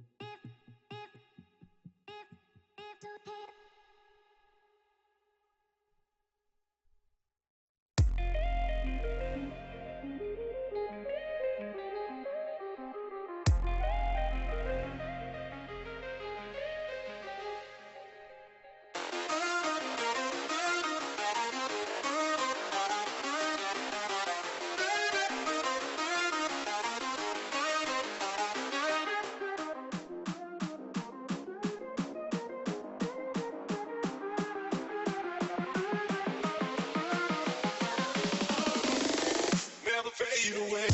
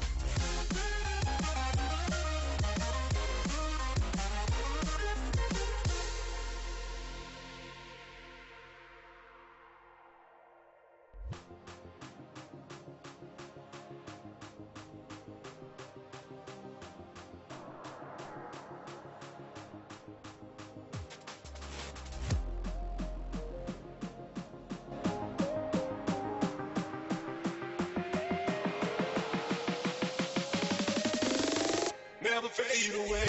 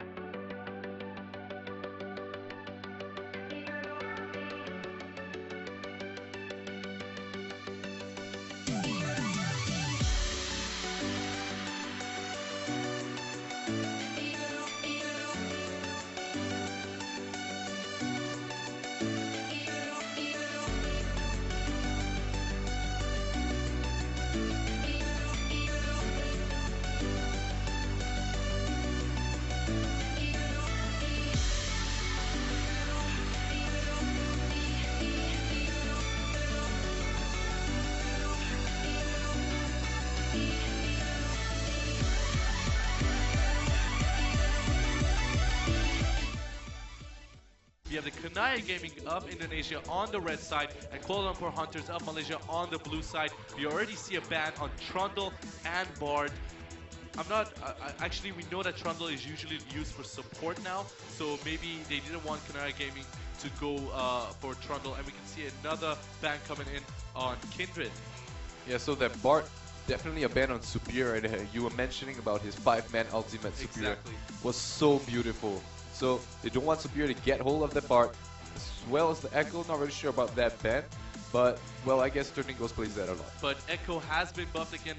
Patch 6.6, he has been buffed by a little bit, but we've seen him played quite a lot of times today with other teams, so that is why maybe they don't want 13 Ghosts going with that Echo in the top lane, because that might be what 13 Ghosts wanted to pick. We're still not really sure. We can see the last ban from the KLH side on Gangplank. Gangplank, a very strong champion, even though he has been nerfed and buffed recently, you know, a mix of both in the recent patches, but still he has that presence when his ult comes in, and if he takes the teleport. But again, he's been banned, and we can see a ban on Puppey as well. Puppey, one of the strongest top laners. Yeah, so the Puppey ban, I guess, because KG was looking at Trundle man and they were thinking, alright, Trundle's to counter the Puppey, maybe they want to take Puppey, so they banned on the Puppey, and now there's not really that much of a strong first pick option for KLH at the moment. Maybe Elise coming in? Maybe we can see Elise, but you know, now that Gangplank and Puppey are gone, Puppey being one of the most contested champions, but we can see a lock-in on Nautilus. I believe the Nautilus would be going to the top lane if I'm not mistaken. Yeah, I think he will be going to the top lane. What do you think KG has to go with a champion in the top lane now that Puppey and Gangplank are gone? What are the strongest champions in the meta? Do you think Maokai, something like that? Yeah, in the top lane now that's a Nautilus, maybe something like a Maokai, a tank against a tank, just to have a fun fest in the top lane. But at the same time, the lane swap might just come in, so we never know. Exactly, we can see a lock-in on Braum on the Kanaya Gaming side as a support, and a lock-in on Azir. We know that Azir, we just saw Imperium Pro Team play Azir, and they were very good with it. You know, I think Azir is also a very strong champion. In patch 6.6, he didn't get any nerfs or buffs. It was just that his bug fixes, he had bug fixes, but again, he's a very well-rounded champion. Yeah, and Azir, really stable mid laner pick. But what I'm surprised at is that Kanaya Gaming actually picked it on the first rotation instead of saving it for the last pick. So they really showed their mid lane card really quickly. So KLH does have the counter to that. Exactly, so that's right. I think what you said is exactly right, because he might be getting the counter on the KLH side. We're still waiting for 2 picks coming in from KLH. I think Casper might be going in for the good old Nadali, because he's very mobile. He likes to be very mobile. He loves to go for the counter jungle, and we can see a lock-in on Alistar as a support, and Israel coming in as well. Israel would be going for the AD carry if I'm not mistaken. Yeah, definitely. Israel will be playing the AD carry position. So already the bot lane being locked in for KLH, Alistar as well as the Ezreal. Yeah, Alistar and Ezreal, I'm not sure about the combination of those. I haven't seen them much in competitive plays, but I think if they manage to play well with them, I think that should be okay as well. You can see a hover over Gragas and Jhin, and right there we have right off the bat a Jhin lock-in by the Kanaya Gaming side, and a Gragas lock-in. Gragas is very strong as well in the jungle lane. I mean, like, it's a good, I think they're picking their champions quite decently. Yeah, so the thing about Jhin is you have to play around it. So right now at the moment, KG has a lot of tools to play around the Jhin. They have the Gragas disengaged, they have the Azir disengaged, they have the Braum disengaged. So Jhin, a really safe pick for them right now. It's quite viable in this team composition. Add in another tank in the top lane, and I don't think anyone could get in the back line of him. Exactly, but you know about something about Jhin is that, you know, you have to be careful about the reload. You know, he's not that kind of mobile, and his ultimate also, you need to be very careful about it. So hopefully they can pull it off with the Jhin, but again, it's very hard. And then we can see a lock-in on LeBlanc and Elise on the KLA side. LeBlanc middle lane against Azir. It's just something interesting to see. Yeah, so as I was saying, someone that can get to the backline of the Jhin so they instantly lock in the LeBlanc as well as the Elise. Someone that can dive onto that Jhin. Right now we already see a Maokai hover, as we were saying, in the top lane, tank versus tank. Yeah, exactly. Something like, because Poppy is now banned, same with Gangplank, they need to go for the meta picks if they want to, have the strongest, most contested champions. We can also see through the webcam that they're actually thinking hard. They still don't know if they want to go for the Maokai. And they actually locked it in. So all the champions are chosen. We can see, just like you said, KG has a lot of disengage, and KLH is mobile as well. We can see Elise is a bit mobile. We can see LeBlanc is very mobile. Same with Ezreal with the Arcane Shield. Yeah, so I really like KG's team composition. They saw the Nautilus first pick, and then they instantly went for a disengaged composition. So Nautilus with the hard engage on the ultimate, they're probably not even gonna touch the Jhin because it's so difficult to get in there. They have the Braum with the exhaust as well, so if LeBlanc dives in, instantly exhausted. And the rest of the KLH members, you see, they don't really have that much damage output. It's only the Ezreal and the LeBlanc. So I really favor the KG's team composition more than the KLH one. So, okay, that's right. And I was just taking a look at the summoner spells, and I realized that Azir is taking a heal, and LeBlanc is going with an ignite. So I'm not sure how that's going to work out, but which one do you think early game is going to give them the advantage? Because, a heal and an ignite, the ignite gives the damage, the heal heals you up. I'm not really sure, but I just have to see what happens. Well, the heal is okay as compared to the cleanse because usually Azir take cleanse for the Elise. Elise has a cocoon, a cleanse is okay. But the heal is also pretty okay as well because it just provides so much sustain as well as the movement speed. So in the event he gets ganked, heal is going to provide some sort of mobility for him as well. Exactly, and we have a Gragas jungler as well. I mean, Gragas just, if Kunai Gaming is able to pull off what Imperium Pro Team pulled off in the last game, just focusing on the middle lane, I think Ozora has to be very careful this time around. But again, he's chosen a very mobile champion with LeBlanc. He can move around. He can probably, if he's in trouble, he can move out of there more frequently compared to Ahri. Yeah, so I do expect to see a lane swap coming in because Ezreal is not really that strong in the early stages. So lanes are probably going to come in for the KLH squad. And about team compositions, like I mentioned, KG with a really strong zone potential team composition. They have the Jhin, long range, standing at the back while they have so many disengages for them. And KLH with the all-in composition. That's right. I really want to see how well they can execute this composition. I mean, we just have to wait and see what happens, right? I mean, KLH, like we said before, KLH did very well in the last game, even though they lost the game. They did very well. They managed to, change their strategies while in game to be able to pick up the pace and win the game. But again, that just didn't cut it. They made a few mistakes, I mean, when Ozora Wiki was attacked once and he died, he was attacked in the same spot again and he died. And one mistake that was made, I'm not sure if it was Caspiel, but he was stuck in the bush as well. He was waiting in the bush, and then they just attacked him. He didn't think about the risks as well. Now, I think we spoke to the Kanaya Gaming captain as well, and we're just gonna listen to some of his words. Perasaan gue senang banget ya, tim kami bisa masuk ke GPL. Kita jadi incaran kami semenjak ikut LGS dari awal supaya bisa masuk GPL. Ya kita udah masuk GPL ini, kita latihan terus tiap hari sampai kita juga ikut bootcamp. Ya pokoknya kita bakal latihan terus buat ngasih yang terbaik di GPL ini. Ini pertama kali kita masuk GPL dan kita juga tahu musuh kita kuat-kuat. Jadi kita bakal ngasih yang terbaik aja supaya bisa menang di GPL ini.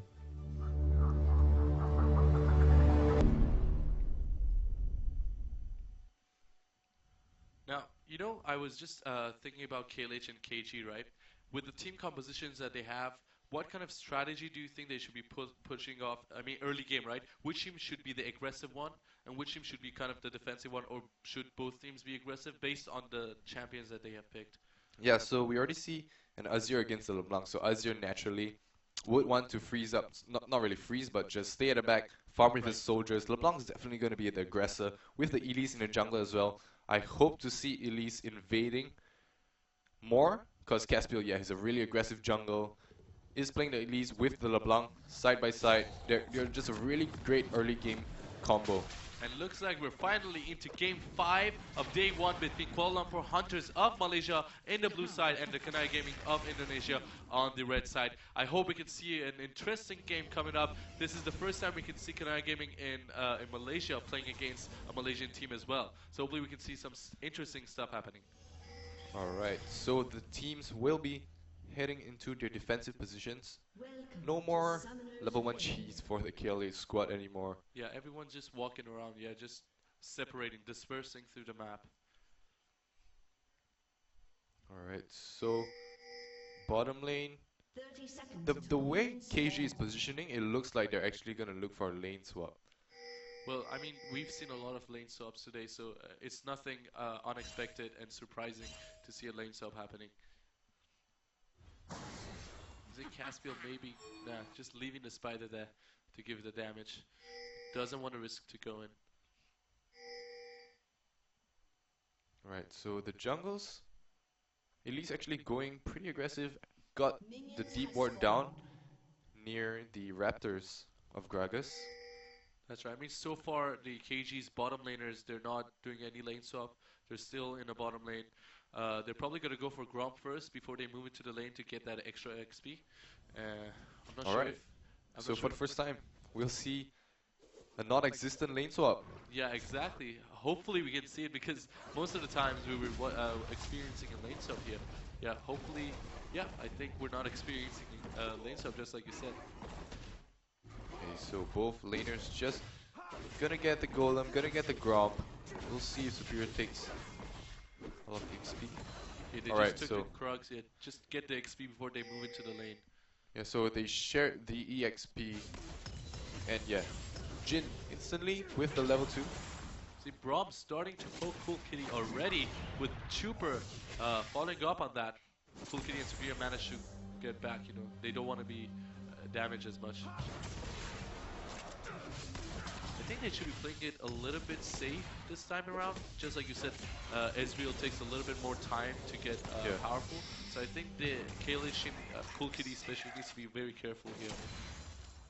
Yeah, but Jin and Braum not really that strong in terms of being able to pick off the Ezreal.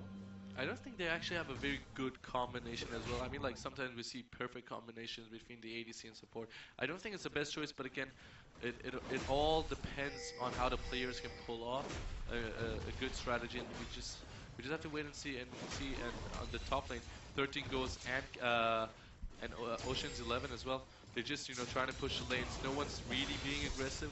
No one's really being defensive here. Yeah, so standard starts for all the laners.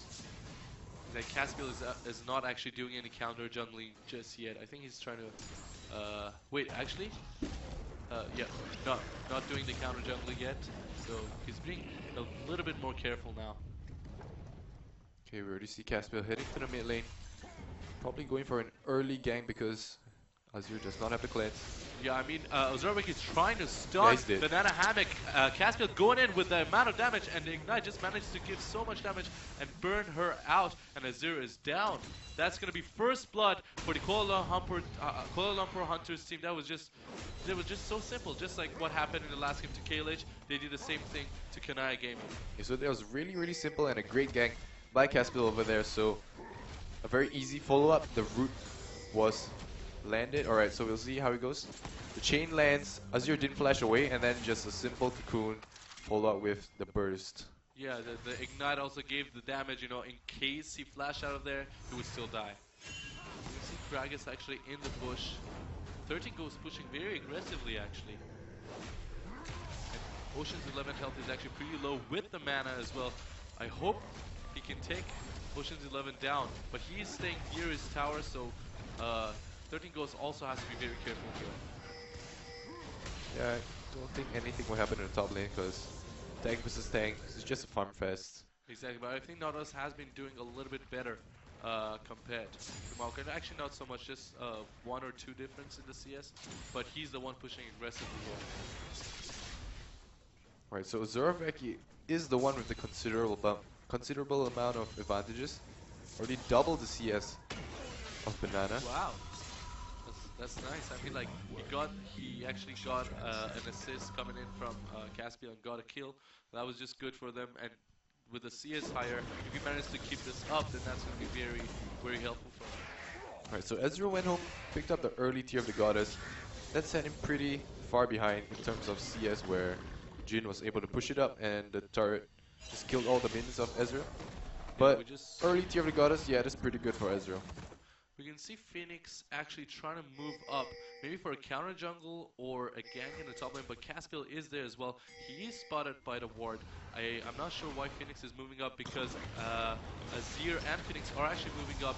30 goes trying to attack Ocean, they managed to pick up a kill on him, but his health is very low. We can see Caspiel coming in, maybe following up on that, trying to take down KG Phoenix. But again, Azir is there. I thought Azir was going to move up, but Zoraveki was there to prevent him from doing that, because if he went up, maybe he would have been able to take down 13 Ghost. Yeah, so in the top lane, in the bottom lane. Oh, we can see in the bottom lane, actually, Braum coming in to save the Chuper. A lot of damage being dealt to both ADCs, but again, they both have the same health. I'm not sure who's going to be the one who's going to be the aggressive one, but again, Superior and Cool Kitty are pushing more compared to Andre and the Chupa. Yeah, so I would say KG bottom lane definitely does have the advantage at the moment. With the BF Sword against the tier of the Goddess, Ezreal can't really fight yet. Right, so in the replay in top lane, we see how 13 goes really aggressive and actually manages to pick up the kills despite the flash. I believe it is the potion that kills off the Maokai, and then he turns level 6, which successfully stops the disengage. Successfully stops the engage and disengages really perfectly at a perfect time. Exactly. I mean, like, Castiel being around there, that was just really helpful, because it prevented Gragas from trying to attack 13 Ghosts, and he made him run away. But again, it was just pure beneficial for KLH. So already a defensive build coming in from Zoraveki, despite him having an advantage. So he's going for the Abyssal instead of the Morello. Not opting for that cooldown reduction, actually going for a pretty defensive build right now. I'm not really sure why Ocean's 11 would be in the middle of the top lane right now, right in the middle, because that's going to be very aggressive. And we can see in the bottom lane, everyone's going down on Superior. Superior's health is very low. Same with Andre's. Cool Kitty, is he going to be able to pick up a kill there? We can see a teleport coming in, and 30 Ghost is here to help Cool Kitty pick up a kill on Andre, but Andre is out. No, he managed to pick up a kill on Andre. Nautilus going in and damaging a double kill for Cool Kitty. Are they going to be able to pick up Phoenix with an ult? But Gragas just managed to get out of there, no problem. With a little bit of health and mana left, he managed to survive. Even the 2 kills went to KLH. It was a gank, most probably coming in from the KG side if he can get a replay, but it just turned around to the favor of KLH. Yeah, right. So right off that, KLH got a lot of advantages. Alright, so here comes the replay. We see KG going in with the gank from the Gragas. The Gragas ultimate unfortunately does not push Superior back, so it sort of gives more time for Superior to stall time for the teleport that comes to the back. We see the teleport already being channeled right now. So Cool Kitty trying to do some damage, and then 13 goes for the flash, does tons of damage because he's already pretty fat right now, already got a kill in the top lane.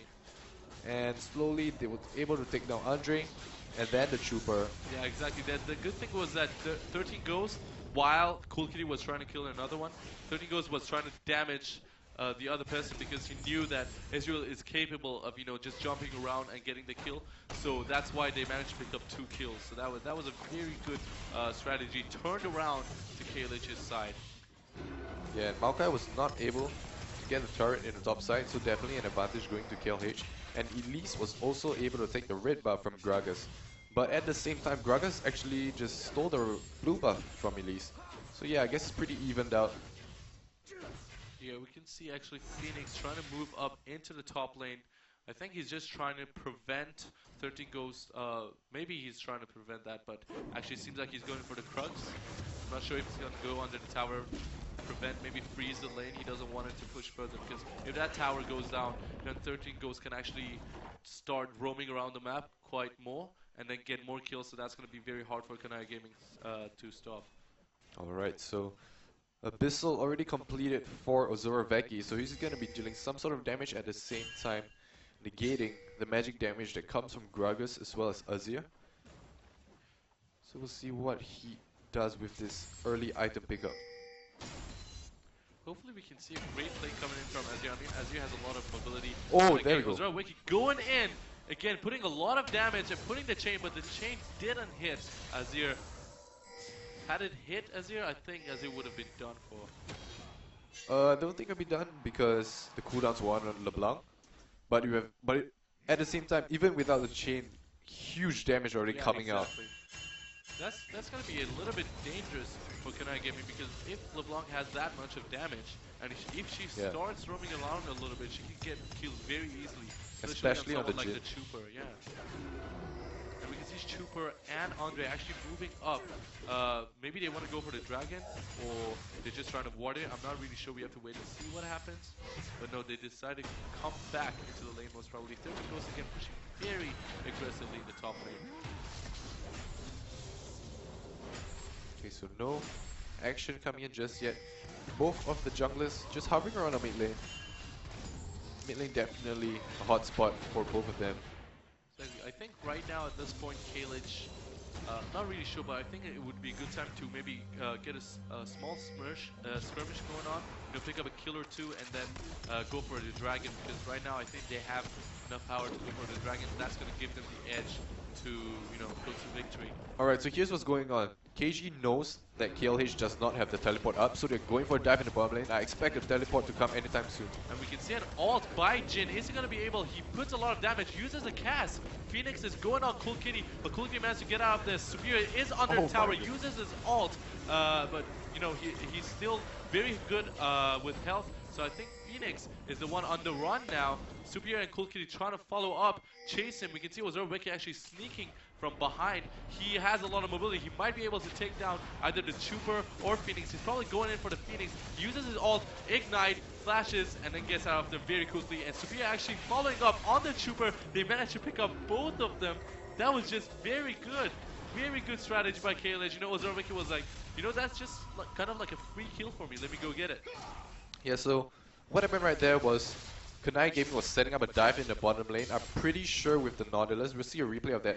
If you see in the top lane right now, Maokai and Nautilus were actually fighting, so Maokai couldn't teleport down, but it still went with the dive. And Superior with his ultimate negated so much damage. Cool Kitty was just able to get out, so no one could touch him.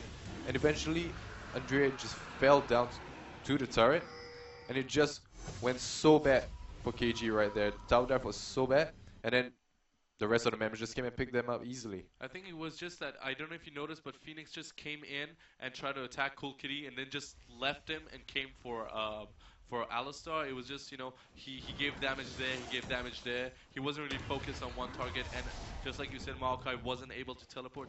So a great play. I mean, again, it was a gank by KG, but it managed to turn into the favor of KLH. Right in the mid lane right now. I think something might be going on here. We have Azir's pretty low on HP. Yeah, exactly. We can see Phoenix and Andre going down on Superior, but Superior is a support. You know, Alistar has a lot of health, so I don't think that was the right choice. Ozoroveki trying to follow up and go for Banana Hammock, but no, she decides to actually go to the jungler's side. I think she won't have a problem running away from this one. Yeah, so LeBlanc was able to send Azir to really low HP and able to get out as well, so advantages going everywhere in favor of KLH from that. Exactly. He's still fighting in the jungle though. Yeah, oh my god, I can see that Superior and Caspiel trying to go down on Gragas, and they get that kill very easily, no problem.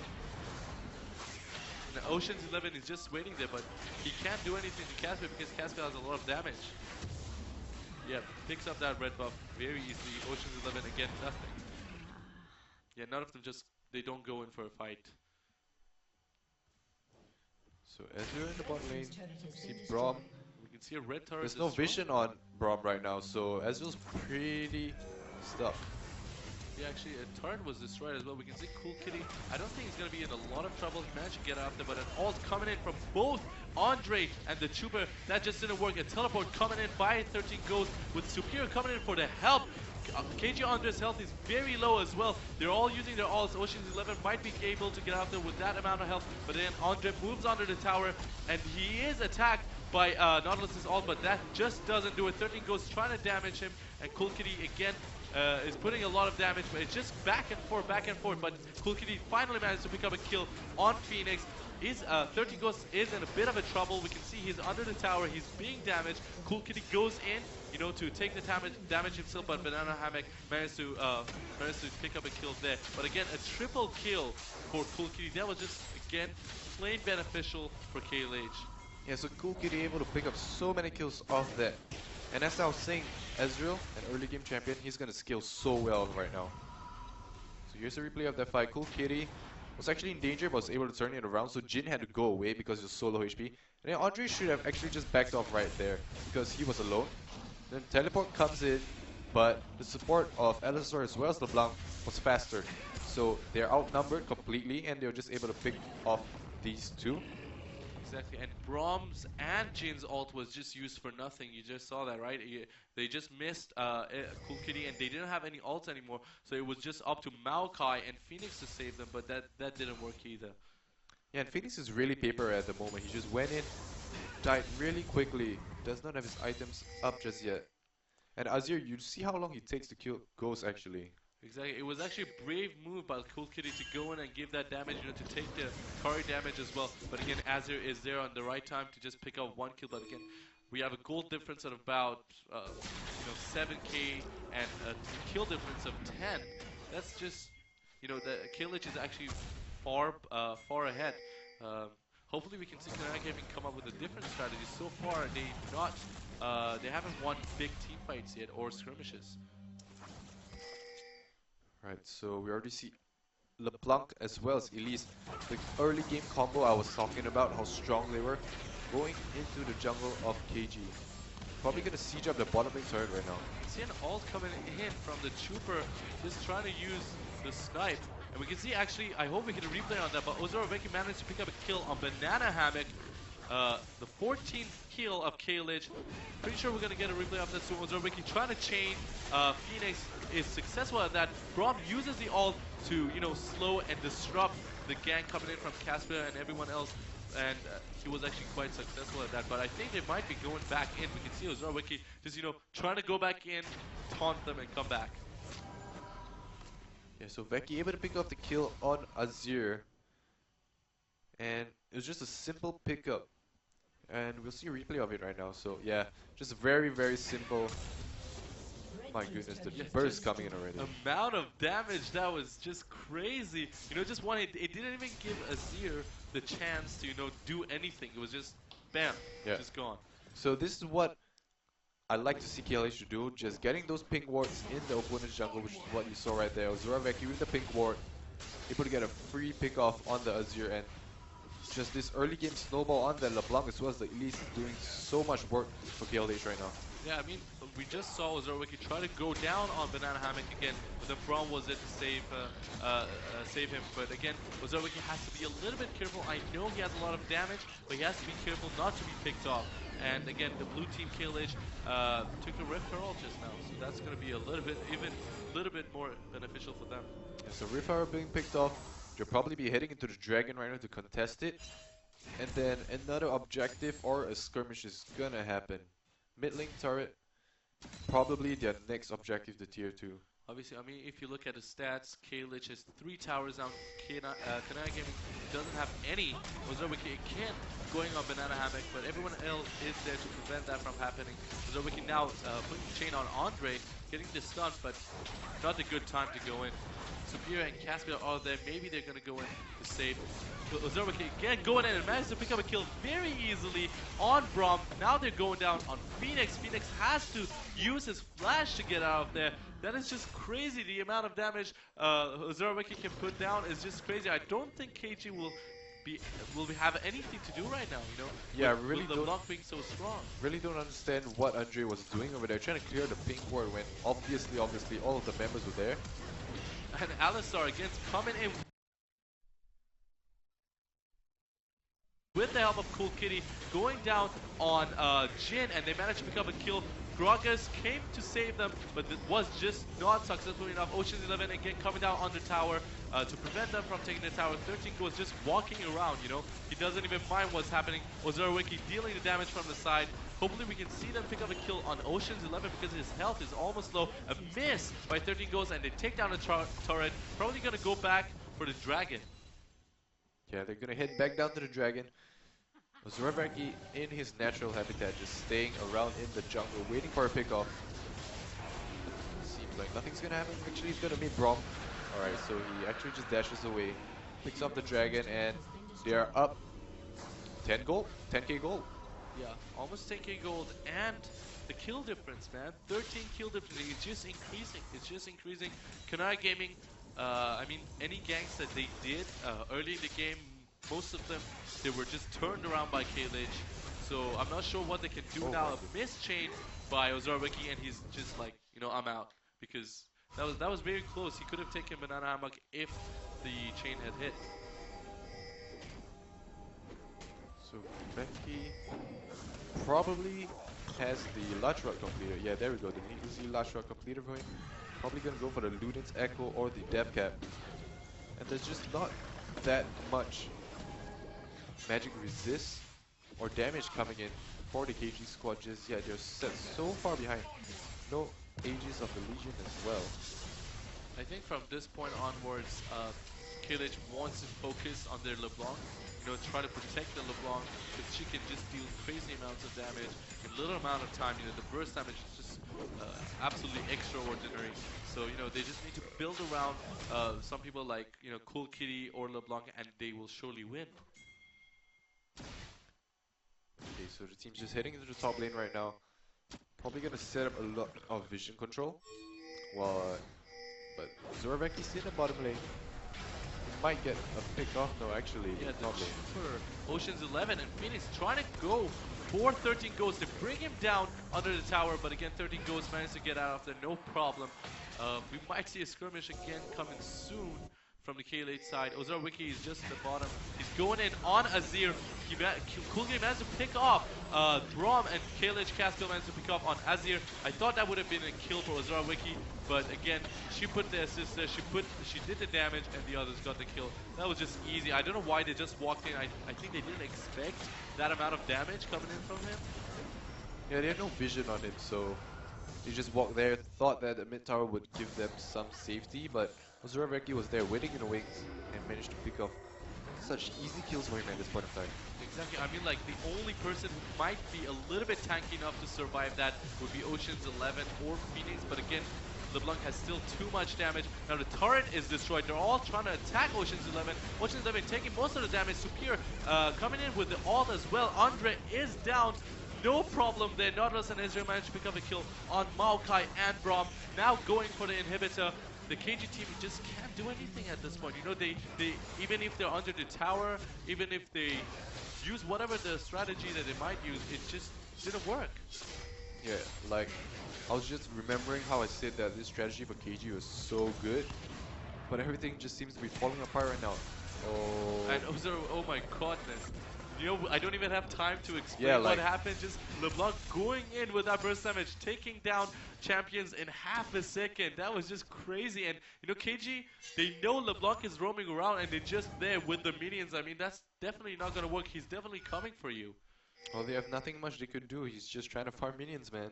Exactly. It's just, I think, like I said before, KG, they've fallen behind early game, and it's just too hard for them to come back right now at this point. 21 versus 3 in kills, and we have more than 10k difference in gold. It's just crazy. So Baron probably going to be the next objective for KLH. They couldn't. I don't think if they even need the Baron. They should just find picks in the jungle and slowly get the objectives going. So Alistar is flanking the Maokai right now. Exactly. I think they should just go for the top inner turret, because that is the only inner turret left. And we can see Ozorwiki might be actually in a little bit of trouble. Banana Hammock and Andre going in on him. The slow is put on him. The mark is there as well, but he managed to get out of there. Hopefully, We can see Azir, no, he stopped chasing him.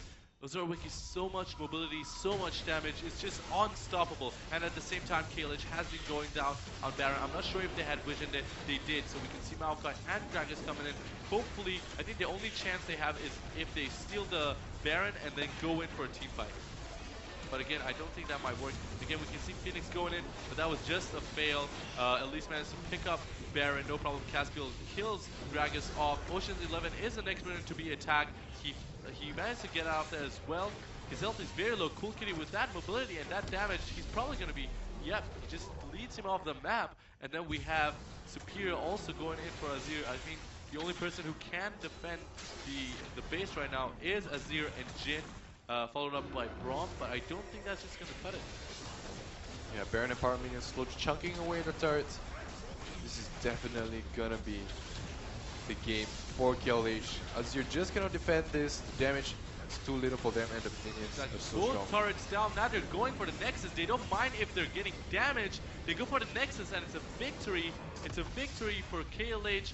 It was just a comeback. In the last game, we saw KLH lose, but this game, they just managed to turn it around, use whatever strategy Kanaya Gaming was using, and they just turned it around, and they had it in their own favor. So that was a very sweet victory. Alright, so we see Caspiel and Veki, how much work they did. So 7-0 and 5-0, so just unstoppable in the early stages.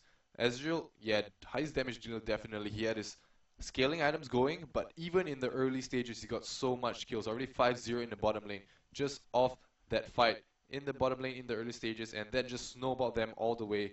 Deep vision, KG just couldn't like walk around the entire map at all. Exactly. I mean, I know Ezreal had the highest damage, but I think I just have to give it to Azura Wiki for this one. He was just crazy. The burst damage was awesome. Now, this was game 5 of day 1.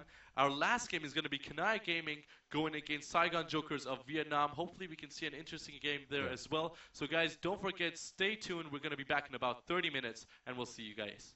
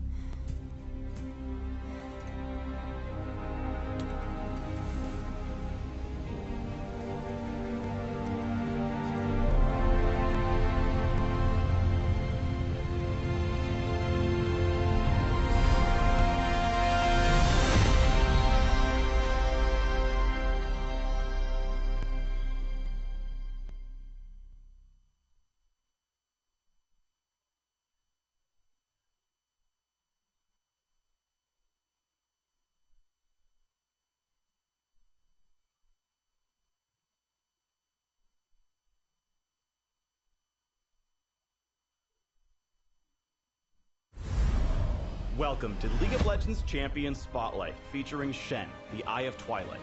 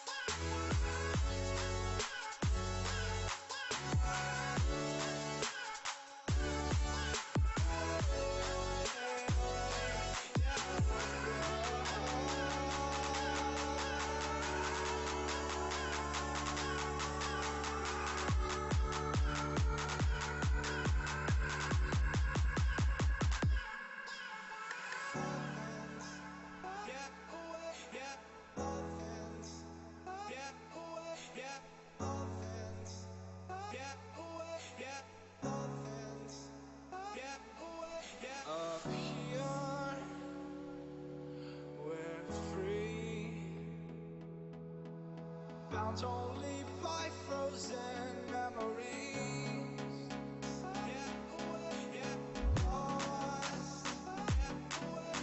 It's fine. Racing on these broken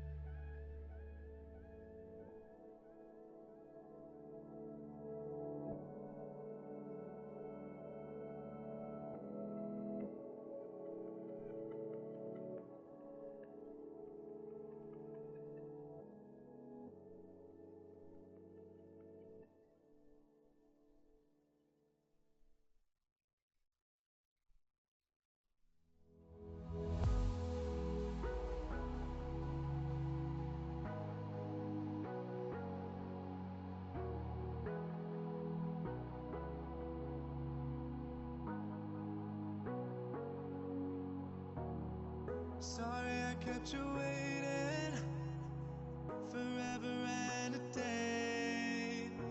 But now we're out here together with nothing standing in our way. Can you feel the attraction? Feel the attraction. Can you feel it between Played it. us? IPT played to perfection. It was so good. So Kanai Gaming, they banned Azir previously as well. They just don't want to go up against that Azir. So Echo ban coming out, Kindred ban coming out, and finally the Gragas ban will come in. I mean, personally myself, I was just looking at the teammates and the team players in Kanaya Gaming before the break. They were actually thinking very hard about what champions to pick, what team composition to have to be able to go against Saigon Jokers, because we know that Saigon Jokers are a very strong team in Vietnam. They are the top team of Vietnam, and we know that you know, they managed to actually defeat teams like Boa Marines to be able to be here in the tournament of GPL. And we can see a final ban on Alistar and Gragas. Yeah, so Poppy is left open. Nautilus is banned, so Poppy would be an ideal first pick for KG right now. However, Trundle is still open, so the possibility of a counter pick will be there. We'll see what they decide to go for. I would not be surprised if you have a first pick and first lock-in on Puppy like immediately, because that's what happened in almost every single game unless she was banned. So I wouldn't be surprised to see that coming in. And like you said, Azir, a great mid laner, and we saw how IPT played with him. So they were just like, you know, we cannot have him in a game like this. But again, LeBlanc is open, so if Lavida actually tries to go for that LeBlanc, they might be able to, you know, again do what KLH did and have a lot of burst damage. But we have to wait and see. You can see an immediate lock-in on Braum. Yeah, Braum, a really questionable first pick for KG. They maybe have something in mind. They did pick the Braum previously as well, so seems like Andre really favors that Braum for them. Exactly. I mean, Braum, he actually managed to... He didn't save them a lot of times, but he managed to slow the fact that they were dying, you know, with the ultimate and the support. It's pretty good. But like you said, we have to wait and see what the other champions will be, and we have to wait and see what the team composition is that they're going for. We can see a hover over Graves on the Saigon Joker side. Graves, again, another perfect champion right now in this meta for the jungle. Yeah, so Graves coming in, I probably think I probably think it'll be a lock-in for the jungler right now. It's probably one of the strongest junglers now that Runic Echoes have been nerfed. Alright, so that's the Poppy as well as the Graves. Really strong first rotation picks for SAJ. And I won't be surprised if a Trundle comes in right now. Exactly, and you know, like we said, a Poppy lock-in is gonna be there. I'm not sure why KG didn't go with it. Maybe they're not really comfortable with the Poppy, or they were thinking about countering the Poppy. So we have to wait and see. But again, Poppy lock-in is most of the time there, and then a lock-in on Graves as well. Both are great champions for their respective roles. Okay, so KG taking your time to pick the next two champions. Yeah, might go for the defend the AD composition again now with the Braum first pick. We have to wait and see what they. Okay, Alright, so yeah, it really looks like a defend the AD composition for them again because the Lulu, the Braum, and the zoning of the Elise. Oh wow, it's actually going to be a Sejuani, so it's even stronger zone control as well as CC. Exactly, exactly. We have to wait and see if it gets a lock-in, if they get a lock-in on Lula, and they do. So just like you said, they're looking for the crowd control for now. We'll see if SAJ actually takes away those hyper carries. Not sure what KG is looking at, but it might just be a Kog'Maw or a Jin, maybe even a Kalista. So SAJ really has to think carefully what KG's AD might be. Exactly, and you know, this time around we're having Levita and Ro playing instead of Warzone and Azizi, so we might be expecting a different kind of strategy coming from them, as two of their main players are changed with the subs. A hover over Twisted Fate. I'm not sure if they're going to lock into that, but Twisted Fate, again, another strong champion with a lot of global presence, especially if they take the teleport with them. It's going to be very, very helpful. And a hover over Morgana. So if they do manage to take the Twisted Fate right now, which gives KG the counter pick for the mid lane, because at the same time Lulu can't go in the top lane, so they can still last pick the mid lane on the side of KG. And they do lock in on the Twisted Fate and the Morgana. I'm not really sure, but I think it's a very good pick, depending on what they will pick as the last their last champion, and we have to wait and see what the Kanaya Gaming will pick as their two last champions as well, their ADC and their top lane. Hover over Kog'Maw. Yeah, so that's the Kog'Maw. Wouldn't be surprised if they lock it in. Seems like they really want to go for this composition, and probably gonna be a tank in the top lane, something like a Maokai. I mean, it is a meta for top tankers, so I don't think an aggressive top laner would work so much right now, but again, it depends on the skill of the player. But again, like you said, a top tank would be better, and I'm not going to be surprised if they log into that Kog'Maw, because even though Kog'Maw was buffed and nerfed later on, he's still a very strong champion, and we can see a lock-in on Kog'Maw and Maokai in the top lane. Maokai, very strong champion, but in the past few games that we see him play, he was in the losing teams, so we have to wait and see how Ruben can play with Maokai and how he can use different strategies to change how he was played before. Speaking about Maokai, I actually preferred sort of a damage dealer such as Fiora, which they hovered over there, because right now there's not much damage output for KG. We only see the Kog'Maw, so they're actually going full on gonna support that Kog'Maw. So this Kog'Maw really has to do a lot of work. So I do expect a lane swap to come in for them to transition quickly into the mid game, so that he doesn't fall in the early stages, especially with the Twisted Fate with the teleport and the threat of the double teleport summoner spells. Exactly, and you know, just to touch on the fact that you said it would have been better if they took a Fiora. That is right, I have to agree with that, but again, we are playing in patch 6.6, so we had a nerf on Fiora, so maybe that was one of the reasons they didn't go with Fiora, but again, that was their choice. Maybe their teammates were like, you know, it would be better with the team composition if you take a Maokai, and we can see a lock-in on Twitch on the other side. Yeah, so Twitch, a really unorthodox pick, we don't see that very often, but I do agree with this Twitch pick because he's the type of early carry that stands really far behind, takes quite a while to scale up, but at the same time, like I said, KG does not have that much damage dealers. They don't have people that can dive on you like the LeBlanc, so you see they have the Maokai, they have the Sejuani. No one's probably going to be able to get to the Twitch, especially with the Morgana shield right now. So Twitch, really, really great pick and an ideal pick to fit the composition of SAG right now. Right, I mean, like, thinking about Graves, Twisted Fate, and Twitch, don't you think they're going with something like a Siege Comp, because they're all ranges, and you know, and thinking about the fact that Twitch is also kind of an assassin. I wouldn't call him an assassin, but you know how he can disappear for a little while. Something like exactly. So I think would you say they're going for something like a Siege Comp? I would say they're going for a. It's actually really versatile, their composition, because they have double teleport. They could go for the 1-3-1 split push. they could go for the pick composition with the Twisted Fate ultimate, or they could just go for the siege comp. So it really depends how the game goes.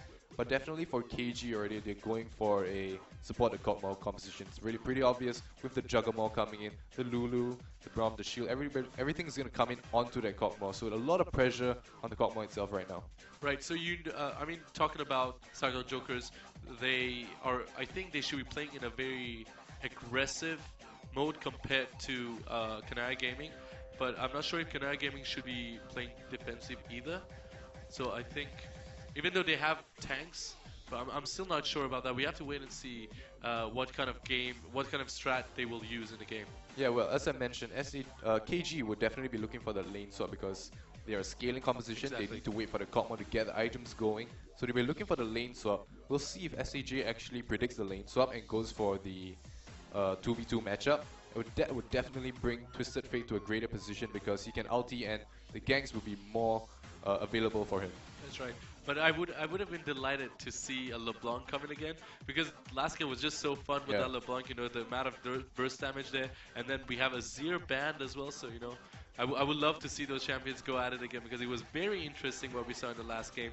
I hope Canary Gaming can change what happened in the last game. You know, they actually tried to have different kind of skirmishes. They actually planned it out pretty well, but it was just that KLH was prepared for all of those, and they managed to turn it around. So hopefully in this game we can see they use a different kind of strategy. And we have actually talked and asked some questions from the Saigon Joker captain, and we're going to listen to his answers.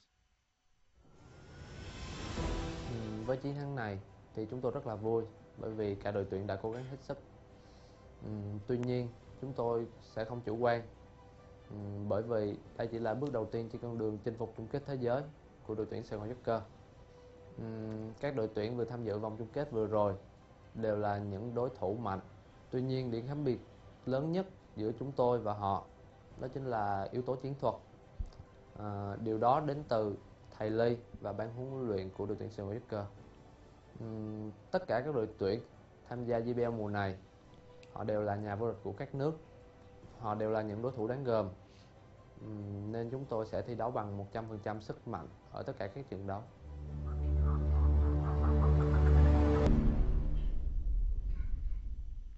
Alright guys, now once again I just want to remind you, please don't forget to log into live.garena.com to log into your Garena account, and then you can redeem your G-Views that you get per game until Sunday for every game that we have, and then you can convert it to sweet prizes like RP or points in FIFA or any other game that you play in the Garena client. I think it's a very useful thing, actually. Yeah, it's definitely really useful. You get a lot of things like skins and stuff. Exactly, so definitely don't forget to do that. It's useful for everyone. It's a win-win. You know, your favorite team wins, and then you can win at home, so it's very interesting. And looks like we're finally into the game.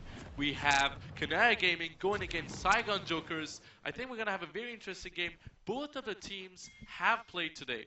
Okay, both of the teams have played today, and both of the teams have lost. But they both actually brought a very good gameplay. What do you think, based on the strategies that they use, who do you think is going to be able to pick up the pace here and maybe have a better chance at winning? We've seen both of them play. Yeah, don't really have that much of an idea of who will pick up the pace from this game, but we definitely have to see the early stages because SAJ is definitely looking to snowball in the early stages with the Twisted Fate, with the early skirmish potential that they have, whereas KG is looking to sort of safe farm up to the early stages. So if KG can safe farm up to the early stage, definitely they'll be able to win in the late game as well. That is right, and you know, like I mentioned before, we have two subs in Saigon Jokers right now. We have Ro in the top lane, Lavida in the mid lane. Do you think that is going to be a reason for them to change their strategy based on what they did before, or they're going to go with the same one? I mean, obviously their strategy that they used when they went against Backlog Titans was good, but not good enough, you know, to go against Backlog Titans. But again, I think using the same strategy would be okay against Kanaya Gaming. Yeah, the strategy that they used for against Bangkok Titans was actually like a team fighting composition. Lovida was playing the Lissandra mid. Right now he's playing the Twisted Fate, so sort of a more pick potential, global presence. So yeah, it's sort of a pick composition coming in from SAG right now, so that is the strategy they want to go for. Look for picks in the early game, especially on that Kog'Maw and on the Lulu, I'm pretty sure. So we'll see how it goes. That is right. On the Kanaya Gaming side, I can see Lulu, Sejuani, Maokai, and Braum. They all have a bit of an, CC there. So I think that's going to be very helpful for them if, they get a little bit of a problem going on later on. They can protect each other properly. But do you think they would be protecting the Trooper in this game, going around the ADC, trying to protect the ADC? Is that what they're trying to do? Yeah, definitely they'll be protecting the Kog'Maw because that is exactly what they are looking for. Let the Kog'Maw scheme and then protect him in the early game. So right now we are heading into the Rift. The unpause has finally came in. Exactly. This is going to be the final game of the day. Saigon Jokers on the red side from Vietnam and Kanaya Gaming from Indonesia on the blue side. Again, this is the last game, so I wish and I hope it's going to be an interesting one. Hopefully we're going to have a lot of team fights, a lot of steals from Dragons and Barons. We just have to wait and see. And we can see already that both teams are playing it a little bit aggressively. Kanaya Gaming not afraid to actually go in and walk amongst 3 of them in the river. The skirmish hasn't stopped yet. Oh, binding lands. Yeah, the binding lands on the Trooper. The Trooper might be in a little bit of a trouble with the exhaust on. Uses the flash to get out there. The heal as well, but they actually managed to get a first blood on Kog'Maw. Just a very weak mistaken strategy used by Kanaya Gaming. I'm not sure why they went in there, and a biting hit on Andre. Andre's very low on health, and Twitch managed to pick up another kill on Braum. That was just straight up. I'm not sure how to even explain it. Like, Kanaya Gaming knew there were more people there in the river and they just stayed. They didn't even go back. Yeah, Kanaya Gaming. Only the bottom lane was there. Twisted Fate wasn't there, so we see Twisted Fate already slowly walking up. Lulu wasn't able to come in time, so Twisted Fate with the pick a card was able to get a gold card. And yes, simple pickup right there. The first blood coming in. And then Andre tried to help, but I feel he should have flashed way earlier, so two easy kills pick up right off the bat. In my opinion, this is going to be very hard. Actually, not just hard, it's going to be very hard for Kanaya Gaming because right now, Twitch has a double kill early game. He's going to be able to go ahead and pick up more items. And we were thinking that the Kanaya Gaming is going to build around their ADC. But right now, Saigon Joker's ADC has 2 kills, so that's going to be a little bit of a problem for the Kanaya Gaming. Yeah, so I like how KG reacted to the first 2 kills that Celebrity got. So he got 2 kills, they knew he'll get a lot of items, and the items advantage would really set Trooper further behind. So they did the lane swap, so he won't go against the 2v2 matchup anymore. That's right, we actually saw Morgana hanging around in the jungle, in the bottom part. Just, throwing out the binding. Right, so standard lane swaps coming in. Yeah, all of them going to the blue buff and probably hit into the respective lanes for the 4v0 push. Just like we expected, every match, lane swaps. The Saigon Joker is just trying to push it in. Probably going to go for the tower and try to take it down very fast. But the problem is, like I mentioned earlier, when you want to take down towers, the person who actually takes it down faster has a lot of more advantage. But we can see in the top lane that the Kanaya Gaming team is only taking down the tower with 2 people. 3 actually. Oh, okay, my bad. It is 3 people, so we have to wait and see who the advantage will go in and who will use the tower that is going to be down, who will use that lane as their own advantage. Yeah, I think it's around the same time both top laners just looking to freeze up the lane, let it bounce, but wow, it's pretty difficult for Kanaya Gaming right now because yeah, I don't think that was a really great bounce. There's a lot of minions left still for the blue team, so it's pretty difficult for Maokai to bounce the wave. Yeah, exactly. We'll see down in the bottom lane if he's able to bounce it. And in the bottom lane, the turret is down for Kanaya Gaming, and in the top lane, the turret, the outer turret for Saigon Jokers is down as well. So nothing special there, but Saigon Jokers, again, with the 2 kills in the beginning, they have about a 1k gold difference. And in the middle, we can see Banana Hammock and Saigon Jokers Levita actually trying to go at it, but Levita needs to bring up the mana to be able to, if there is any fight happening, he needs to be able to protect himself. Yeah, Sue actually just walking. Ruben try to attack, but the shield is just there to protect her. Okay, so nothing much going on right now. I think Celebrity. Alright, so this top lane is actually pretty tricky. I'm not sure. Yeah, he will go into Celebrity's favor, so he's probably gonna look to freeze this lane up.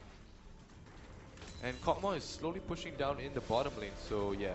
I think most of the members will hit down in the bottom lane, and Celebrity will be looking to freeze the top lane right now. I'm just a little bit scared for Kanai Gaming right now because Twitch, again, I keep on saying this, but it's very important. Twitch had 2 kills, and now he's just free farming in the top lane. No one's even, trying to prevent him. I mean, Maokai is moving, but he's been farming for a little while now. And if he gets the items, he's gonna have crazy amount of damage.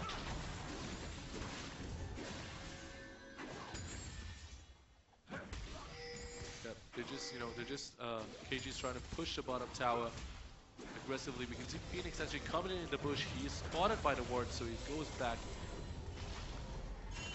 But again, there are 3 people on Saigon Joker's side actually waiting in the bush as well. So I'm not sure if there's going to be a fight happening, but you see Ruben coming in, maybe trying to go on Celebrity, but that's not going to be a really good choice, in my opinion. Yeah, Ruben's just there to stop the freeze from Celebrity. But again, low, oh my god, lots of damage being dealt by Celebrity. Tusafate coming in to give the damage needed to take down Ruben. Ruben uses the flash to get out there, but he is stunned, and there's nothing he could have done about that. Just, oh my goodness, that was just, I think he didn't expect that Tusafate would be there, and he thought he would have been able to get out there, but that was just a bad mistake again made by Kanai Gaming. They need to be very careful now. Yeah, so what happened was Maokai actually went there to stop the freeze from Twitch, tried to push it up, and then did not expect the Twist of Fate to come in, and just simple pickup right there. Yep, just Jinky coming in. I thought he's gonna help Levita with the wave, but it seems like he's just going in the jungle. You see Morgana and Twitch actually getting close in the river in the top lane. Probably gonna go for Sejuani or something.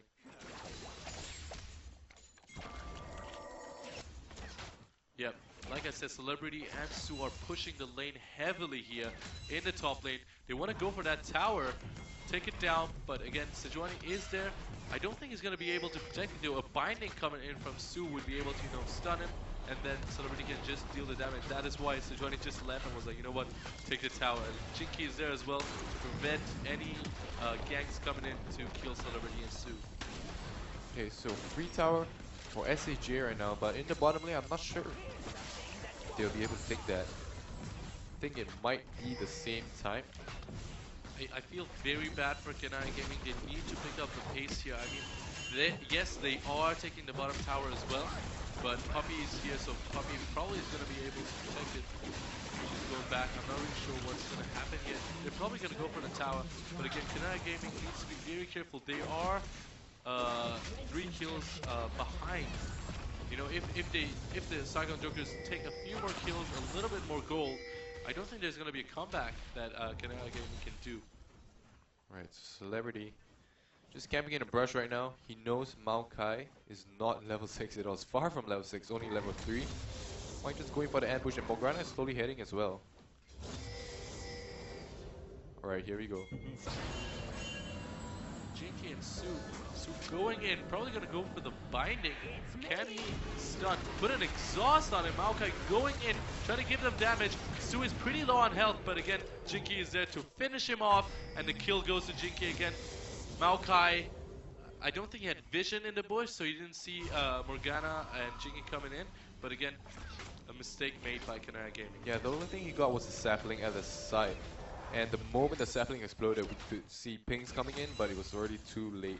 Yeah, so, yeah, he was just trying to farm up the top lane, but eventually they had it all set up. SAJ, great pick off on Maokai right there. I thought it's just going to be a binding, but they just put an exhaust on him and he was gone. He didn't even try to run away, he just went inside them. He knew he's done for, so he just tried to damage them a little bit before he died. Twitch getting crazy amount of farm right now. Kog'Maw is actually not far behind, they're the same.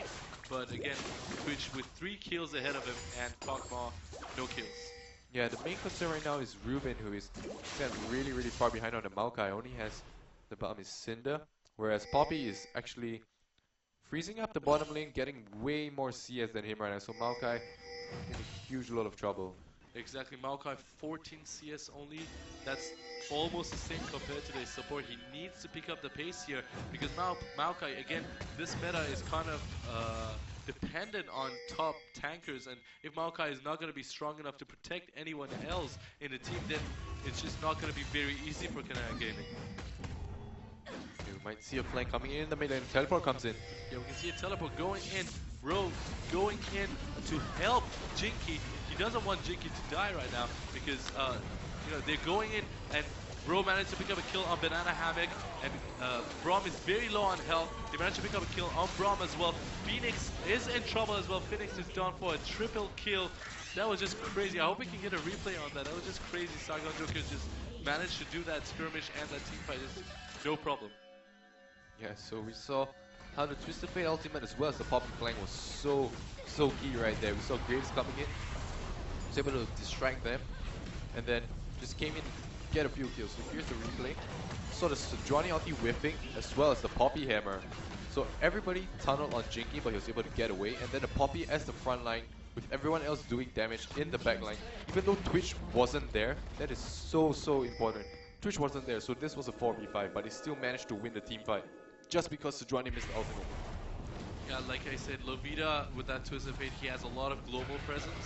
So he just came in at the end and was like, you know what, let's finish the last two, which is amazing. We can see Sargon Joker is actually using that, using the time to take the dragon down, you know, pick up the first dragon in the game, get that 6% damage going there, and, you know, get that edge that they need. And the amount of gold difference is almost about 6-7k now. So 9 kills and 0 kills is just not looking good for Canara Gaming. Yeah, Kog'Maw at this stage should have had his item completed already. The Gwynso Rage Blade just not there yet. So he's trying to farm in the bot lane, but it's still pushing into SAJ's favor. So Twitch will be there to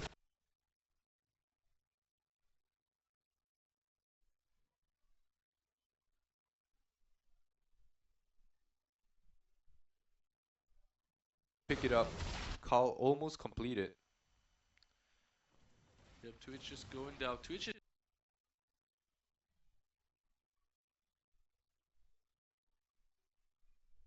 is just thinking about the farm right now, you know, to get that farm, get that items going on. We haven't really seen him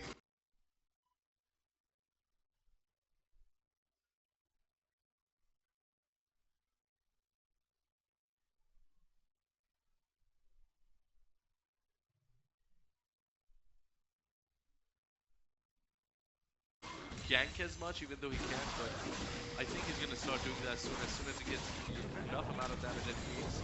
Jinky and Celebrity might be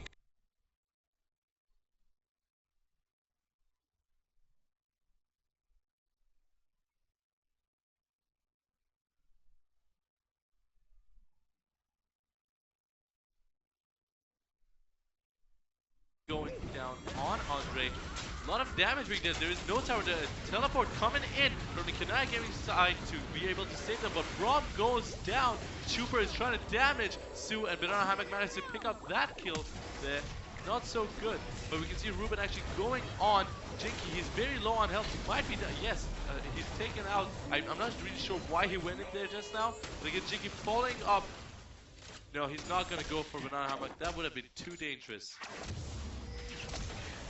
So how Maokai was able to dive really deep onto Jinky right there, but Graves being so tanky, has the Hex Drinker completed already, and then Twitch just ended back doing damage, so eventually Maokai fell down. He used his ultimate really late as well, and at the same time he's only level 6 as compared to the level 9's Twitch as well as the Graves. So we see a replay of what happened. We saw Celebrity doing really huge amounts of damage. EP came in to stop the further chase. Oh, actually there's something happened in the bot lane again. Something more important happening in the bot lane. Celebrity, I think he was attacking Sejuani there with a low amount of health, but Celebrity is out of mana as well, so I think he was the one who was attacking. Lots of damage being dealt as well. The Banana Hammock might be in a little bit of trouble here as Lovita managed to put a stun there. Morgana giving a lot of damage as well. Banana Hammock is very low on health. Again, another stun. And Lovita just manages to pick up Banana Hammock. That was just, again, very easy for them. Yeah, I don't really like the in It the looks top like lane. Bro is going in on Ruben. I'm not sure why Ruben actually follows up with an attack because he's not as strong. But yeah, he actually did that after a little while. Phoenix also decides to go back and forth. I'm not sure if he's going to go in. An ult coming in from Bro. Lovita and Su coming in to deal the damage to Sejuani. Sejuani is in trouble. Jinky coming in. This of the damage comes from Jinky. And Su, the support, manages to pick up that kill. Yeah, so as I was mentioning previously, don't really like the item pickup of Abyssal on the Ludo. I prefer the Athenes, just to get the cooldown reduction as well as the magic resist. But now that without the cooldown reduction, he has less amount of availability for the shields, for the ultimates. So I just prefer better itemization from the Kanaya squad. That's right, and we can see Ro and Jinky trying to damage Andrea. Andrea, even with the shield in front of him, the support just goes down very fast. No problem there. They're going for the inner top tower. They're probably going to take it down very soon, and that's done. I think this is going to be very troublesome for Kanaya Gaming. Do you think there is a chance for them to make a comeback here? Well, in the bottom lane. Yeah, and in the bottom lane we have Celebrity again. So many things going on. Celebrity just using the ult, using the Q, using the amount of damage that he has, putting the poison on Kog'Maw, and Kog'Maw, which is supposed to be the one who is protected by the rest of the team, is dead. Yeah, so really difficult situation for KG right now. We saw how in the previous game they were 10k gold down from KLH around 22 minutes, but right now only at 15 minutes they're already more than 10k gold down. So yeah, things are just not going in the favor of KG. Twitch already huge problem for them. Yeah, that's right. The only person with a kill on the Kanaya Gaming side is Lulu. But on the other side we have Graves with 6 kills, we have Twitch with 4. I mean, this is just a crazy amount of difference here. This is just so hard. I mean, right now we can see that Dragon is coming live in about 1 minute and 20 seconds. With Dragon and later on the Baron, you know, if the Saigon Jokers manage to take that as well, I think it's just going to be, nothing to do for Kanaya Gaming to make a comeback. Celebrity just roaming around, picking the red buff, getting more damage out of, his shots. Oh, he's going invisible again. Do you think he's gonna go on Banana Hammock? I believe so. He's immune by Su so that he doesn't get any damage. Flashes in to give that amount of damage needed to go down on Banana Hammock. But Banana Hammock uses the ult to buff herself, and she's not dead as Sejuani and Braum came for the save. That was very close by Twitch. I think Twitch would have been able to take that. I mean, he used his flash, he used everything in his power, but again, Lulu had to use everything as well to get out of that. Yeah, Celebrity, Su, and Jinky just going out for the middle inner turret. Take that down as well. So much gold difference right now, more than 10k. I think we're going to have the game end very soon in the favor of the Saigon Joker side, unless Kanaya Gaming is able to do anything, maybe under the tower. You can see Lovita actually going into the bottom lane inner turret as well. Yeah, so the 1-3-1 push coming in pretty well for SAJ right now, just to fade with the global threat. And mid lane, pushing it slowly. And Celebrity, I hope we can get a replay on that. Celebrity just easily, just like you said, he has a lot of range, and the poison and everything, and the red buff just gives him the kill so easily. A binding on Phoenix. Is Jinky gonna follow it up and put damage? Andre taking most of the damage with the shield, but the turret is still up. So I think what Saigon Jokers should do here, take down the turret and then go for them.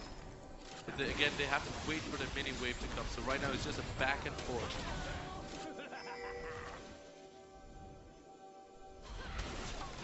Right, so SCJ is still hovering in the mid lane. I'm not sure this is very beneficial to them. Mini wave already being cleared out slowly. So I think they're just gonna wait for bottom lane to push a little. I feel they should just go and take the dragon, get some items, and then come back and do the same thing. Yeah, they thought maybe if they push a lot, Kanaya Gaming would come up with a counter strategy.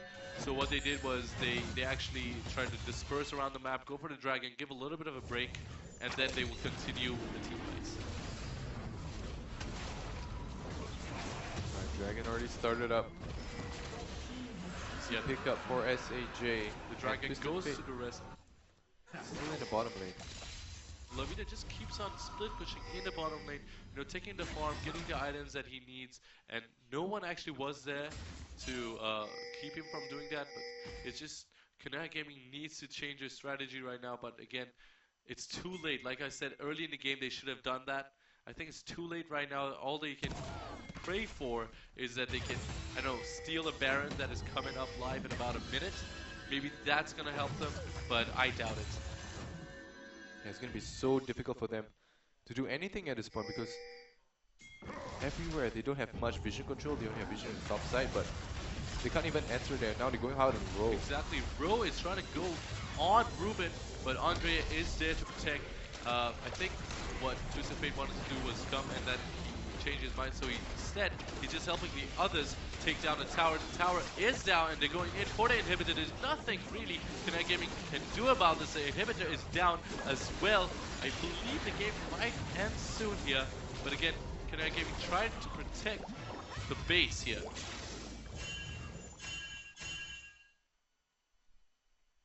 Alright, so they're gonna head down into the bottom lane right now. Pretty standard stuff. Mid lane inhibitor down, just gonna go down in the bottom lane.